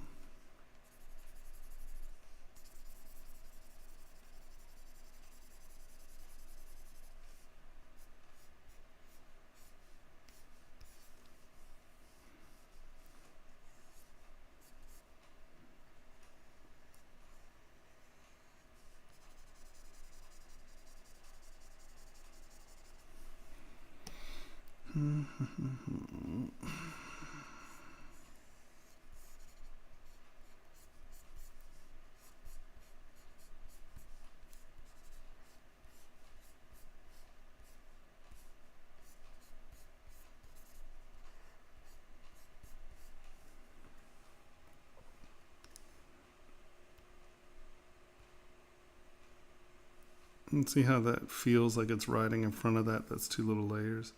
And those might be flush, right? I'm just tossing stuff out there. But especially if you're going to print, things like this that have lips and steps read far better than things that are just lines and in.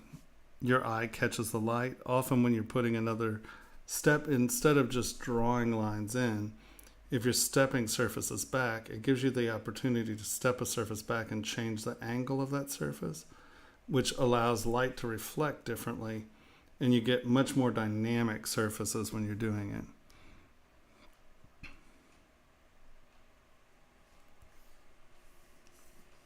Your fabric's good.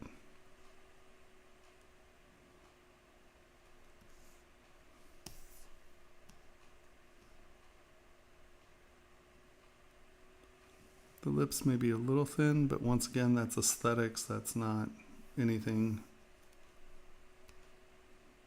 Because see here, they look like they're meant to be different steps, right?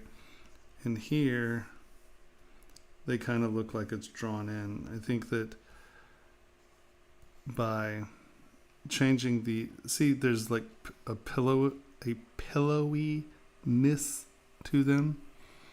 And I think if you can get one of the surfaces kind of flat and facing a different angle, it will help that some.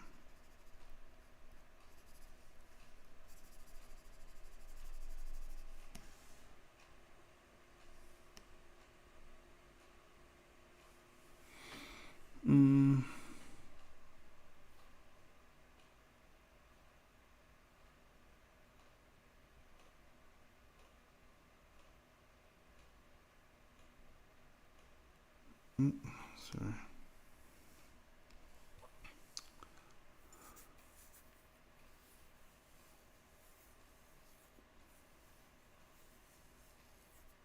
Well, how do you create a photo from a 3D image? Well, I mean, it depends on what you're talking about. Are you talking about making like using a black and white simple graphic, that's one way. If you're talking about having a three-dimensional image,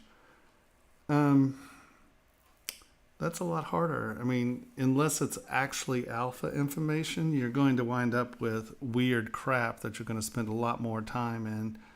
If you're talking about figures, I mean, a lot of people just use DAZ or something like that to get your figure in, and then sculpt on it, but that gives you, you know, a base figure that you can pose before you bring it in. It would completely depend on your, on the model. Like, what are you trying to bring in?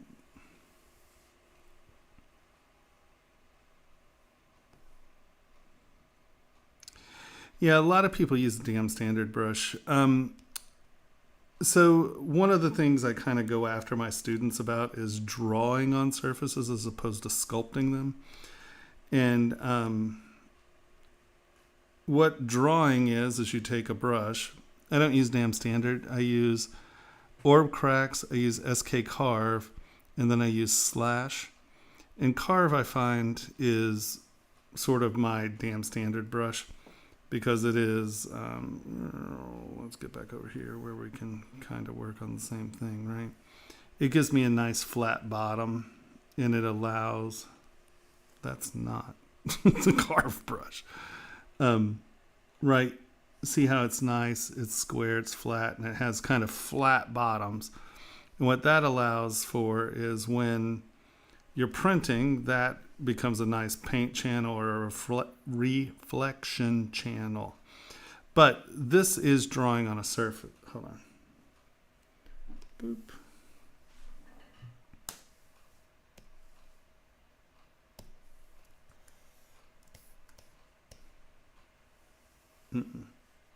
Nope, that's not what I wanted. I wanted a plane. Divide, divide, divide, divide, divide. Divide, divide, divide. Okay. So I'm just going to do my quick pocket demo. Everybody's like, damn it, Tomas, we've seen it a million times. The difference in drawing a pocket on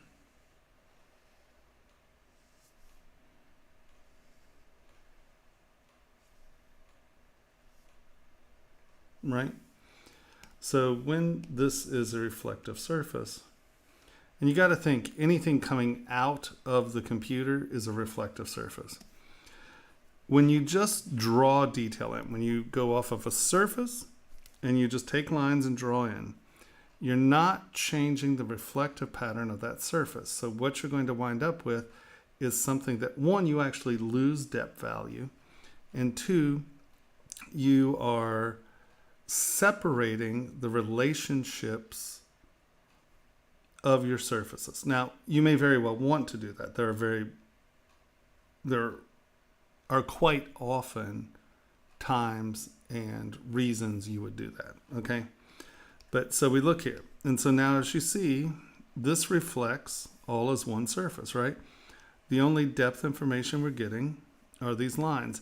But this surface is going behind that, and there's no reference to that in any way, shape, or form. So now let's take this.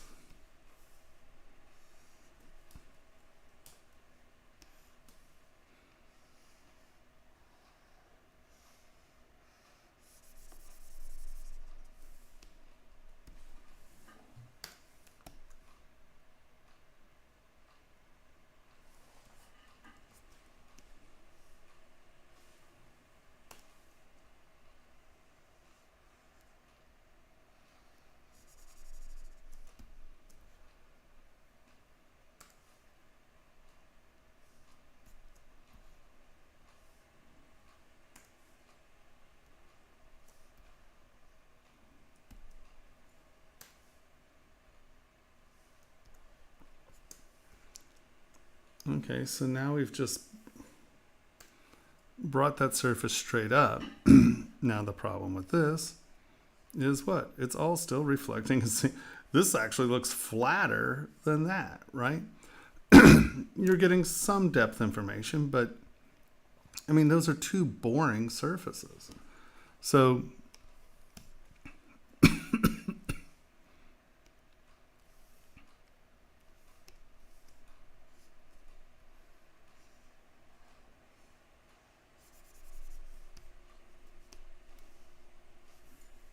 can't see shit in gold, sorry.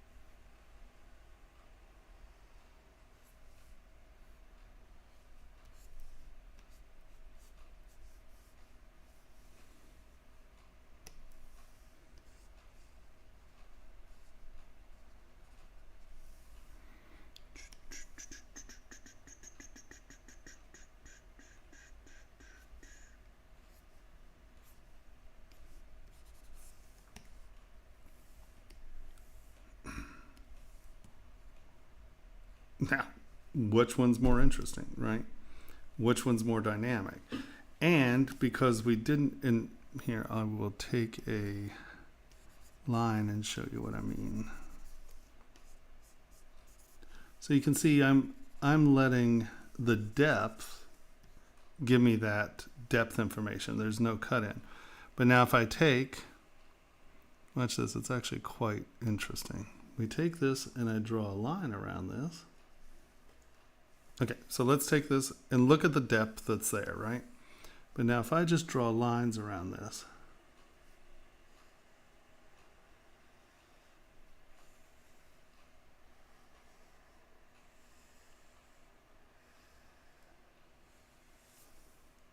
look at how much depth information we've actually lost, right? Because this surface is not going under that surface, it's going to this line. And isn't that crazy how much, which is going in front of each other right here? You don't know, right? It's a line where if we just do that, look at how much more deep that is. You know that this surface is going under that surface. You know that that is going under that, right? So by sculpting a surface as opposed to drawing a surface, you're not losing relative depth information, right? And when I say that, I mean, I know that that surface is going under that surface. I know that this surface is going under this surface because the reflections are telling us that. Our lizard brain knows what's going down here, right?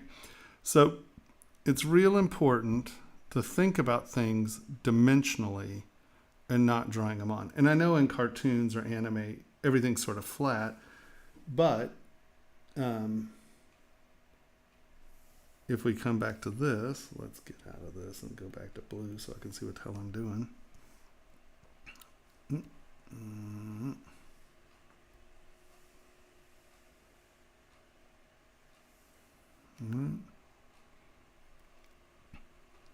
You can see that by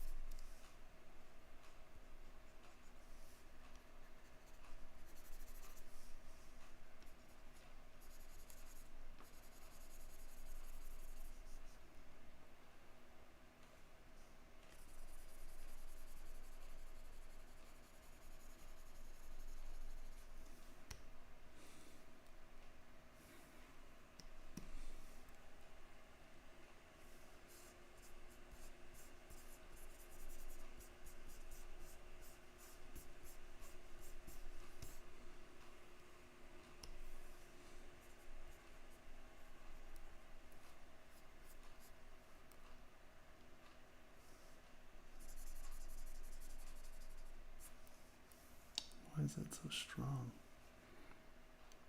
My brush is too high. My brush is too strong.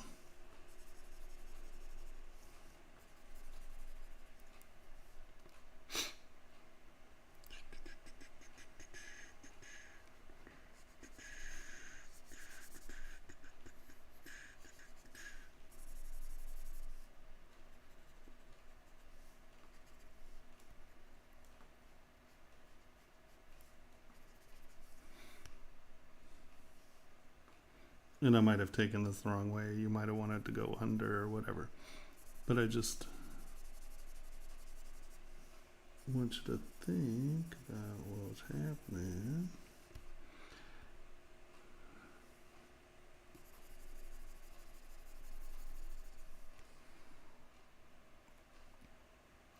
I mean, to see how much more is going on here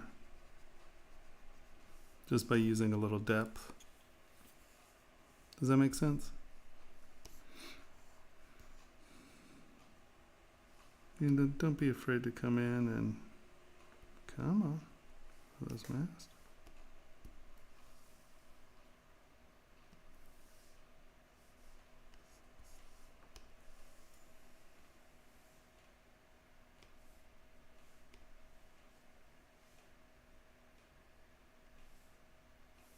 Why is that not? Am I holding down the wrong button?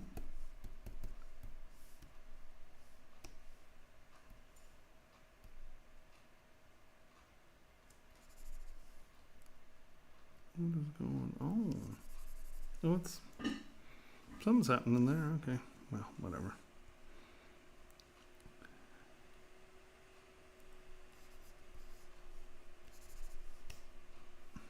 Oh well, for God's sake.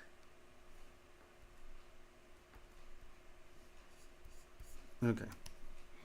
Yeah, whatever. Don't be afraid to give these a little bit more thickness. Right, because once again, it's about reflectivity. Oops. And so something that has a reflective profile, I'm just going to do it kind of here, right? So if you have something that's like, damn it, you know, something that's like this, and then you have something like that, it's going to read better if this has an edge.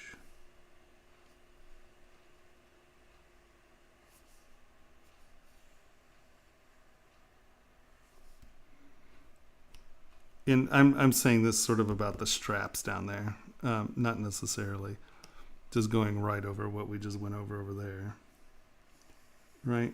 And so if you have a strap that's going over something,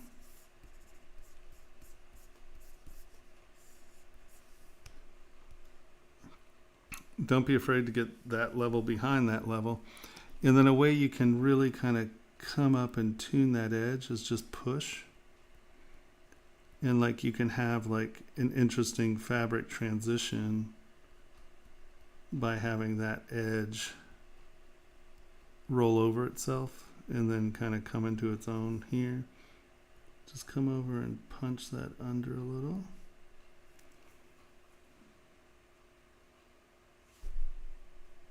Or save.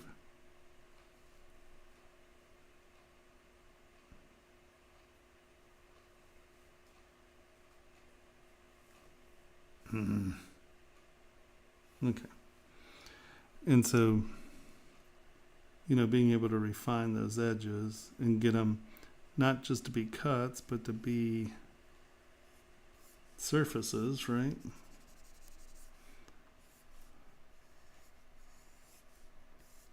So now you can have like those kinds of transitional edges on the edge. Right, instead of having it just be this.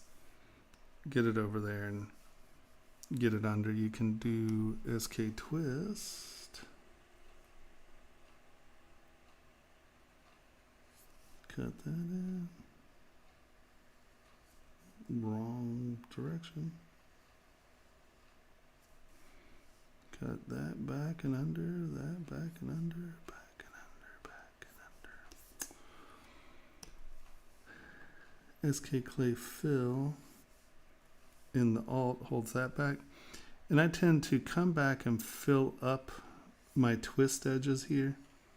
So they're flat, but they have the half round edge there. Right? And once again, I'm kind of talking about straps, not your mask. Sorry, I just wasn't working. Ain't got nothing. And like for fabric, SK Twist is really nice too, because you can just get it big and soft. And you go one way. That, oh. SK Twist. Get it kind of big. You drag one way, you're getting your directionality like that. You come back in, your directionality is going in the other direction. And so you can get some of these really nice and quick, right? And that's a quick way of getting somewhat flat. You know, it's not super detailed, but it gives you a little bit of a crisper edge on your fabric stuff. You know.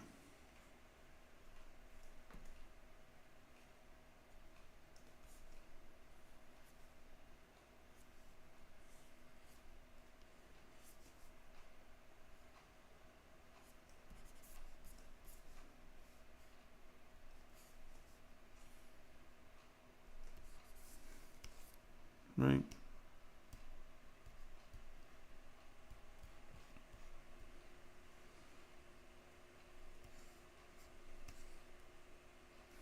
Also, that's ZBrush, and this is not necessarily for this style hair, but it is a hair brush actually. And so like you're going this way and then you can come back the other direction, and it's really good for kind of getting your rhythm, because as you go one direction, you can come back the other and you're creating that plaiting, right?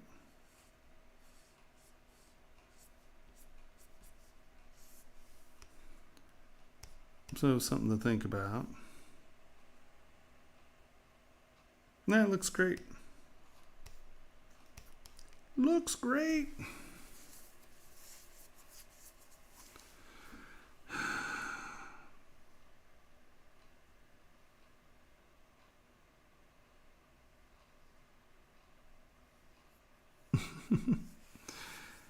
Yeah, I mean, it really... Uh-oh. These quick saves are killing me. One sec, let me delete these. Some of these are big models. I'm saving every 40 minutes, and this poor drive is not very big. Let's go to new folder.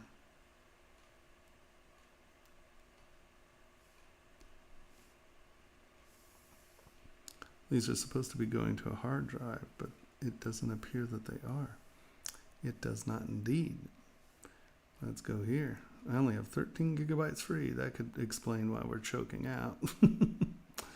Program files. Nope, users. Public documents. Data. Quick saves.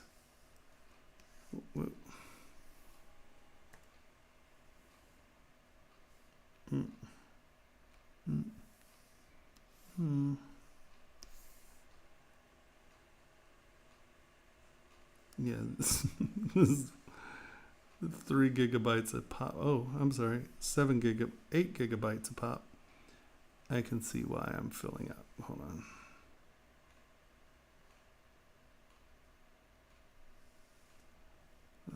Let's delete.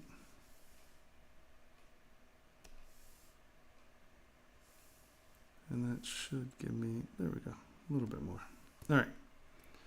So now I think you're doing great. It looks awesome. Awesome sauce. All right. Who was next? Atherin. So Splicer, the Atrium file is a ZPR. Can you upload a ZTL? I'd appreciate it. If not, like I said, we'll figure it out. But where is...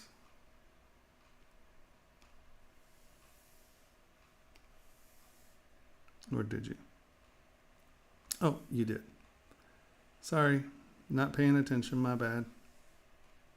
My bad. Download. Where do we start? Holy hell, guys, we got a lot of these things, huh? We got my first sculpt. I think we got Marlene, don't we?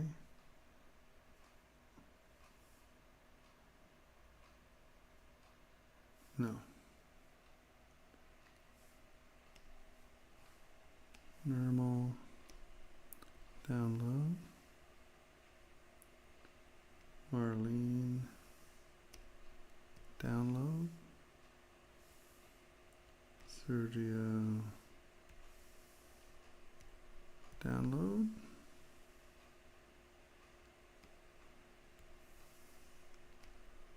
Download.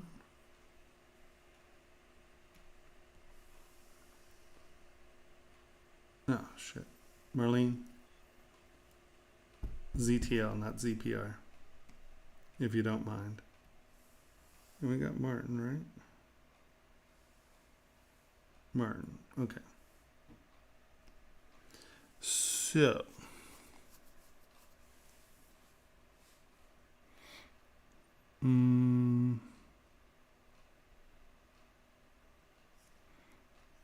Okay, let me... Who was next? Splicers. We did you, or we are downloading you, right? You were... No, wrong input.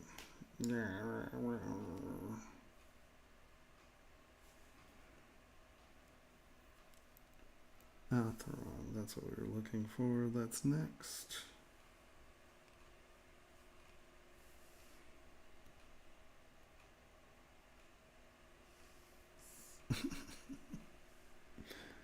All right, let's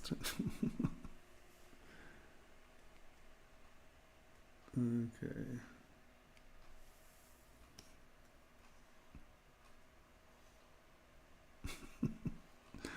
That is priceless. All right. So let's get to... Let's turn some of this off real quick.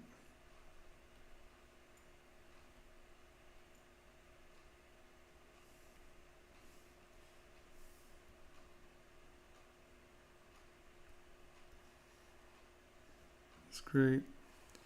I think you could use a wee bit of separation here in the jaw. And once again, I'm probably going to change the shape of the jaw. I'm not talking about the character, you know. Just a wee bit more.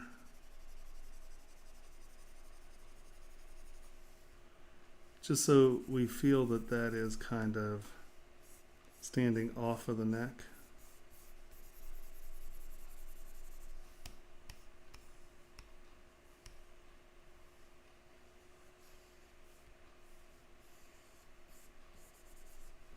Just so there's a little bit more of an edge roll there, right? And it can fade up here a little bit more, but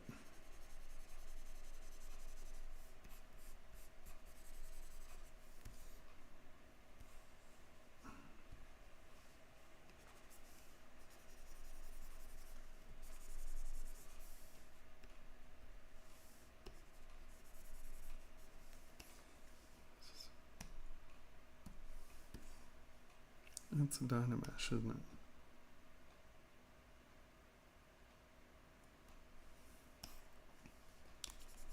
It's so interesting that how many of you, well, I guess you're coming from character stuff and not manufacturing, because it's fascinating how many of you use Dynameshes and single mesh as opposed to your quad meshes with your subdivision levels. because that really helps you clean models. Like if you start to get some lumps and stuff, having your subdivision levels really is a helpful thing. Here, if you're going over a area, actually go over it. Right? And you can use SK twist again and kind of give yourself that lip so it's actually going over it. Does that make sense? As opposed to kind of flubbing through it, right? See here, that edge is not going over that surface, right? That edge is going over that surface. So just a simple roll will get that going.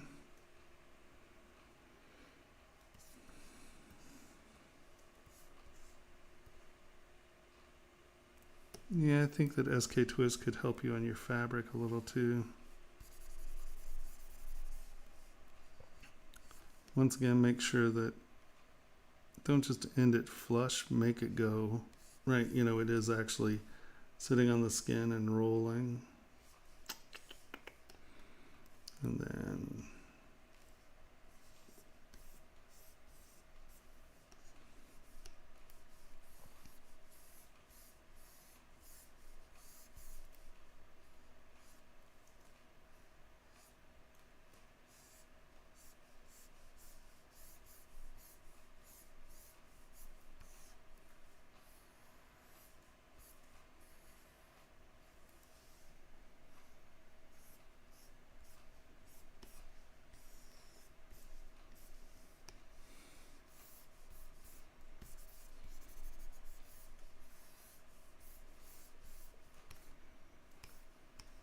call it a little funky here.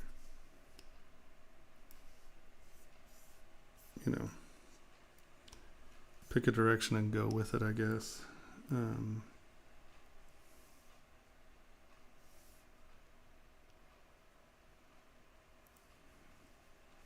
just going to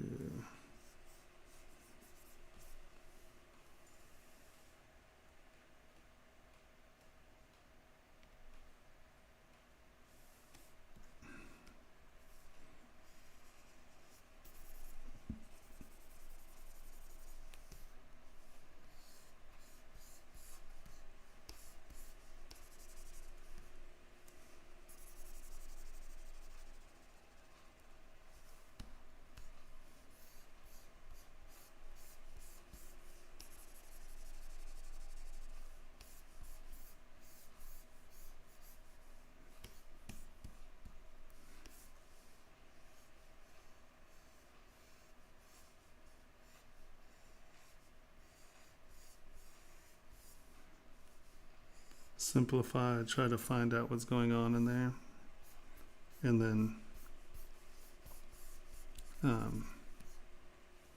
right, because that's a little clear. It's still a little clunky, but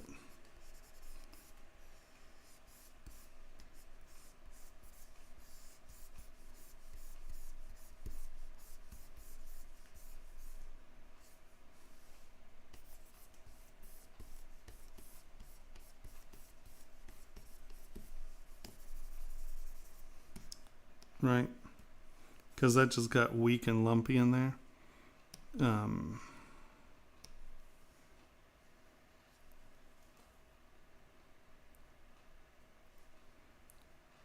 And you just need to figure out what's going behind and in front of one another. Right? Front, back.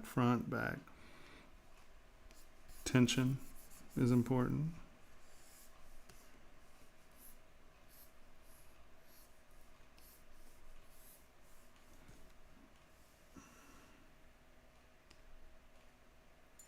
No, it's that guy right there. Once again up here. Oops.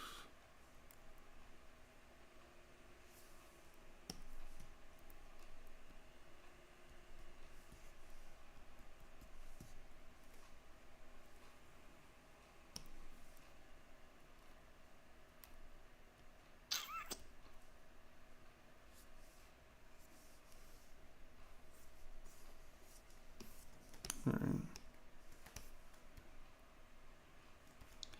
Yeah, I didn't mean to make his jaw that round, but you see what I mean? Where you're getting a little bit more implication of the jaw sitting on top of the neck there. I think I made it a wee bit too round, but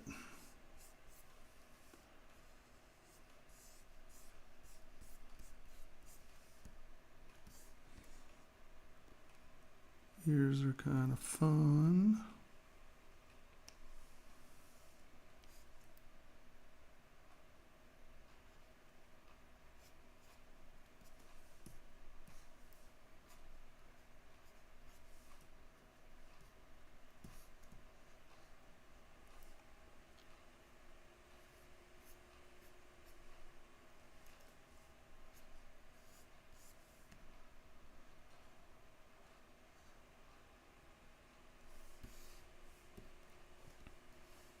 Yeah, that's good. That's too funny. Very nice.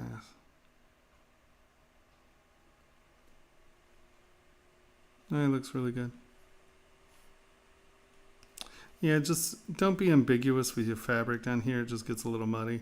Make sure it's sitting on top of the torso, not just kind of blending in with it, right? You can see, once again, the difference between that and turn symmetry off. That's why this is so futzy. I have my symmetry on.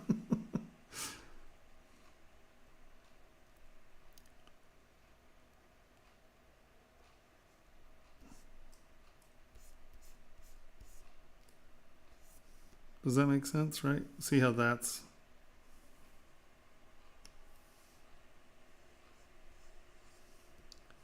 coming across the clavicle, right? That's not, right? The silhouette is a Z or a, a step there. So make sure if you do have surfaces crossing one another, they actually do it, right?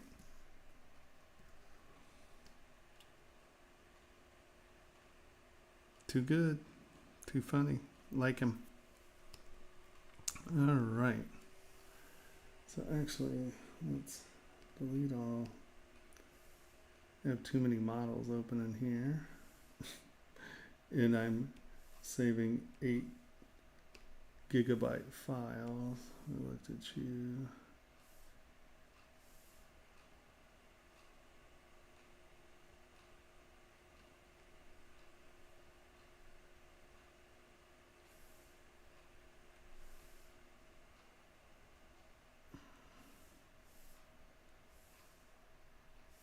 All right.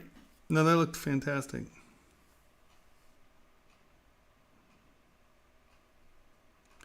Okay.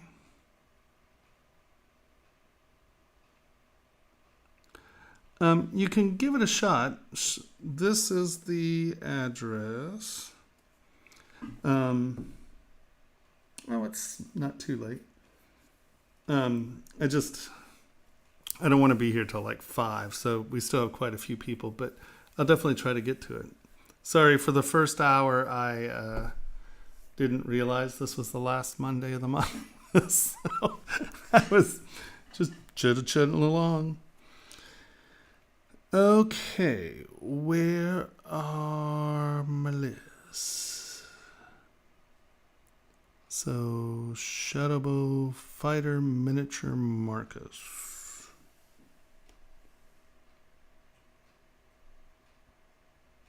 Nope, we've done you.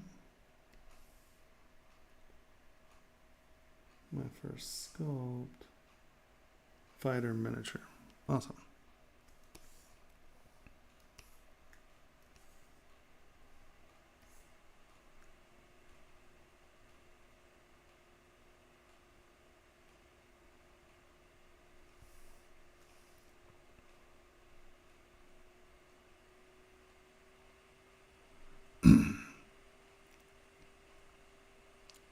Looks good.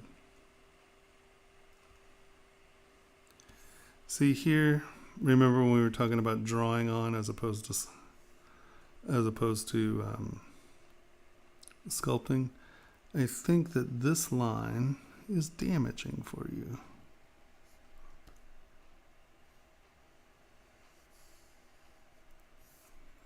Okay, let's do that. Let's do... Sorry, I know I'm changing your design.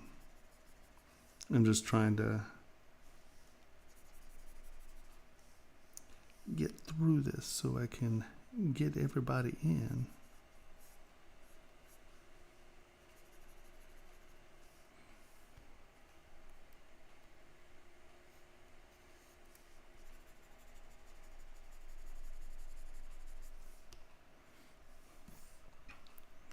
So instead of that scooping behind that,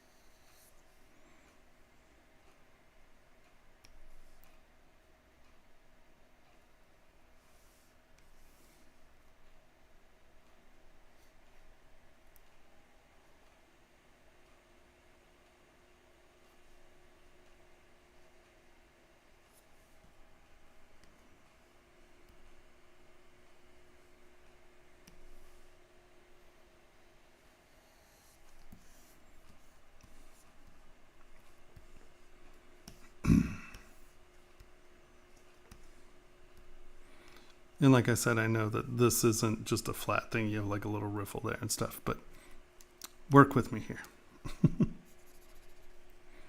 Right?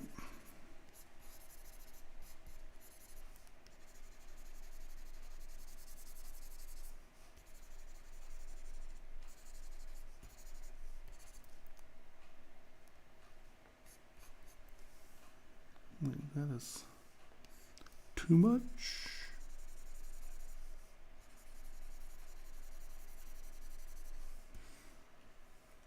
So let's come back here and look at this, right?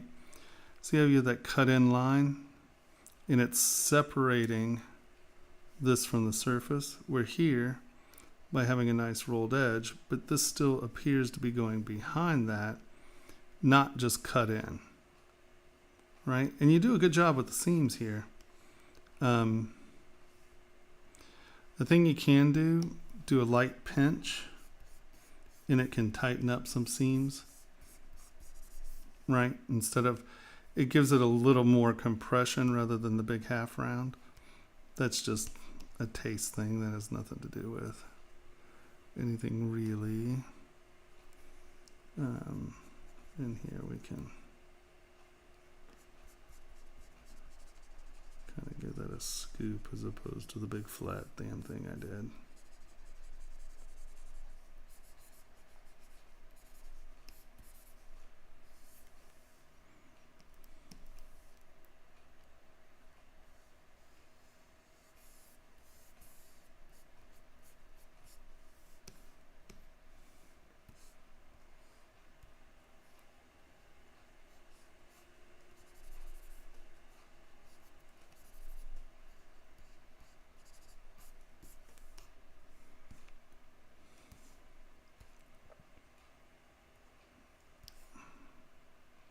Right, cut, cliff. Yeah, I like how you know, like I was showing earlier, using smooth or, you know, a smoother surface to accent your transitions works really well. You did a good job.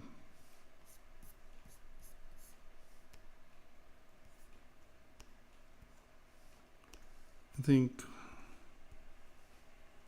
maybe just crisp up this edge just a touch, just so it doesn't look quite so flat or so half round, right? You can really get that, and that'll dictate the thickness of that too, right? Where you can, you know, come in and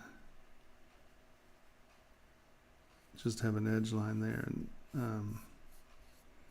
you know, you can make that look like more active as well. I know that's a crap line, but I don't know, does that make sense? I'm going to give you a little bit more. Nothing else was just that pillowy, and it may not have been done yet or whatever, but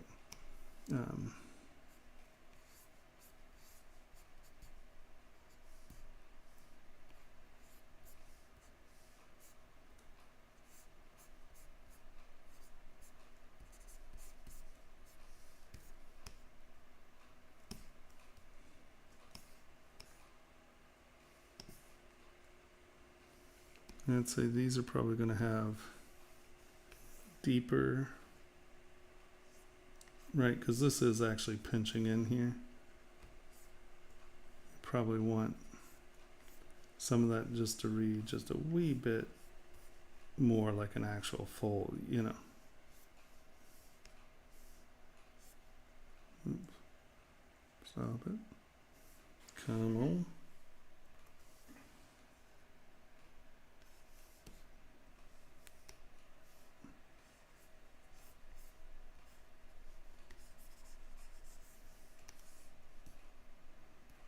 Because those would be actually, you know, like one of these is actually going to be a fold, right? You know, where one is going behind the other, because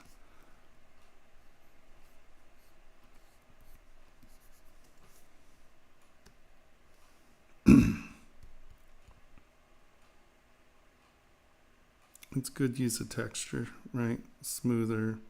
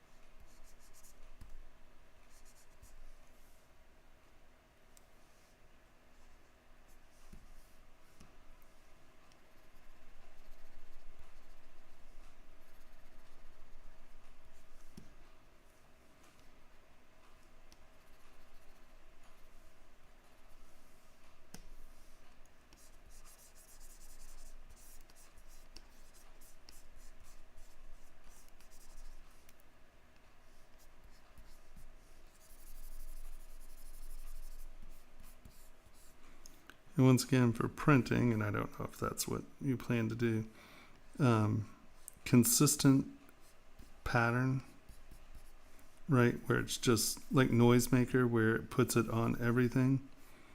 I think you wind up with, it winds up looking like a bad cast. So you want to be a little bit more intentional about your texturing.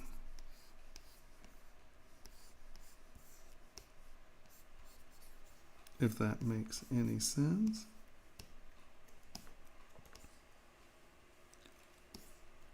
Oh gosh, looks great.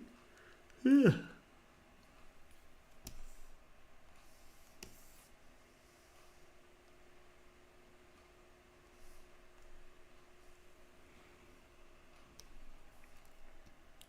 Yet again.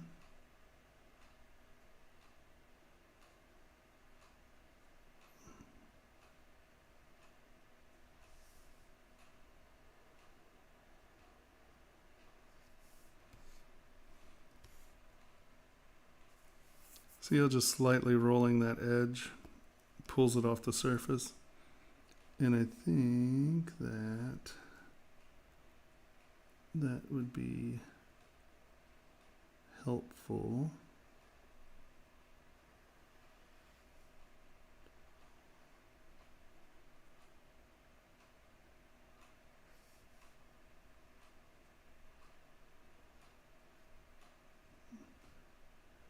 Just punching some of the surfaces.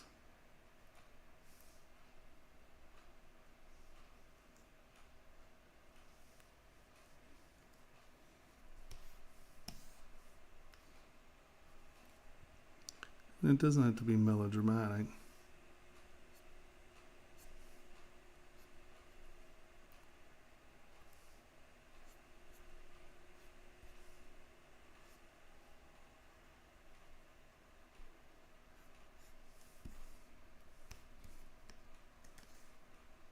See, by having a rolled edge, it gives you kind of brightness. Here's where you can come back in with clay fill and just kind of get that a little flatter so it doesn't have to be so, right?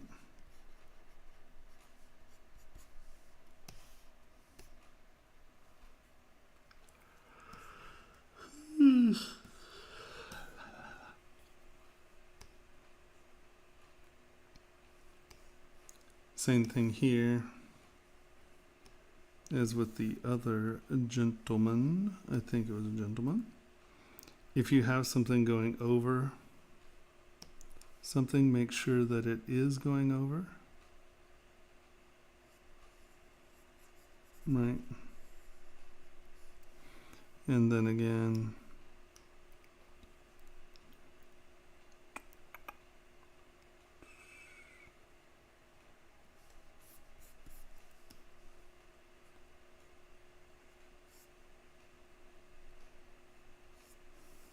no, you don't have quite enough geometry to hold that edge, but I think that'll, right? Don't get sloppy with your edges. The clarification of surface transitions make things look good.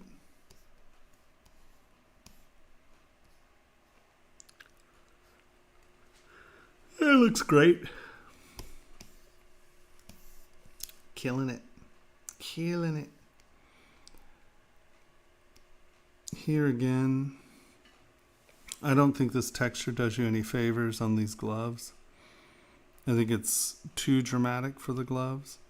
But also you have a very similar one here. And if you look, this kind of makes this look like cracky lion paw as opposed to her hand. I don't think the gloves need that much texture.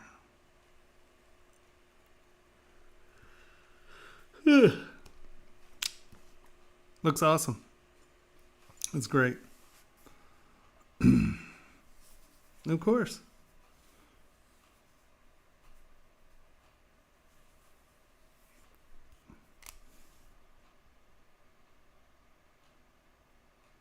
How do you scale a head without scaling the body? You just select the head and scale it.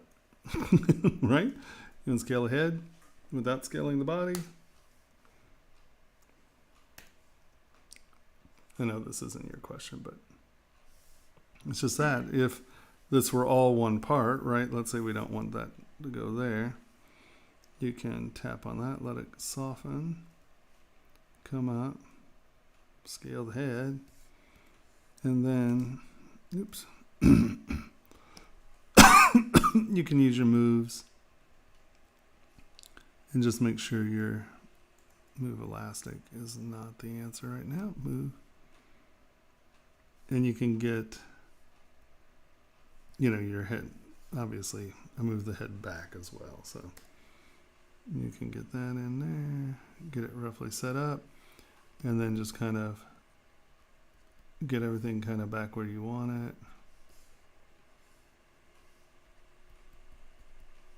Right. And then just go over it with your brush so you're hiding that joint.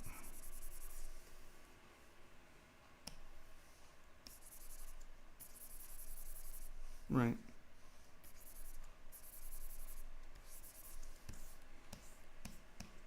And that would be a way to scale your head without scaring your body.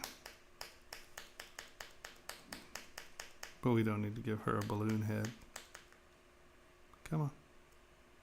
There we go. Nope, congratulations. Looks awesome. All right. So now, preferences, quick save. I'm going to make quick save like a lot. We don't need to be quick saving every 3 minutes. Alright, so now we went up here.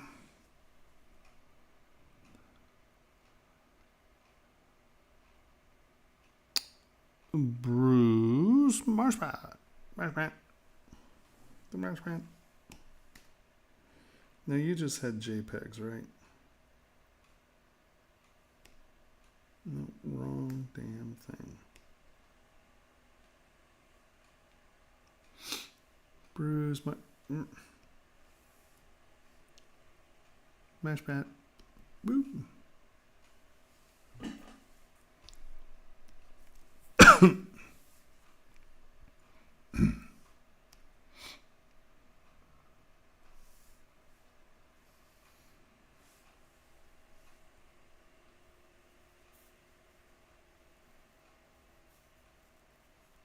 Your anatomy's nice and tight. I think once again, sort of what I was talking about, sculpting layers in as opposed to drawing them, I think it could do you a great advantage in here. Because like you can see how all these are like one surface, and you may want them to be. Like I said, take what I'm saying for a grain of salt. But like if you punch these two up, this dropping back, now you have a good punch here. And, you know, have, you know, these be just a little bit of layer. You know, these are pointing in slightly different directions. I think that'll turn this into something a little more poignant, I guess. Also, if you dove that back, if this is supposed to be sitting on top of the chest, right, as an armor, give me a little lip right there to show that it's off the body. If it's not, show me a little lip the other way so it's sitting in the body. Proportions are good. Your fabric's nice. Your back anatomy is very nice. This is good. Yeah, once again, I would probably futz with this a little bit more. Make it look like things that are sitting on top of one another as opposed to just drawn onto that.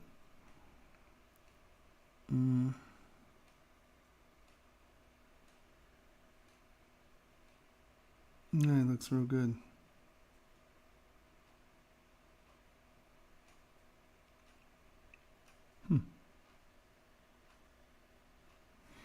Once again, don't be scared to cut some of these things. Like this is obviously going back and behind one another, right?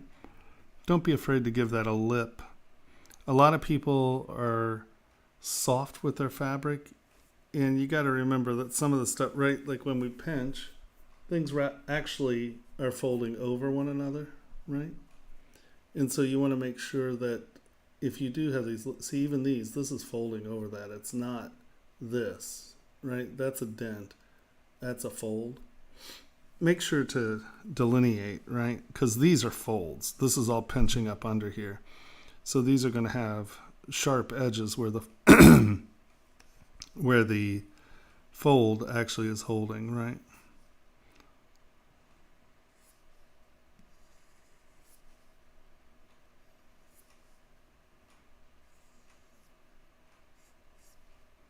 Does that make any sense? All right.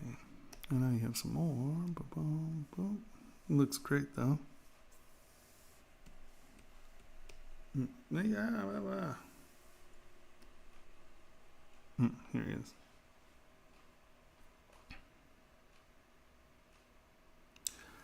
Yeah.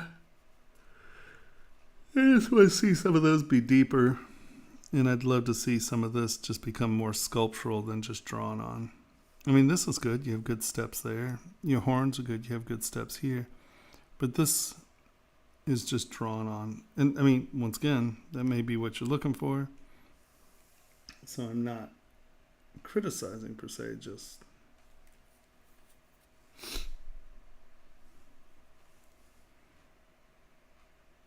Yeah, see, you're doing a really good job with it here. These are coming up. Very good separation and texture.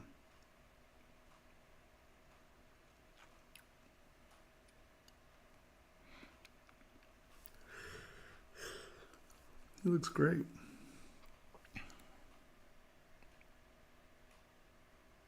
So you have a lot of dimensionality here. Once again, though, I think you're sort of drawing here, because what's throwing me is that this is over, right? But if you notice, because this line is, and I'm guessing because I'm not seeing the model, okay, a lot of this could just be the material. But it looks like you have a nice ridge here. But then see that highlight right there, and right there, and right there? You lose depth between these, because what I think I'm seeing is this is going like this, right? So you have the edge here and it's rising off, but then this just becomes flat. And so when you see this back part, it'd be nice to see this lip all the way down, right? Front, front, front, and then this is an angle. So from here, you know, you have this guy coming up, right? You know, make that an angle. So these are facing different directions. So you're getting good reflection from different directions. But also to make sure that this surface is in front of this surface. I'm not seeing it actually switch direction. It looks like these are just drawn in lines. And I think that is the only thing I really see there that's... Was it that? Was that it? Did you just have the 3? Yeah. Oh no, hopefully that helps some.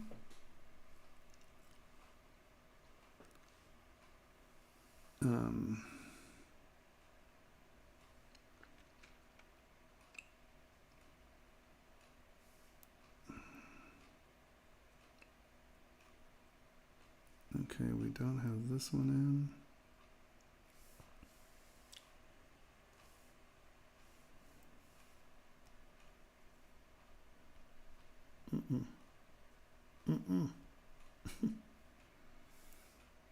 Don't think we have that one in.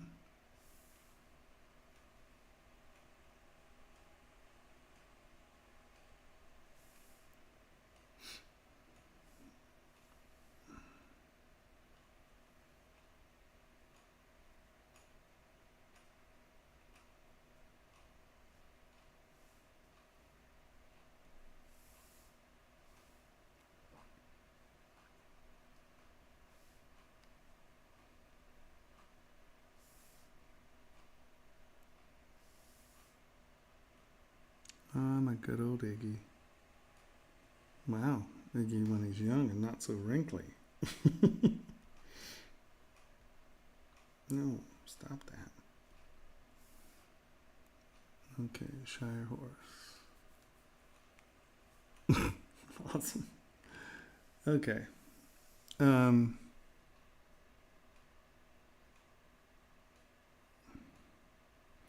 Now, SK Twist is one of Sakaki Kaoru's brushes. He is on Gumroad. Let me show you.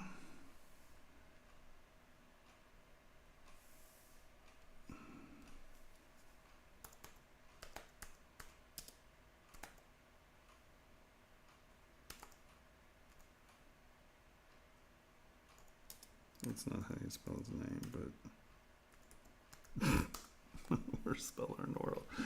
Okay, Gumroad, Sakaki Kaoru. So he has these packs of brushes, version 2. And that's one of his line shaders. It's a nice line shader. But he's been giving away his brushes forever. Actually, I've been giving away his brushes forever. Oh, that's 2021-11. Look, new one right here. Yay, 18. If you don't mind, give him like $1 or $2 if you download his brushes, because he's awesome. He's my hero. He's badass. So these are his packs, and they're super good. And the SK Roll is one of his hair brushes. I believe that's it right there. So you can download it for free. Give the man $1 or 20.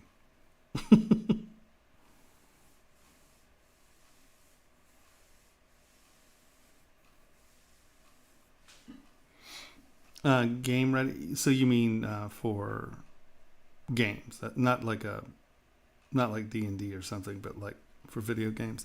I will say this: I'm a manufacturer, so any of the input that I'm giving out is really a lot more about printing and manufacturing. I will argue that all of those techniques work and help make all models clearer. But like when I talk about textures and things like that, I'm really talking about going into manufacturing.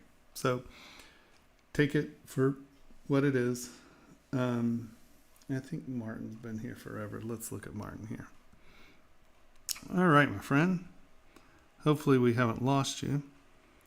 So the one thing I would say is that your face is pretty flat. And this is common. And this is a great first model, for God's sakes. So you are still thinking about things like you're drawing them, right? And so I'm just going to do one half, right? And I'll leave yours. See how the hair is inside the face, right? So hair shouldn't be behind flesh, right? So I'm going to bring that in. And our hair will be a little layer.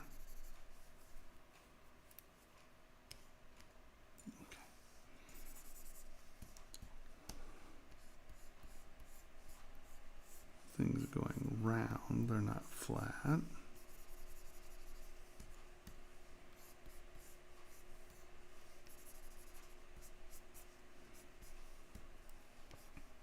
And once again, round, not flat.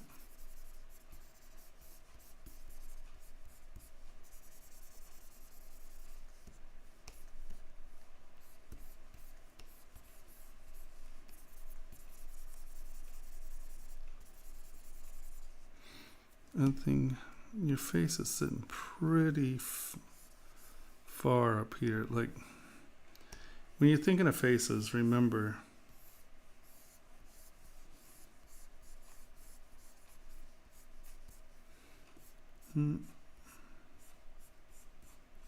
out and the chin, right? So you can have a pointy chin, big nose, your brow, cheek, mouth, cheek, ear, eye. So there's quite a bit of depth here, right? So let us,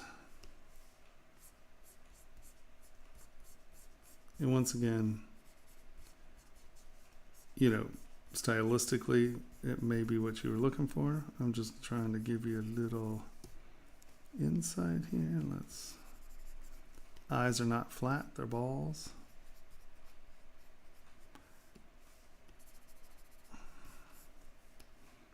Brows.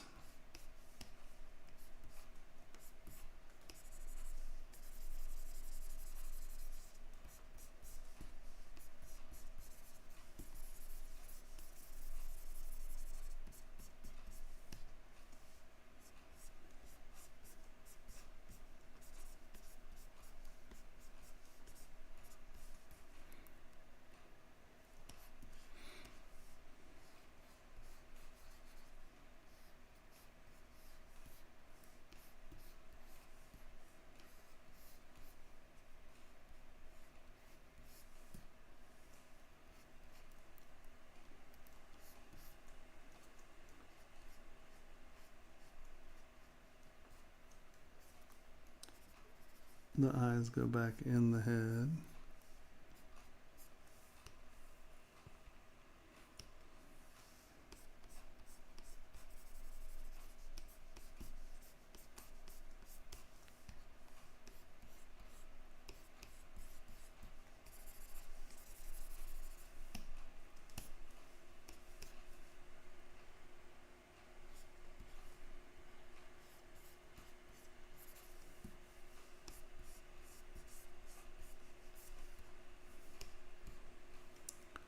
Normally you're going to get a little peak up on the nose as opposed to everything going flat there.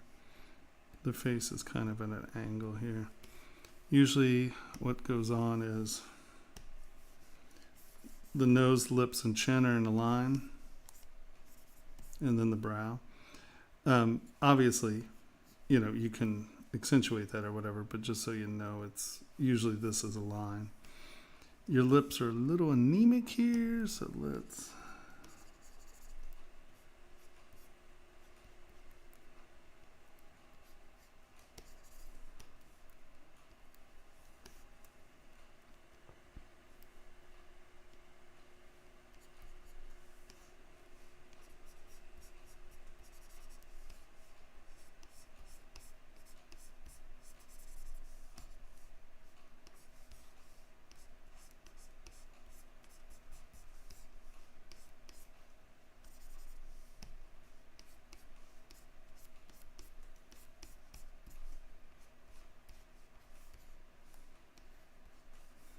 The thing is, your nose kind of connects here.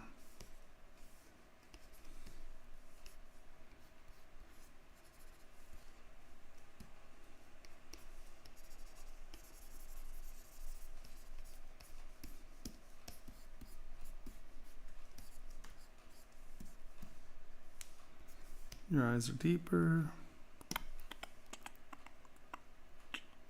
Oops. 51 is too much, by the way.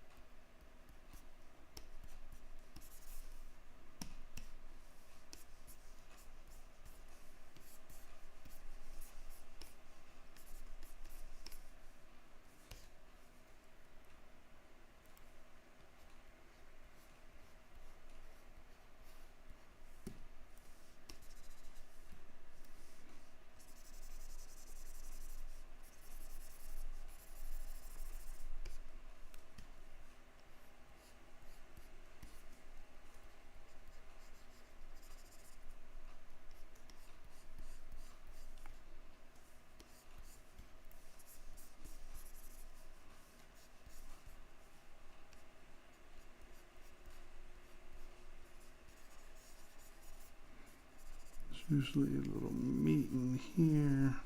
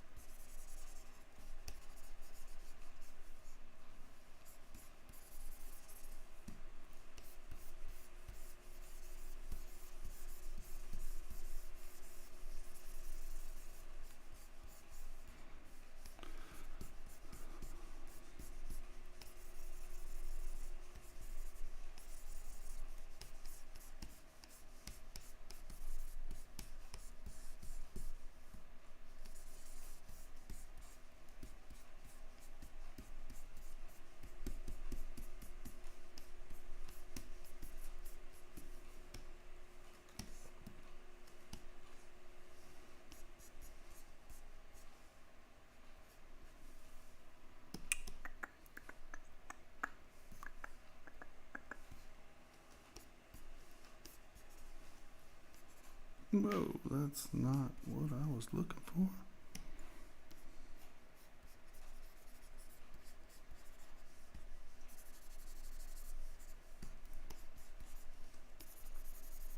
That's not alt.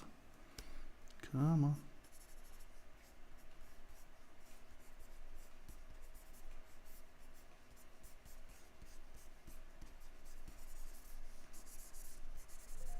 Hair.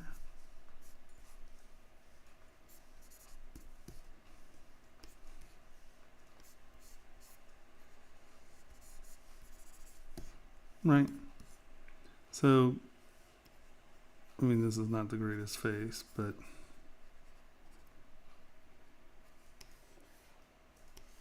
I think you can see that the face is actually rather deep.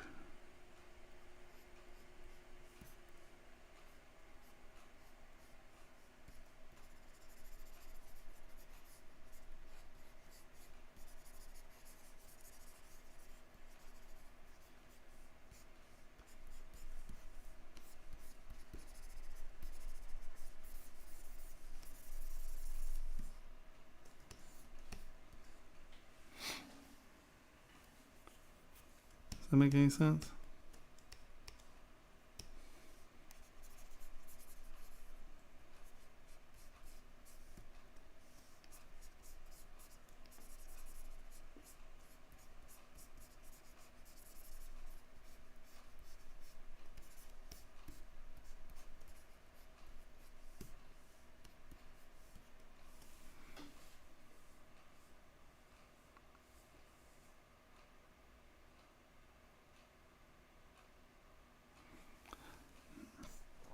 Yeah, I think that, once again, to get your feeling of, I tend to use SK Twist once again. I use this brush a lot.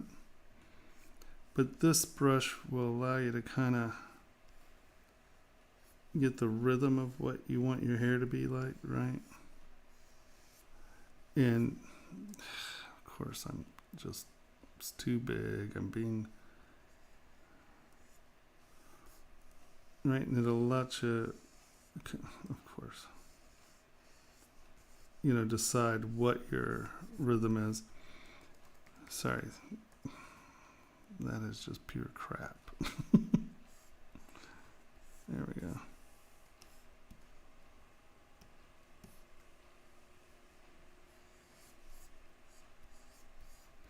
No, and I mean, as far as the first model goes, you're killing it. Looks great. I just want you to think about the depth in the face, right? Because see, you have like no cheekbone and such. So just think about keeping things kind of deep. And once again, oops.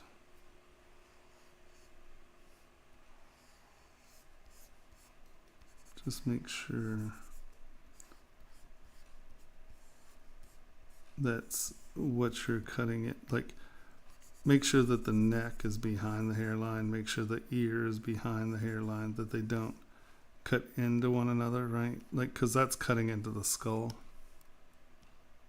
right? You don't want to break those boundaries.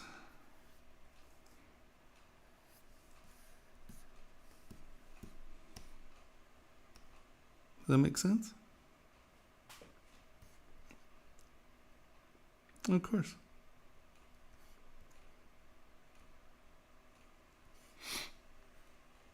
But I mean, obviously, your first model, don't expect miracles. The key is observe, right? Look at your face. When you're just beginning, copying is the best way to learn, because you then have something that is real to compare it to, even if it's a cartoon, right? If you can compare it, you can see where you're off. And half of learning early on is being able to identify shape and form to create like kind of what you're shooting for. So, don't get down on yourself. Looks great. Just observe, like get a toy, copy it. Look at your face, copy it. Have things that are tangible goals as opposed to just making things up. Because the problem with making things up is until you understand the shape and form, you're going to struggle to get it to look right because you have nothing to compare it to. Does that make sense?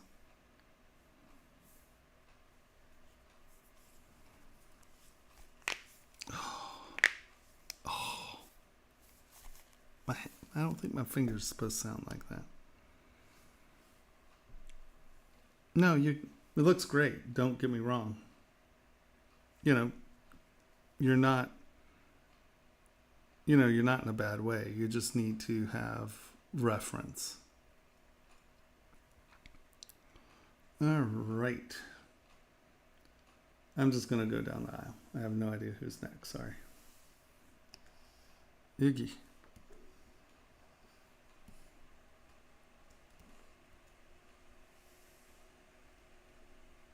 Turn paint off.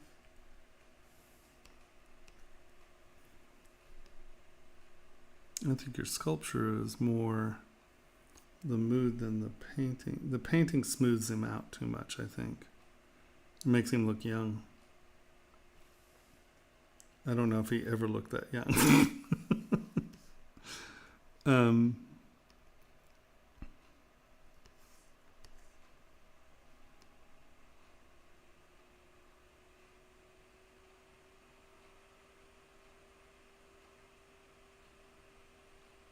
Pretty good. I like him.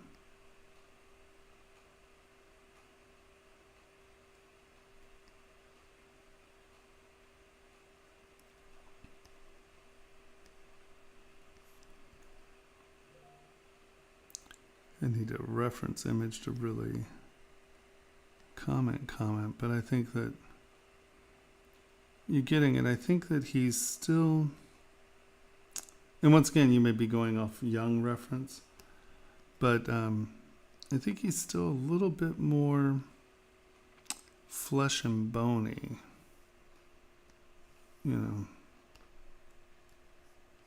where this stuff is a little bit more extreme, right? You know, these are not subtle surfaces. He's a walking cadaver, for God's sake. And one of my heroes. I love Iggy.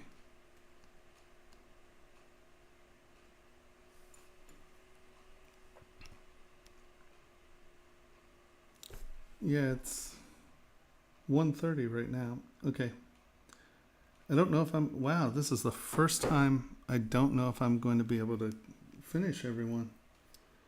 If we have this many people, I might have to do crits twice a month instead of once a month. Yeah, I think that he's still a little, his pollar's pretty clean here. Let's go look at Iggy real quick.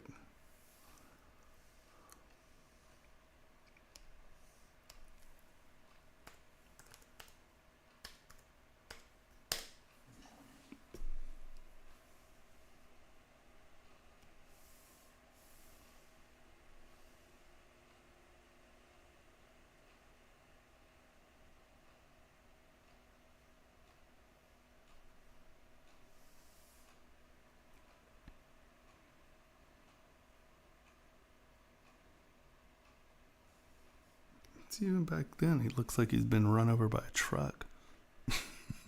Well, he was run over by a truck.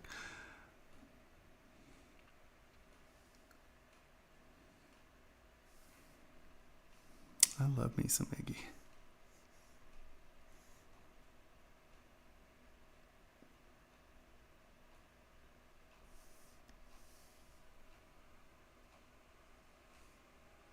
Let me look at that. That's awesome.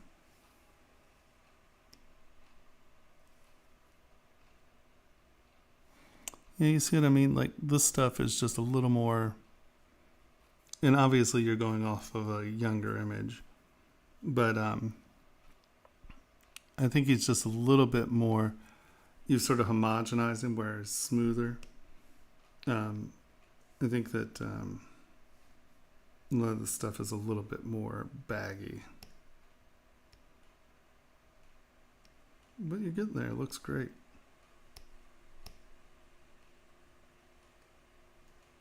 I think his lower face might be a little longer too. But once again, you know, he's obviously more round here, right? You know, he's not as long. Where now he's like very, very, his lower face is stretched quite a bit from when he was here, right? But even here, his lower face is pretty damn long, right? If you look at kind of like the top of his head compared to his lower face, it's a little long. But yeah, younger Iggy is definitely a little bit more proportional. But you can see he has a very long face here. Really shows up in his older pictures. Come on. Right.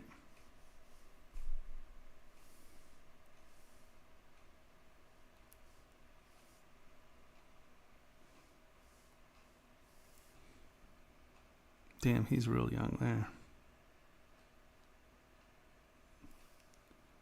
That's CBDB days.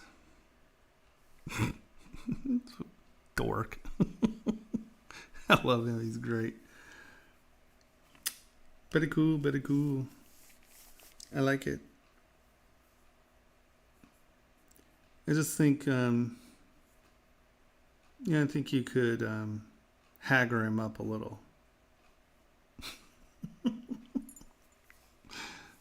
No, he looks great. All right. What do we got here?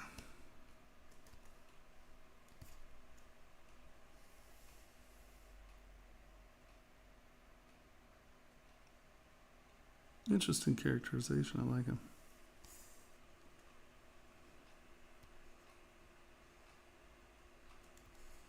I think you're working in very low polys.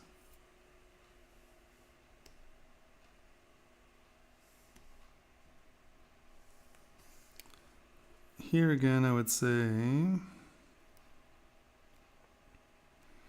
even in the simple characterizations, right? I think that having reflective surfaces are important. So, if you have an eye, make sure, what are these? You guys and your damn Dynameshes. I do not understand why you all sculpt in Dynamesh. Don't get it. Don't understand. You have no control over your mesh this way. Okay.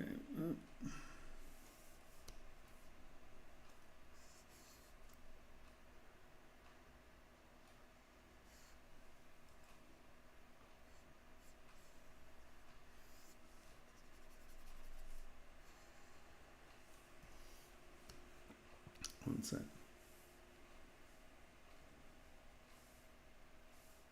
Duplicate.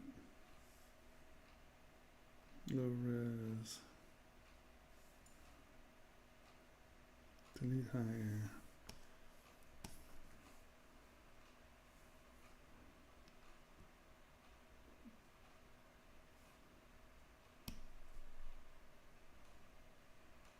Do this quick. I don't want to wait. I told you to do it quick. Do it quick.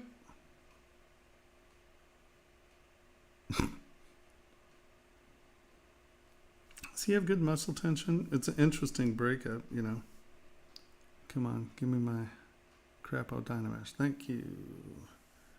And now, divide, divide, divide, divide. Project all.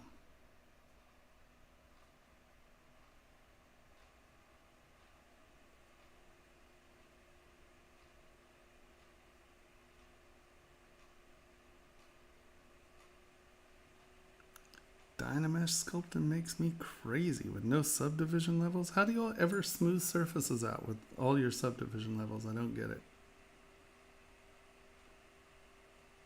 I know. Everybody teaches a different process than I do, so it's purely my work habits, I assure you, but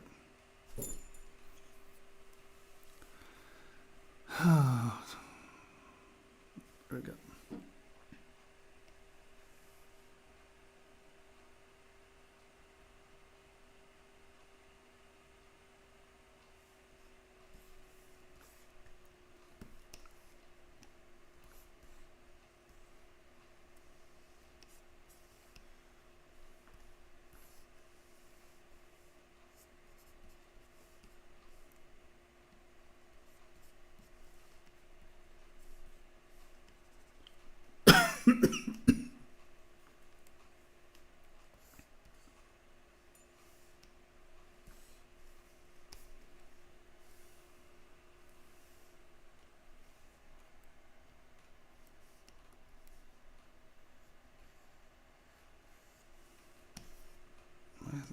No resolution in the face.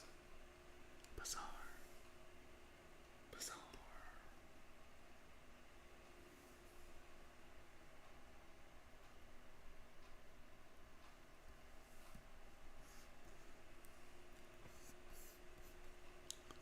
is a crappy remesh? What the hell?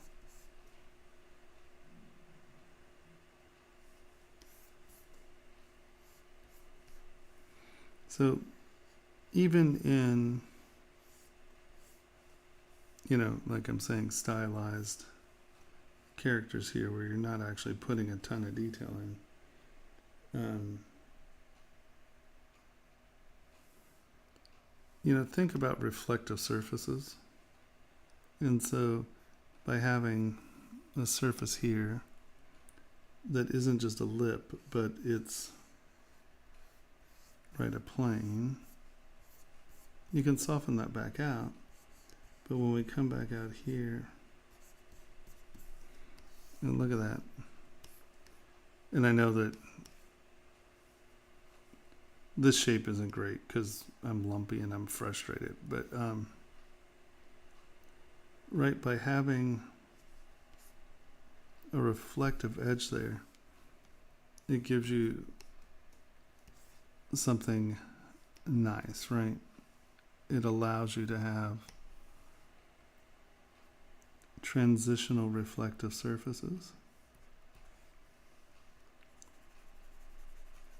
that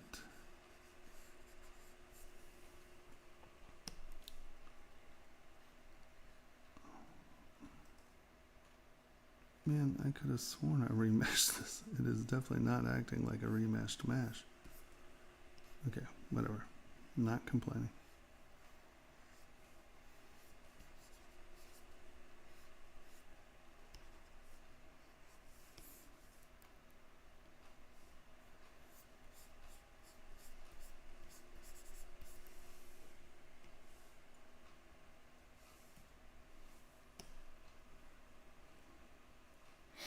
Transparency, projection brush.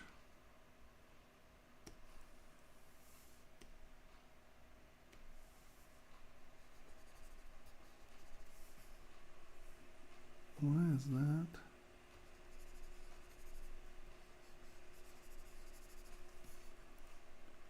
That projection didn't work at all, did it?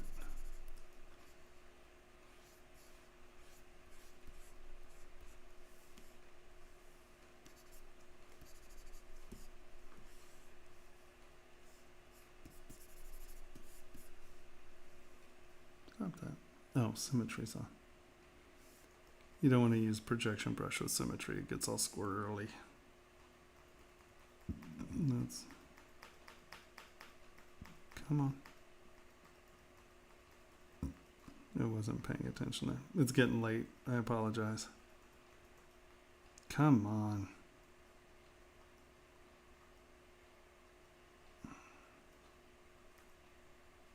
Okay.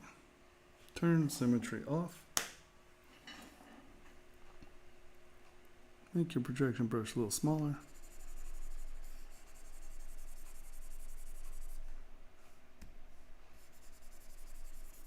Hold down Alt and it will draw to the surface. Oh, 2 o'clock. It is time for me to think about wrapping up. Right?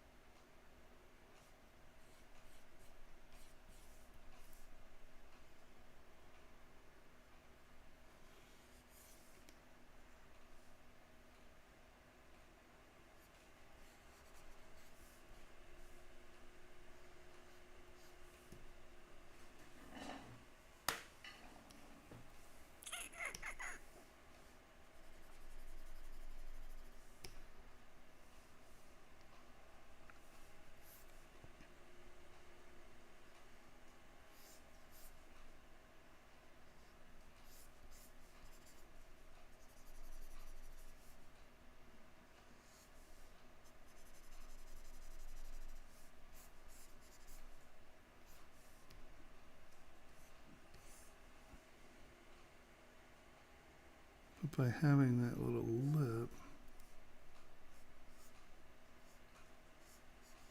even if you come back and smooth it out,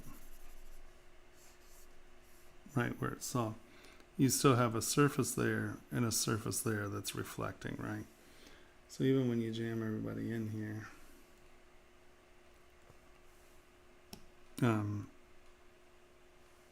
right, it gives you these nice reflective planes, which read really well. Oops.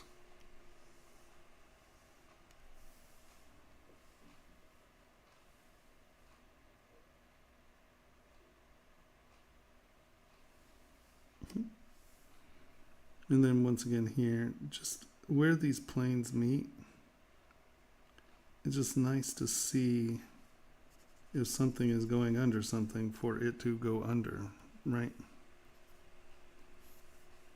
Like that bottom lip is tucking under that top lip. And, you know, you may want these to be subtle as opposed to that, but I still think, once again, even if you smooth this out to where you don't have the ridges, having sculpted it going over and under, it is still going over and under, even if you want it softer than me putting those lips in there, that edge in there, right? And I would say just think about that. Your anatomy's fun, body's cool. Actually, but you know, your insertion, your muscles are making sense, right? These actually come down here. There's a muscle block here. And once again, I know it's fantasy anemone, but this kind of does that. And then these insert, right? So these don't go all the way up past the abdomen.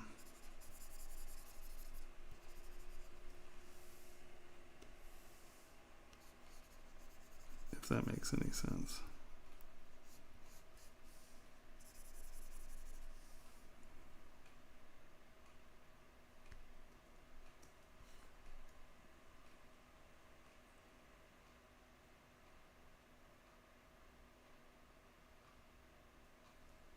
Did you upload your model?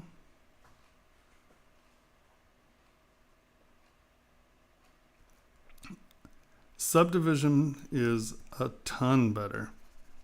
Because if you're in Dynamesh, okay, so let's just take this muscle, right? I block this in. And I mean, I'm just trying to get some lines on our surfaces, right? Because I tend to brush, right? I don't like drawing lines in, so I'm going to sculpt my lines in, right?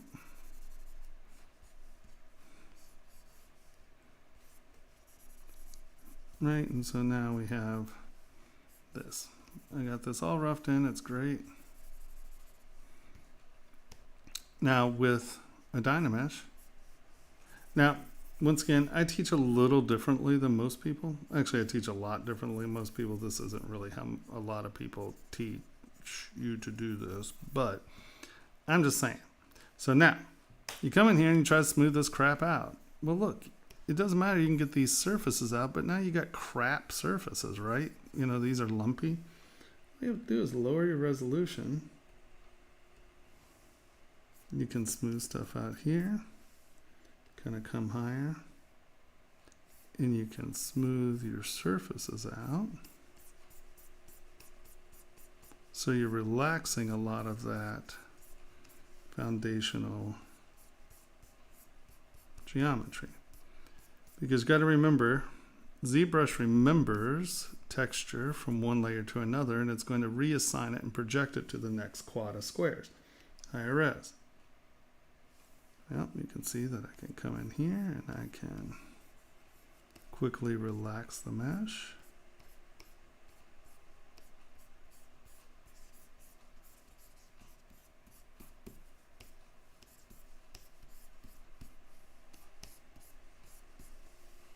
Higher res.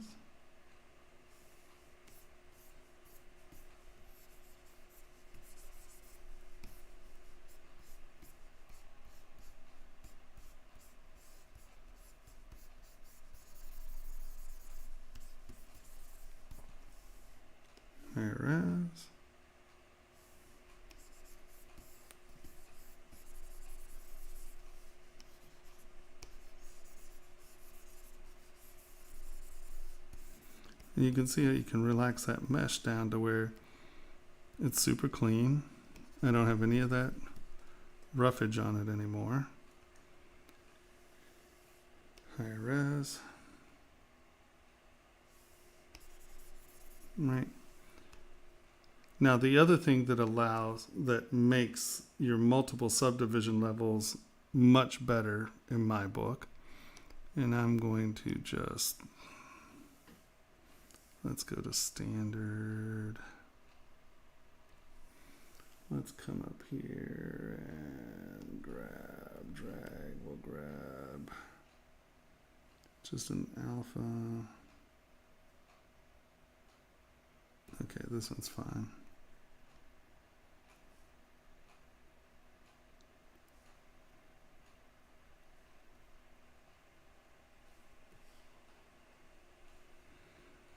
So you've been sitting here and you spent all this time doing this cool texture.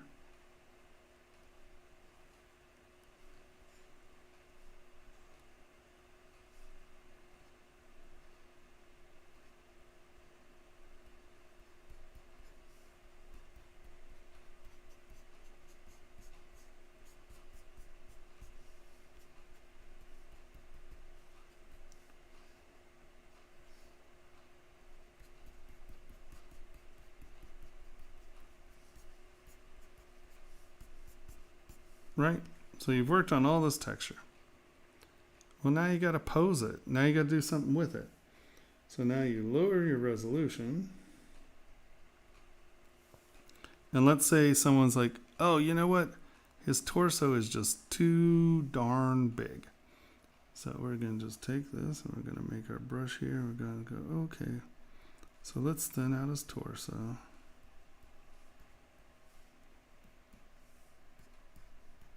Right? Now that was a pretty extreme change, right?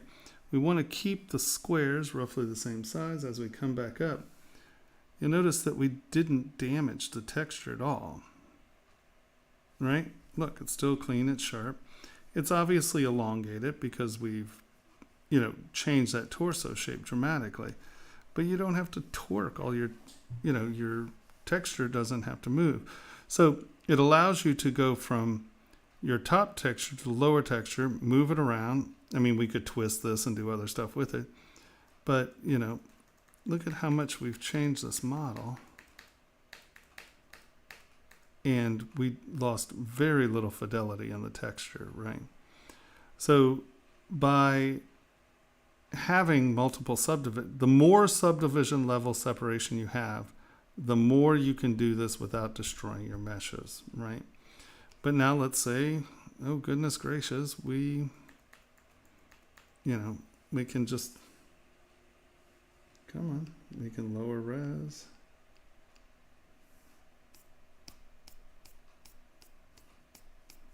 Now this is obviously going to be a little harder to get rid of because it's really deep.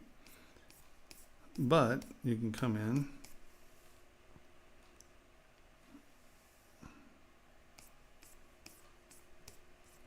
Get rid of your texture. And at this point you would have to come back in and sculpt, your pecs and stuff back in only because the texture really destroyed them. But you can see without any effort whatsoever, I can come in, I can get rid of lumps created by sculpting, and then just step up.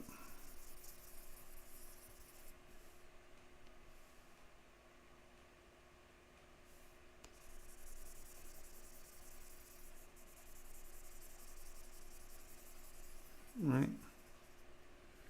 And then we can just turn this guy back on. Take a projection brush, turn symmetry off, and you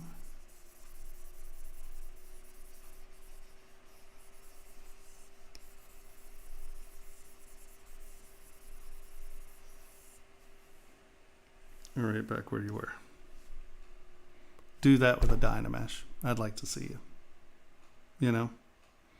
So I think you just have a lot more mesh control with quad meshes that are then divide it as many times as you can get, because you have the capacity to really work with your model, change it dramatically, iterate it, and still be able to return to a base model and or a clean mesh.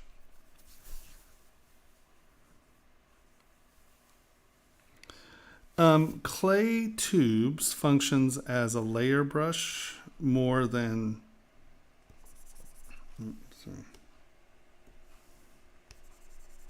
sorry. I'll show you. So clay tubes, because once again, I like to creep up on stuff. I don't like to just hammer it out and rah! So clay tubes has a couple things that I find very helpful.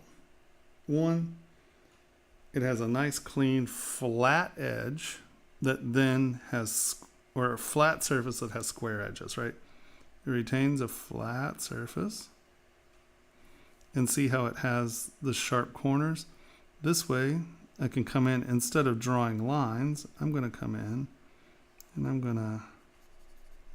Now the other thing you'll notice is it functions as a layer brush. As I come in, I stroke over this, it's not getting any bigger.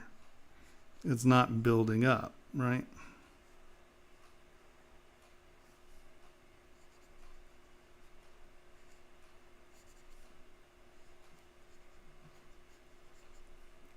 And you notice I'm not drawing lines to separate these things. I'm using layers to separate these things. And those, once again, will reflect at different directions and create a much more dynamic surface here. Okay, so we come in here and we've done this, right? Lower my res. I'm just going to smooth these out.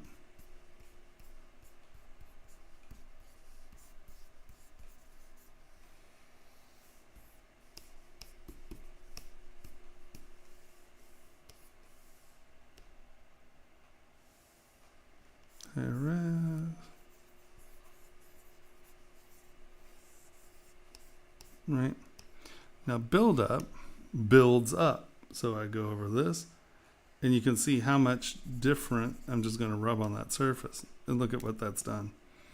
Now there are times when I'll use build up to do some edge things. That's why it is in my tools. But it is a pretty destructive brush. I mean, you can change the intensity, obviously, but it's really going to aggress on that surface, right? So clay tubes allows me to come in, get nice sharp edges, and by stroking a lot, you're actually smoothing that surface.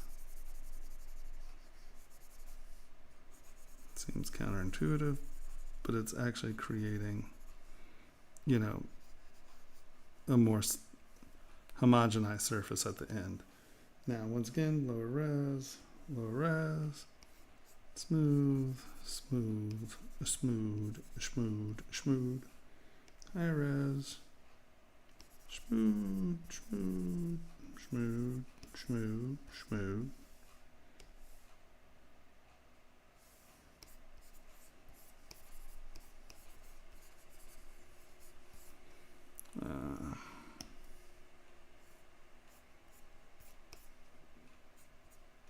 Right? Does that make sense? The difference. And see, I'm never coming in here and I'm not doing this, right? That separates all surface continuity. But by coming in and just using clay tubes to develop the heights and what's coming up and under one another,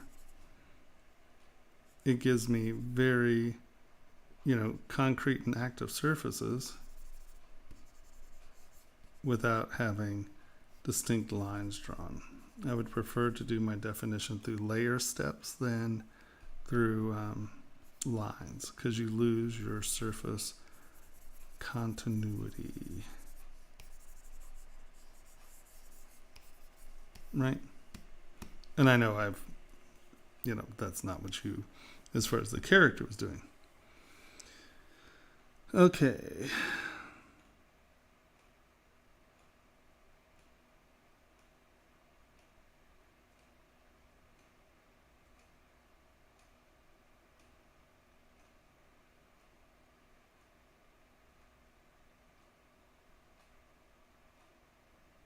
Well, because I can drop up and down, and I have a lot of control on what subdivision levels and what amount.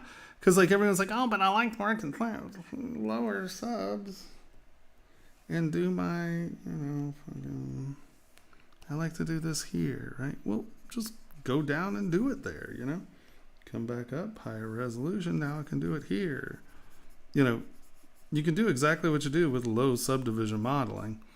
I just think that I just have a lot more control if I can then come back up here and really start to tune my part. And then if I need to smooth it, I just lower. Thing is, just keep the subdivisions going up and down, doing what you need to do. But yeah, I'm a high subdivision sculpting person.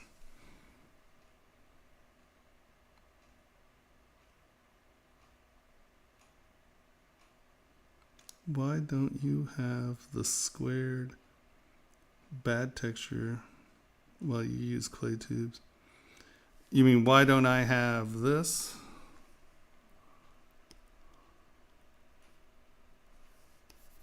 No. It's a lazy step, lazy smooth. It is not lazy step. Roll distance. Roll distance. So you're saying, no, damn it. You're getting I can't even get my brush to chatter anymore. There you go. So you get this or something like that.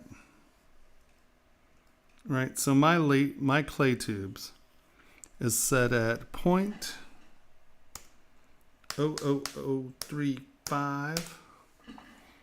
My roll distance is 10. My lazy smooth is 8. Right? And then I turn lazy mouse off. And so now I wind up with a nice, clean... No, that even started chattering a little. Look at you go. Right? Nice, clean, sharp edges. Other thing is, I sculpt at high resolution, so I can actually have sharp edges where tessellation, if you're all down here sculpting in, 800,000, you try to get a clean edge, you're never going to get a clean edge because you do not have the geometry to support clean edges, right? Get some damn geometry.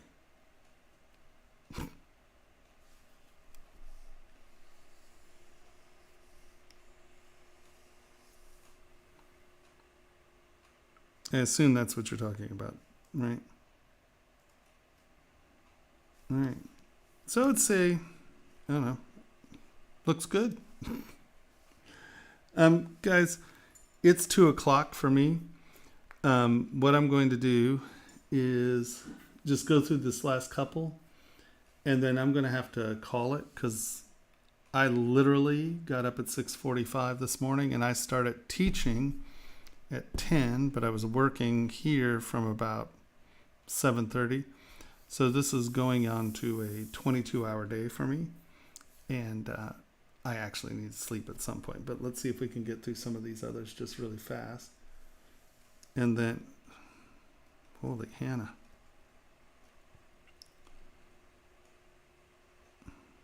Well, that's absolute awesome sauce. I think, though, once again, the concept of drawing surfaces on as opposed to sculpting them on, this is very dimensional, but at the same time, what you've done is when you've come in, and I don't know if you use Damn Standard or what you're using to put these lines in, right? Think about them as steps, not lines. And I'm just going to fill some of this in so you can see what I'm talking about. what happens when everything becomes the same? Like these line thicknesses are all the same, and the thick, like this, you don't have a lot of variety in the actual sections, right? So, like, and once again, not talking about style. Don't go, but that's not what I wanted to look like. I get it. But there's nowhere for the eye to rest. And so I would say come in and really think about what these panels are, what they're doing. And I know that I am smoothing out all of your texture. I apologize.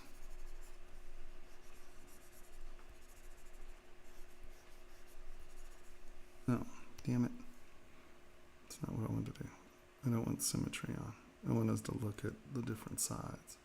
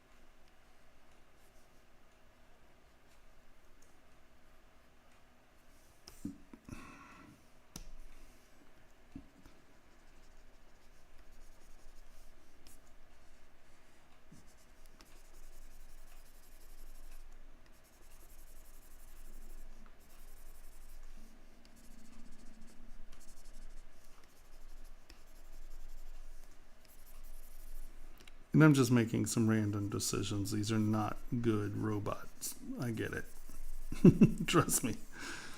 But once again, I'm just trying to get you to think about surfaces here.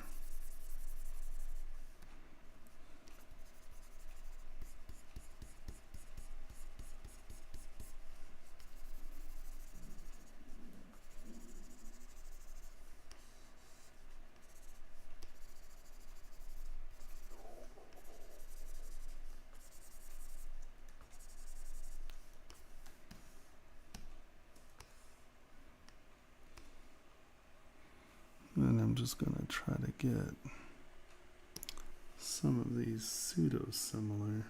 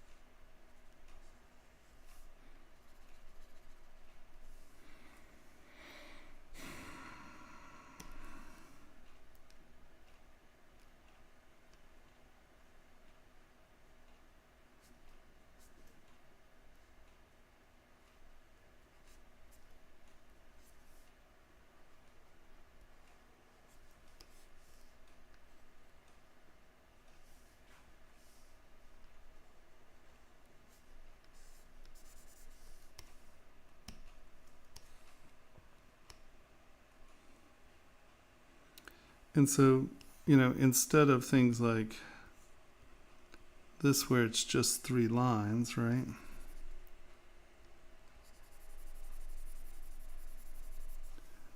Make them steps instead of having the division. Have the edges made by layers.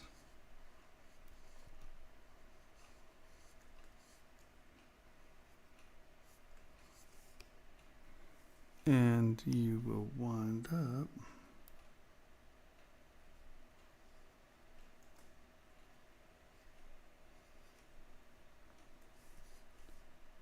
with surfaces that relate to one another.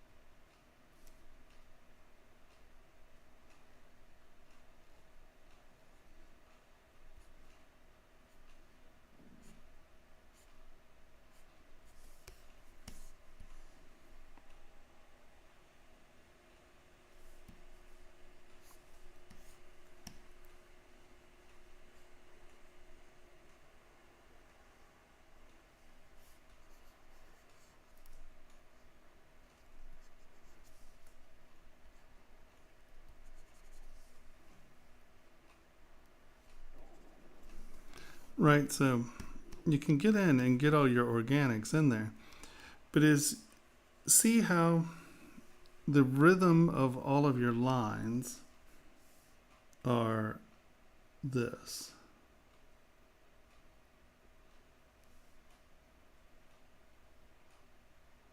Right, they're very bubbly and they're all very consistent rhythm and depth wise. Okay, so what's going to happen is, let's go back to a metallic surface. See how, and I know that you're trying for more organic than what I'm giving you, but I want you to kind of think about it in planes first. Get your plane set up, and then you can divide it in, because this just becomes chaos. There's no differentiation. Right, your lines are all pretty much the same depth, and you know, we're here. If you start to go with planes, and then you come in, and instead of taking this and just drawing lines, right, come in and draw planes. And what that's going to allow, remember that flat surfaces reflect cleaner than half rounds. There are reasons to use half rounds in other situations, but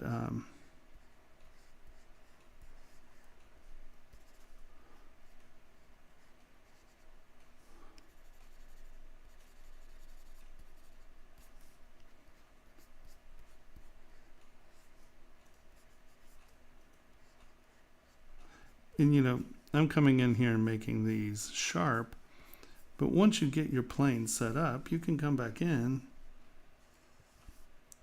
and, you know, soften them and make them round, but it's still looking as if this is a bone, this is a bone, right?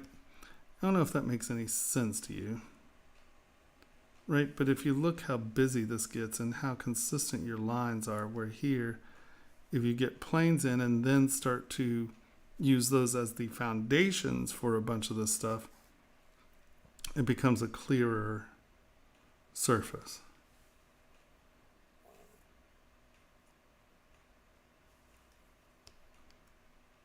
Well, SK twist is what I've been using. So SK twist, and that gives me directionality, right? If we're doing that. You notice I'm not cutting a line in, I'm actually cutting a layer in, right? Does that make sense?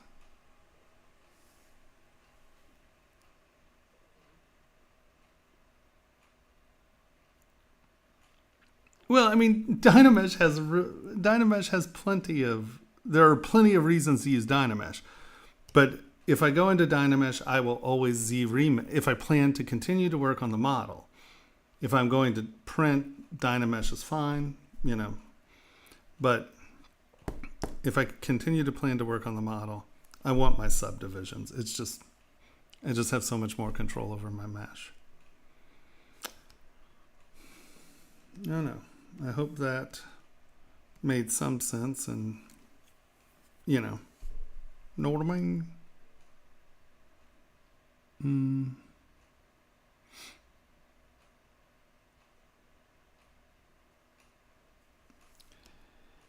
Yeah, hard surface is tricky, except just, the thing is the best way to deal with hard surface is draw planes, not half rounds, right? Like,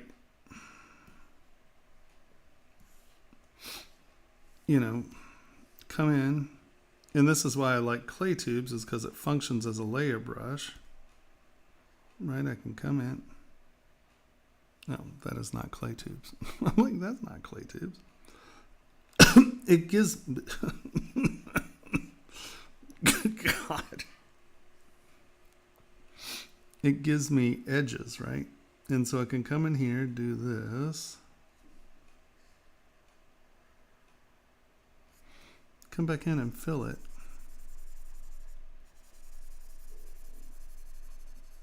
Right? And then I'm gonna, let's do that, but I'm gonna come in here and fill it.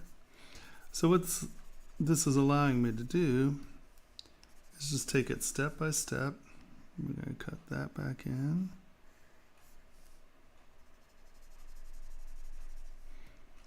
Give myself reflective edges that are gonna read as a separation of surfaces. Clay fill behind this, and that brings that up. SK trim polish.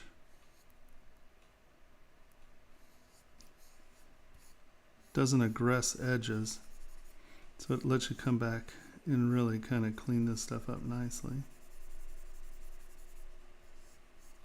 Right, smooth. Hit that edge. Hit that edge.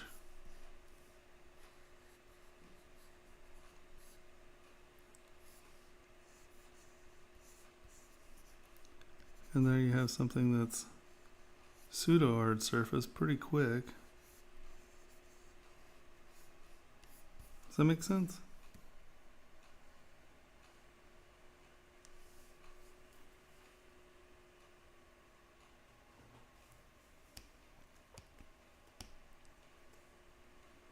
But I mean, definitely, what's funny is it has good rhythm. I mean, you're getting there, I mean, it's the form and function are getting there. I just want you to think about this stuff, really get in there and give me,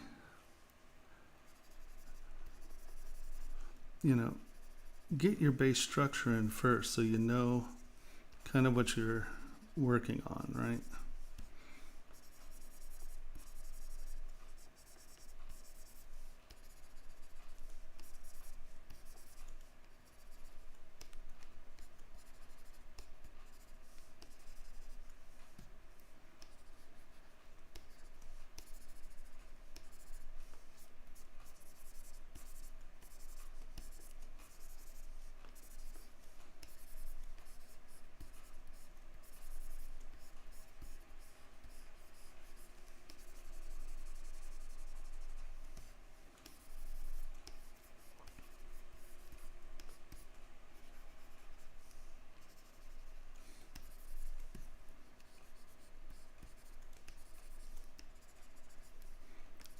Really figure out what the form is, and then you can come back in and decorate.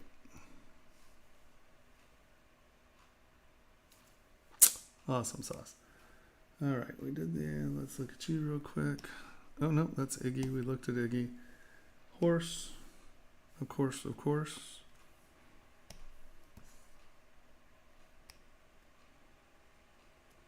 Actually, that's lovely.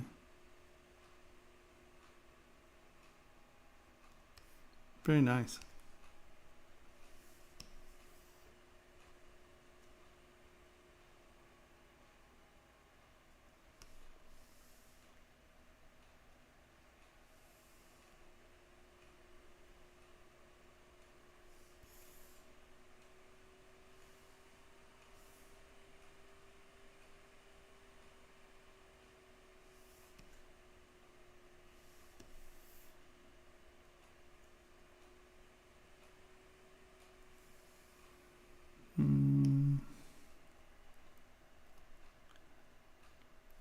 Don't be scared to get... Oh, you bastard. All right, before this crashes, here we can do it this way. Don't be scared to make some of these a little more concrete, right? I think that these muscles in here actually might be a little deeper. I'm not sure what the fat content on the horse is, so that might be puffy. I just think a lot of times, like these muscle transitions, we tend to make soft. You know, this stuff is beautiful. You have some really good rhythm in your curves. But don't be afraid to make that actually deep, right? If it's folding over, don't be afraid to let it fold over. And also here in your eyes, sort of what we've been going over about don't draw the line in, but kind of sculpt it in. I think that you could get like this go back just a touch more and this come back just a touch more. So this is actually a lid, right? Don't be afraid to get some of those sharp is all I'm saying. Not all of them, but some of them sharp. Oh, it's not letting me move. We're going to crash. All right, well, shit. Well, let's just look at your braids. In your tack, once again, especially if it's not brand new tack, give it a little bit, right? These are really flat. Just give them a little bit of like a high point here and knock a little edge down there, come in here and just knock just a little bit off in there. Because, you know, this stuff sits around, it gets dinged and binged. I mean, if this is like parade dress, feasibly, but I just like to see it with just a little surface, not necessarily dinging, but just transition. Because once again, that's just going to read as one bright flat surface, where if you just come in and just give it a little, you know, little soft clay tubes in there, and then you can smooth it back out. I'm not saying I want it to be rough texture, but just a change of surface, I guess. I like how, what I want. Right, maybe like just break up your straps just a touch, because I always find, especially when you have all this beautiful subtlety in the skin, these things just always look fake because they're just so perfect. I'm sorry. Oh. I think, kind and gentle folk, that I am going to have to call it quits. It's 2:30. I'm not going to get home till 3:30. But let's do this. Because I didn't get to everyone, I will do crits next week as well. So if you know who you are, I have it in a list as well. Next Monday, I'll start with where we left off. And I'll look at the horse a little more, but I need to go to bed. Hope that's okay with everyone. I apologize. This is the first time I had so many people. I guess 8 hours isn't enough, huh? Wait, how do you do time up?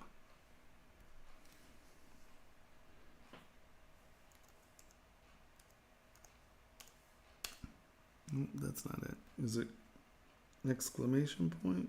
Time up? No, I don't know how to do that. It's been a bit. All right, so I will do critiques next week as well. And I'll start with horse. I'll assemble the list of the pieces that I didn't get to. And, right? I know. Look, you're just waking up, aren't you? You already went to bed, now you're waking up, aren't you, Zoe? Zoe's in my class. She's already gone to bed and come back. All right. Sorry I didn't get to everyone. That's crazy. That's the first time that's happened. So that's a good sign, I guess. I will see you next Monday. Thanks everyone at ZBrush for letting me do this in 6 hours. Gosh, I feel like such a hack. Only 6 hours. But yeah, I mean, I started at 6:45. I'm about to do, right now we're at 20 hours. 20.2 hours of me sitting in front of this machine here at this place. Well, that's not true. I got here at 7:30. I don't know. What's bed? I have no clue. All right, kind and gentle folk. I appreciate it. Thanks everyone at ZBrush. Thanks Kyle. Thanks everybody. By ZBrush. It's awesome sauce. Thank you, Ulfer, for creating magic. Thank you, Jaime, for getting to a place where Ulfer can create magic.